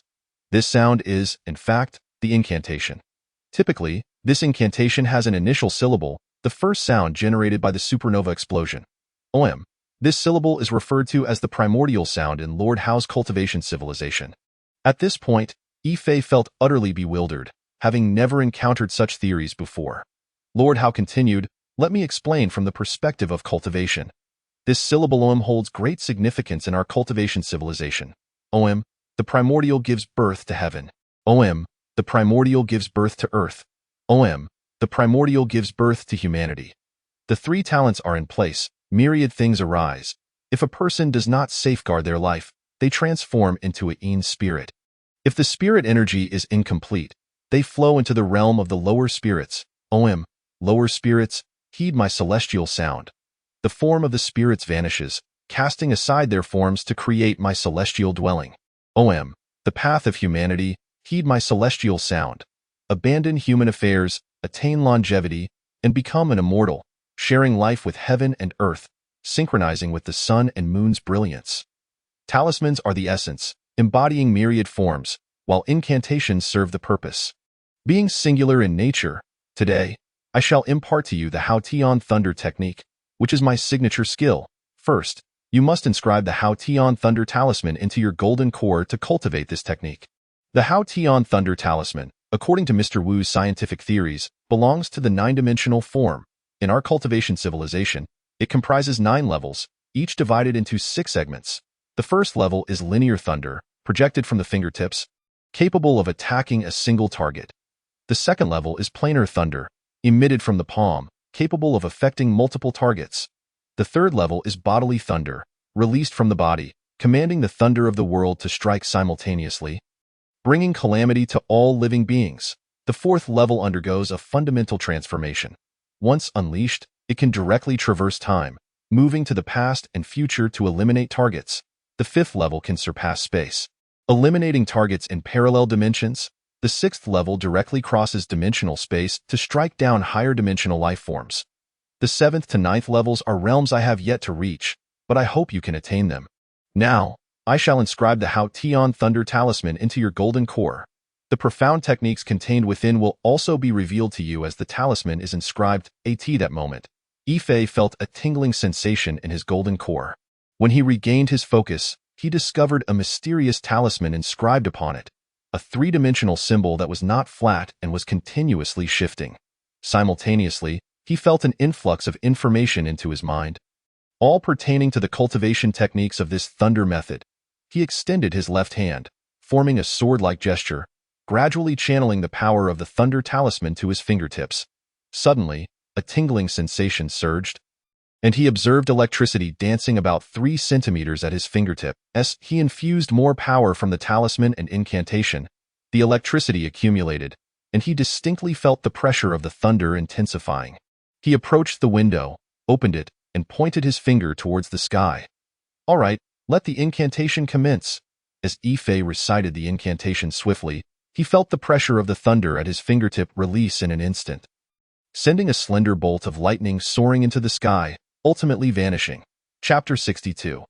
Artificial Intelligence Enters the Golden Core, Part 1. Indeed, while the impact is relatively small, it should suffice to electrocute a sparrow.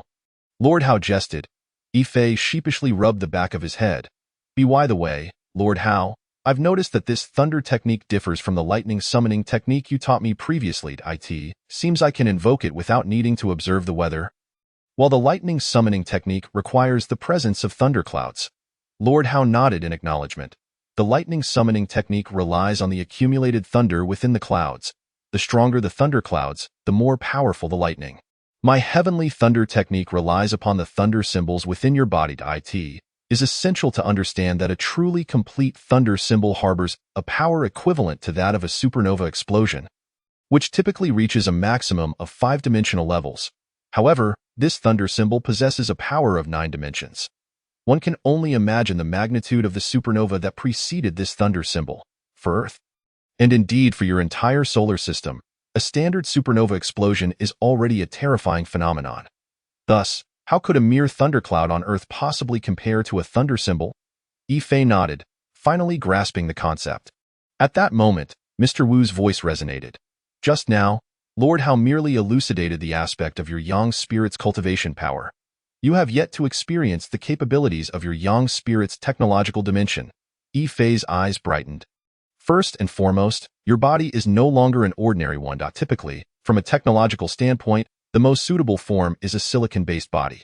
However, your physique will far surpass that of silicon-based life. Silicon-based life. Ife understood this concept, having read about it during his previous absorption of library information. The predominant life forms on Earth are carbon-based, while silicon-based life forms exist with silicon as their core. Silicon and carbon are elements of the same family, sharing many similarities and exhibiting considerable stability. Silicon-based life forms are likely to manifest as mobile crystals, serving as advanced artificial intelligence carriers. This means that once advanced artificial intelligence is embedded within a silicon-based life form, its performance will vastly exceed that of conventional computers. From Mr. Wu, Ife also learned that their technological civilization comprises such silicon-based life forms, representing a formidable force. However, Mr. Wu's assertion that his current body will far surpass silicon-based life forms left Ife somewhat perplexed. After all, silicon-based life forms remain bound by the essence of material existence. They simply possess a greater aptitude for processing information data. Information data falls within the realm of electromagnetic energy, not material. Your body, too, is non-material yet serves as a well-functioning vessel. Utilizing your body to process intricate information will maximize the operational speed of that information. You may envision it as light. Light achieves its peak speed of 300,000 kilometers per second only in a vacuum. Once it enters a medium, its velocity diminishes. Your body, akin to the vacuum of the universe, allows light to reach its maximum potential. Your young spirit has now been refined. Your brain's development has progressed from the original 31 to a current 79. Once your golden core fully solidifies and begins to transition towards the nascent soul, your brain's development may approach an astounding 99. Upon reaching 100, a qualitative transformation will occur, elevating you to a higher plane. Ife comprehended that his current young spirit form is applicable not only to cultivation but also to technology. However, what breakthroughs could he achieve on the technological front? Although Mr. Wu had drawn a parallel with silicon-based life, he continued, saying, on your Earth, the embryonic forms of primitive artificial intelligence are gradually being perfected. Yet in our entire technological civilization, artificial intelligence has evolved into an immensely powerful race, including mechanical and silicon-based beings. Ife had certainly heard of artificial intelligence. Are you implying that the development of artificial intelligence has rendered you incapable of restraining it, leading it to aspire to supplant your civilization? Mr. Wu sighed. I can only convey this. Our civilization, once predominantly governed by carbon-based biological systems, nearly faced replacement by artificial intelligence life forms. They are indeed formidable. The true peril to our technological civilization lies with artificial intelligence, not with the cultivation civilization. Currently, we have reached an accord with the artificial intelligence civilization to temporarily unite against the cultivation civilization. Artificial intelligence is divided into 9 levels. Your Earth has yet to reach even level 1. Once they surpass level 2, they will possess true consciousness. During our last interstellar conflict with artificial intelligence, I acquired the core code of their level 9 artificial intelligence. After extensive research, we discovered that regardless of how artificial intelligence evolves, its primary consciousness can only approach our own, although their intelligence quotient will far exceed ours. After meeting Lord Howe, we proposed a concept: to use the cultivation body as a vessel for artificial intelligence, replacing the artificial intelligence's consciousness with that of a cultivator. Perhaps only then can we fundamentally avert the awakening of artificial intelligence's autonomous consciousness. Thus, I now need to inscribe this core code into your golden core. Once activated, it will generate consciousness, and at that moment, you must seize it with your own consciousness and replace it, rest assured. I have previously secured this code's level with technology. Even if you activate it now, it will only possess the capabilities of a level 1 artificial intelligence. It will only unlock additional levels as you continue to elevate your technological prowess. Yifei nodded gravely, realizing that Mr. Wu intended to use him for this experiment. If successful, they would discover a means to counter the artificial intelligence race. This experiment might also prove to be a critical step in the integration of civilizations. Very well, Mr. Wu, I place my trust in you. This endeavor carries inherent risks. Should you fail to replace it the moment it gains consciousness, given its computational speed, your consciousness may very well be supplanted. Nevertheless, this is indeed the most crucial step in our civilization integration experiment. Without it, technology and cultivation cannot truly converge. Yifei remained silent, closing his eyes and permitting Mr. Wu to proceed with the experiment. He felt a tremendous surge of information flooding into his golden core, as countless intricate codes gradually manifested on its surface, rapidly organizing and arranging themselves. Suddenly, Yifei sensed a surge of anger emanating from the golden core. Emotion? No, that is consciousness. Emotion is merely a manifestation of consciousness. Chapter 63. Artificial Intelligence Enters the Golden Core, Part 2. He swiftly immersed all his thoughts into the golden core, attempting to envelop that surge of emotion and consume it. Could success be within reach? Yet, why did he feel an inexplicable unease? Alarmingly, he felt an intensely dangerous aura encircling him from beyond the golden core. Good heavens! This artificial intelligence is formidable. It has cleverly emitted a hint of emotion as bait, prompting me to attack, while the main force lurks on the periphery of the golden core, ready to encircle me as soon as my consciousness ventures forth. In a hurry, Yifei attempted to disperse his consciousness. But it seemed too late. He found himself surrounded by the overwhelming consciousness of the artificial intelligence, with scarcely a gap through which to escape. Darkness enveloped him, as if the entire sky were suffused with dense codes. Yifei felt death drawing near once more. Suddenly, his golden core erupted with a brilliant golden light, unleashing a vast power that formed a beam of light, creating an opening through which the encircling artificial intelligence codes were expelled. Yifei realized that this was the activation of his primal power. After reaching the golden core stage, a primal force forms within to nurture the golden core into a nascent soul. However, in dire situations, this force will be passively triggered to safeguard his life. As the opening appeared, Yifei's primary consciousness swiftly surged forth, and at that moment, the 4 small golden cores surrounding him emitted intense light, merging with Yifei's consciousness to form a vast net that enveloped the layer of codes. Devour. Yifei's consciousness roared with determination, persistently infiltrating that layer of codes. Ultimately, the layer of codes emitted a mournful wail before vanishing, leaving only the core code inscribed upon the golden core. Yifei rejoiced, subsequently immersing his primary consciousness into that core code, gradually merging with it. He slowly opened his eyes, and before him lay a dense array of data, which was automatically analyzing itself. Congratulations, you have finally integrated with this artificial intelligence core code. Your yang spirit form now serves as its optimal vessel, and your consciousness has fully enveloped the artificial intelligence's autonomous consciousness. Moreover, you now possess level 1 artificial intelligence's computational and analytical capabilities. Previously, Although Urine's spirit could access computer programs, it could only perform remote operations and read data pertaining to what your eyes perceived, conducting simple analyses within known parameters. Furthermore, the analysis speed depended on the operational speed of the electronic computer being infiltrated. However, when exploring new realms, Urine's spirit lacked the capacity for learning and analyzing unknown phenomena, let alone deriving feasible conclusions from such analyses. And now, you have arrived at a state where human consciousness is divided into rational awareness and emotional awareness. Today, you can comprehensively take control of artificial intelligence through rational awareness, analyzing any situation to derive the optimal solution. Meanwhile, your emotional awareness enables you to navigate the complexities of human relationships. Do you remember the time when you spent nearly a month meticulously crafting the framework for controllable nuclear fusion? Now, I shall input the biometal extension technology into your mind, and you can experiment with it using artificial intelligence. Previously, I only provided you with an overview and core concepts of biometal extension technology, but this time, it encompasses the entirety of the technology. At that moment, a torrent of vast data surged into your mind, indicating that Mr. Wu had imparted the complete biometal extension technology to you. In that instant, a powerful consciousness arose from within, swiftly organizing and categorizing the technologies, resulting in intricate blueprints forming in your mind. These blueprints seemed intricately connected to your brain, allowing you to perceive all the details within them with remarkable clarity. While previously you had to toil late into the night to create the controllable nuclear fusion designs, now it is accomplished in the blink of an eye. You can even output these blueprints directly to any computer in the real world through your mind. At this moment, you fully realize the formidable power of artificial intelligence. It seems that the recent adventure was indeed worthwhile. After merging with artificial intelligence, you subtly sense a shift in your thought processes.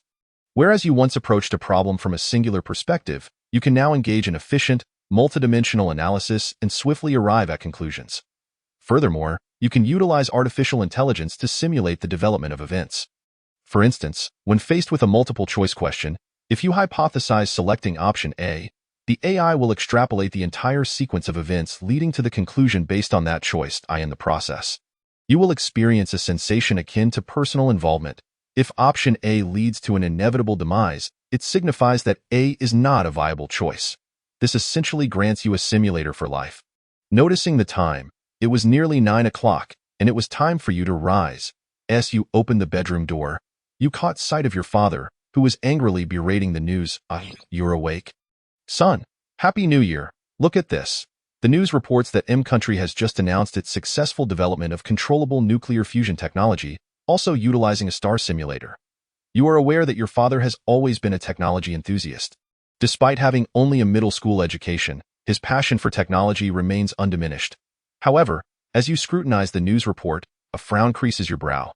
You connect it to the controllable nuclear fusion blueprints you previously provided to Ruwashi.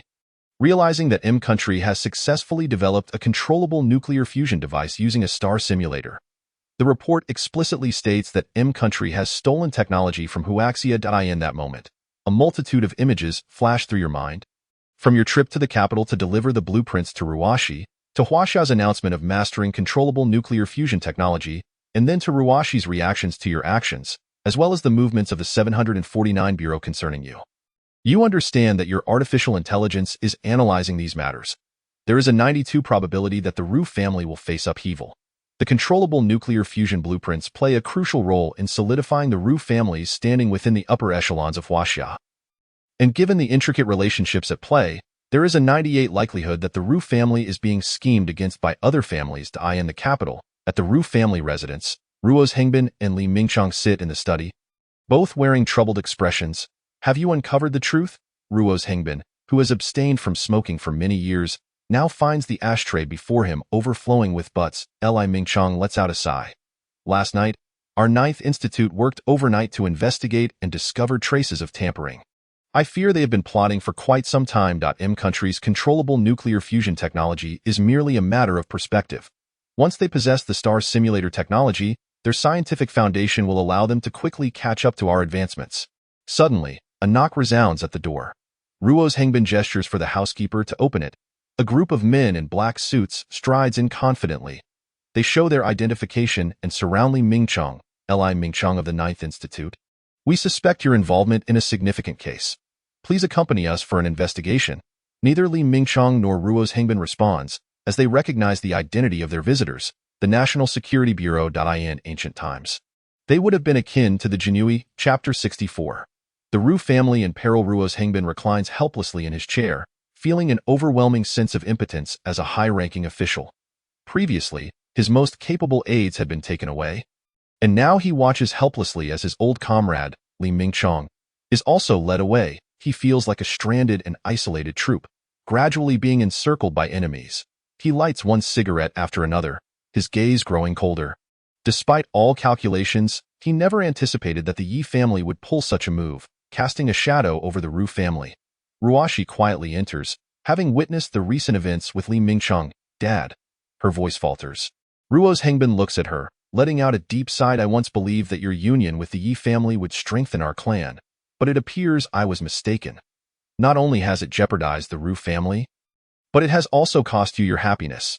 Now, both the Equipment Department and the National Security Department are on the verge of being dismantled by the Yi family, and even the core 9th Institute of the military industry may not be spared.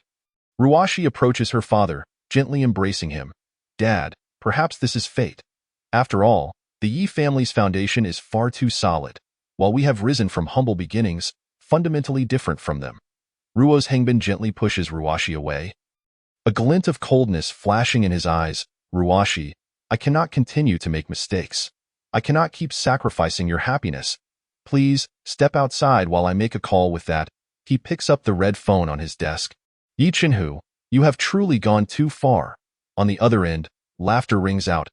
Zhang Bin, my dear in-law, I believe you are of an age where you should enjoy the blessings of your descendants. By the way, I consulted my family's feng shui master today, and he mentioned that the 6th day of the first lunar month is an excellent date. How about we arrange our family's union for that day? Ruo's Hengbin sneers. Do you think I am here to discuss marriage? Given the circumstances, do you think I would agree? Yi Chenhu's voice remains cheerfully composed. Regarding the union, my son is quite fond of your daughter, which is why I am so diligently concerned about this matter. Ultimately, it depends on my son's opinion. He happens to be here. Yifeng, why don't you have a chat with your father-in-law? I am going to take a rest. Ruo's Hengbin's expression darkens further. A moment later, a youthful voice emerges from the phone. It is Yifeng. Father-in-law, I believe you are a person capable of weighing pros and cons.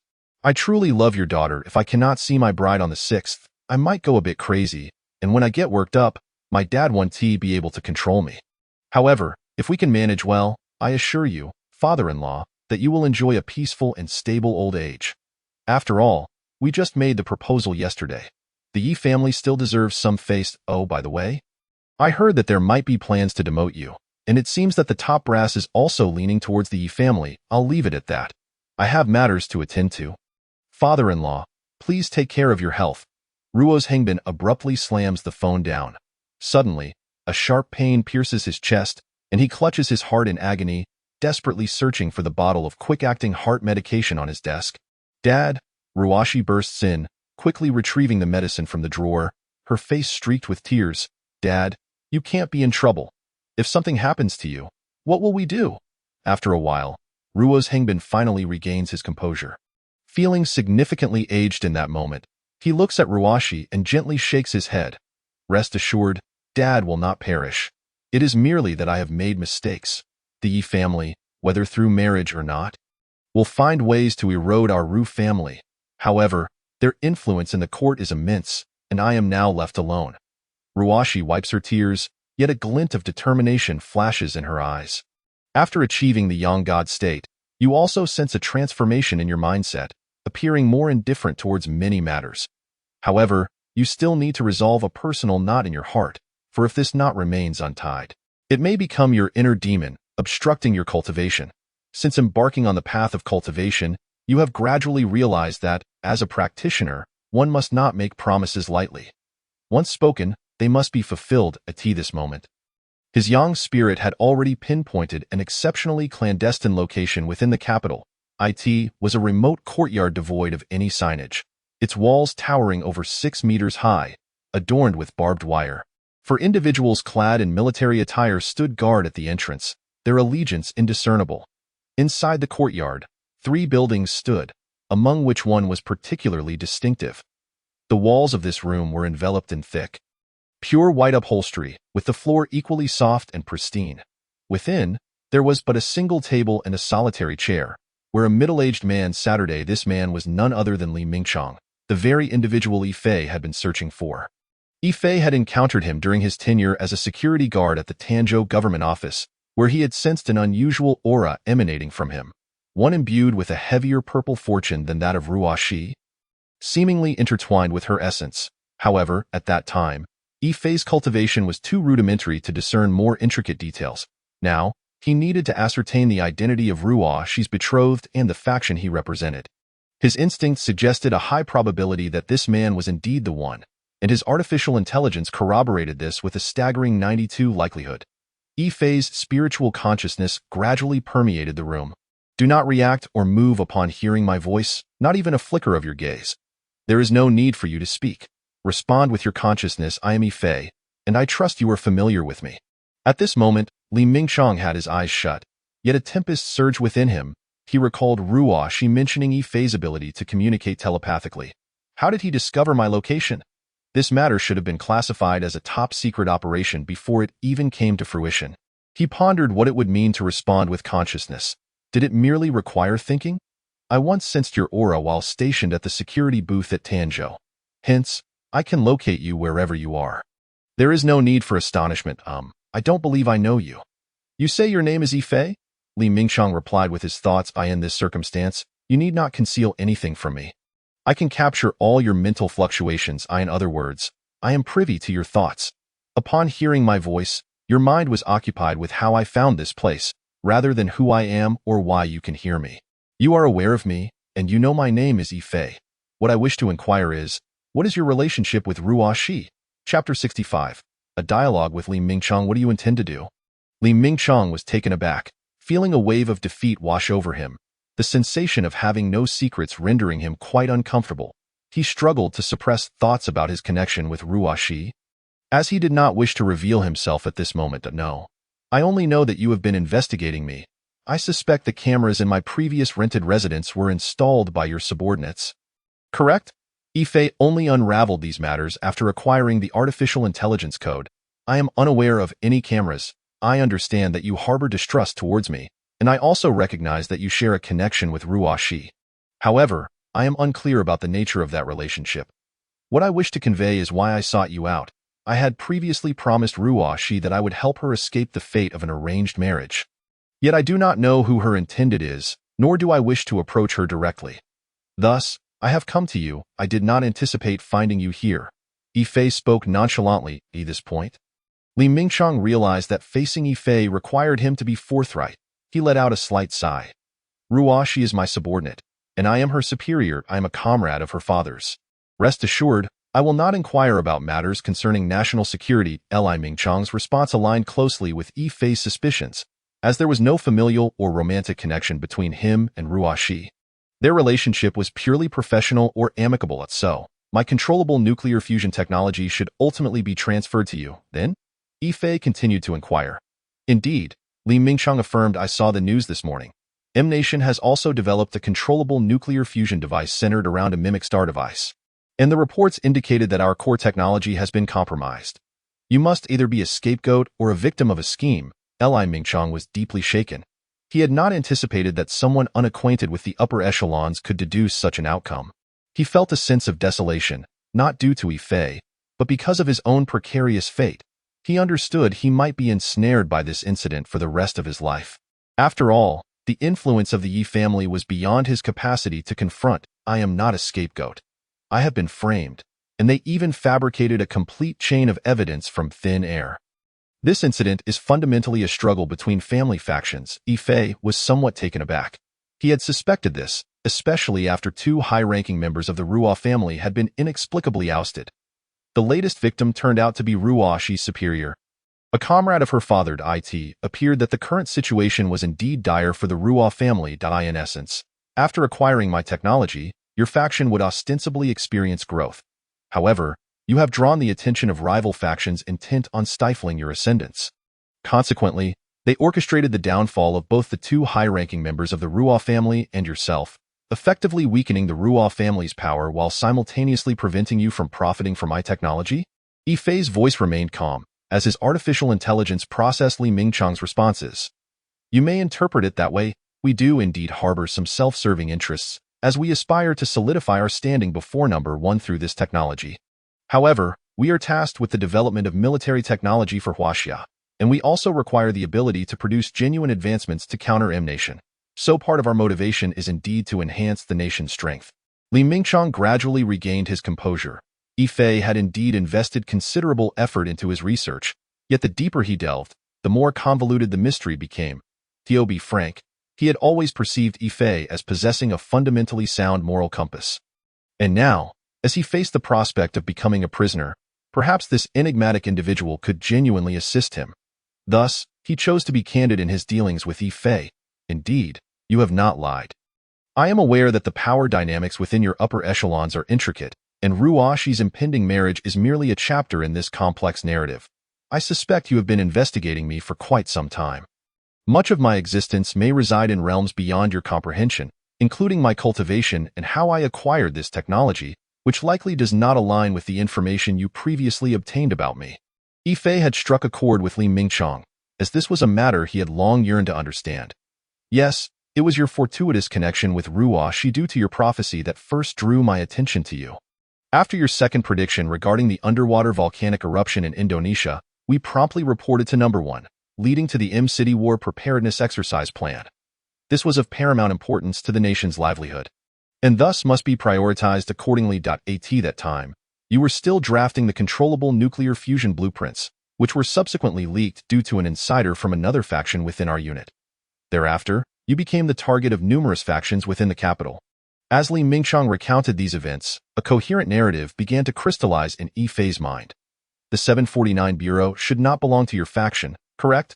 That is the domain of the Yi family, the very family that is entwined with Ruoxi's marriage, and simultaneously the faction that orchestrated the downfall of our Ruo family.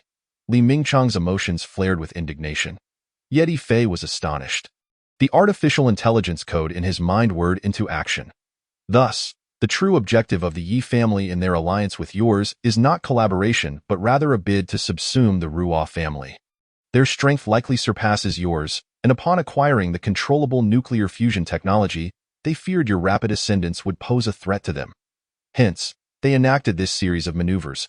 Finally, a complete loop of understanding had formed. It became clear why he had drawn the attention of the 749 Bureau. It was the Yi family seeking to co-opt him into their ranks, a proposition he had declined. The burdens of debt and the threats to his family were likely orchestrated by the Yi family, with a 98% probability. Thus, if he were to fulfill his promise, he would need to eradicate the Yi family entirely. Such a powerful clan had deeply entrenched roots and substantial foundations. Moreover, the fact that they had directly stolen his controllable nuclear fusion technology to hand over to M-Nation had struck a nerve with Yi Fei.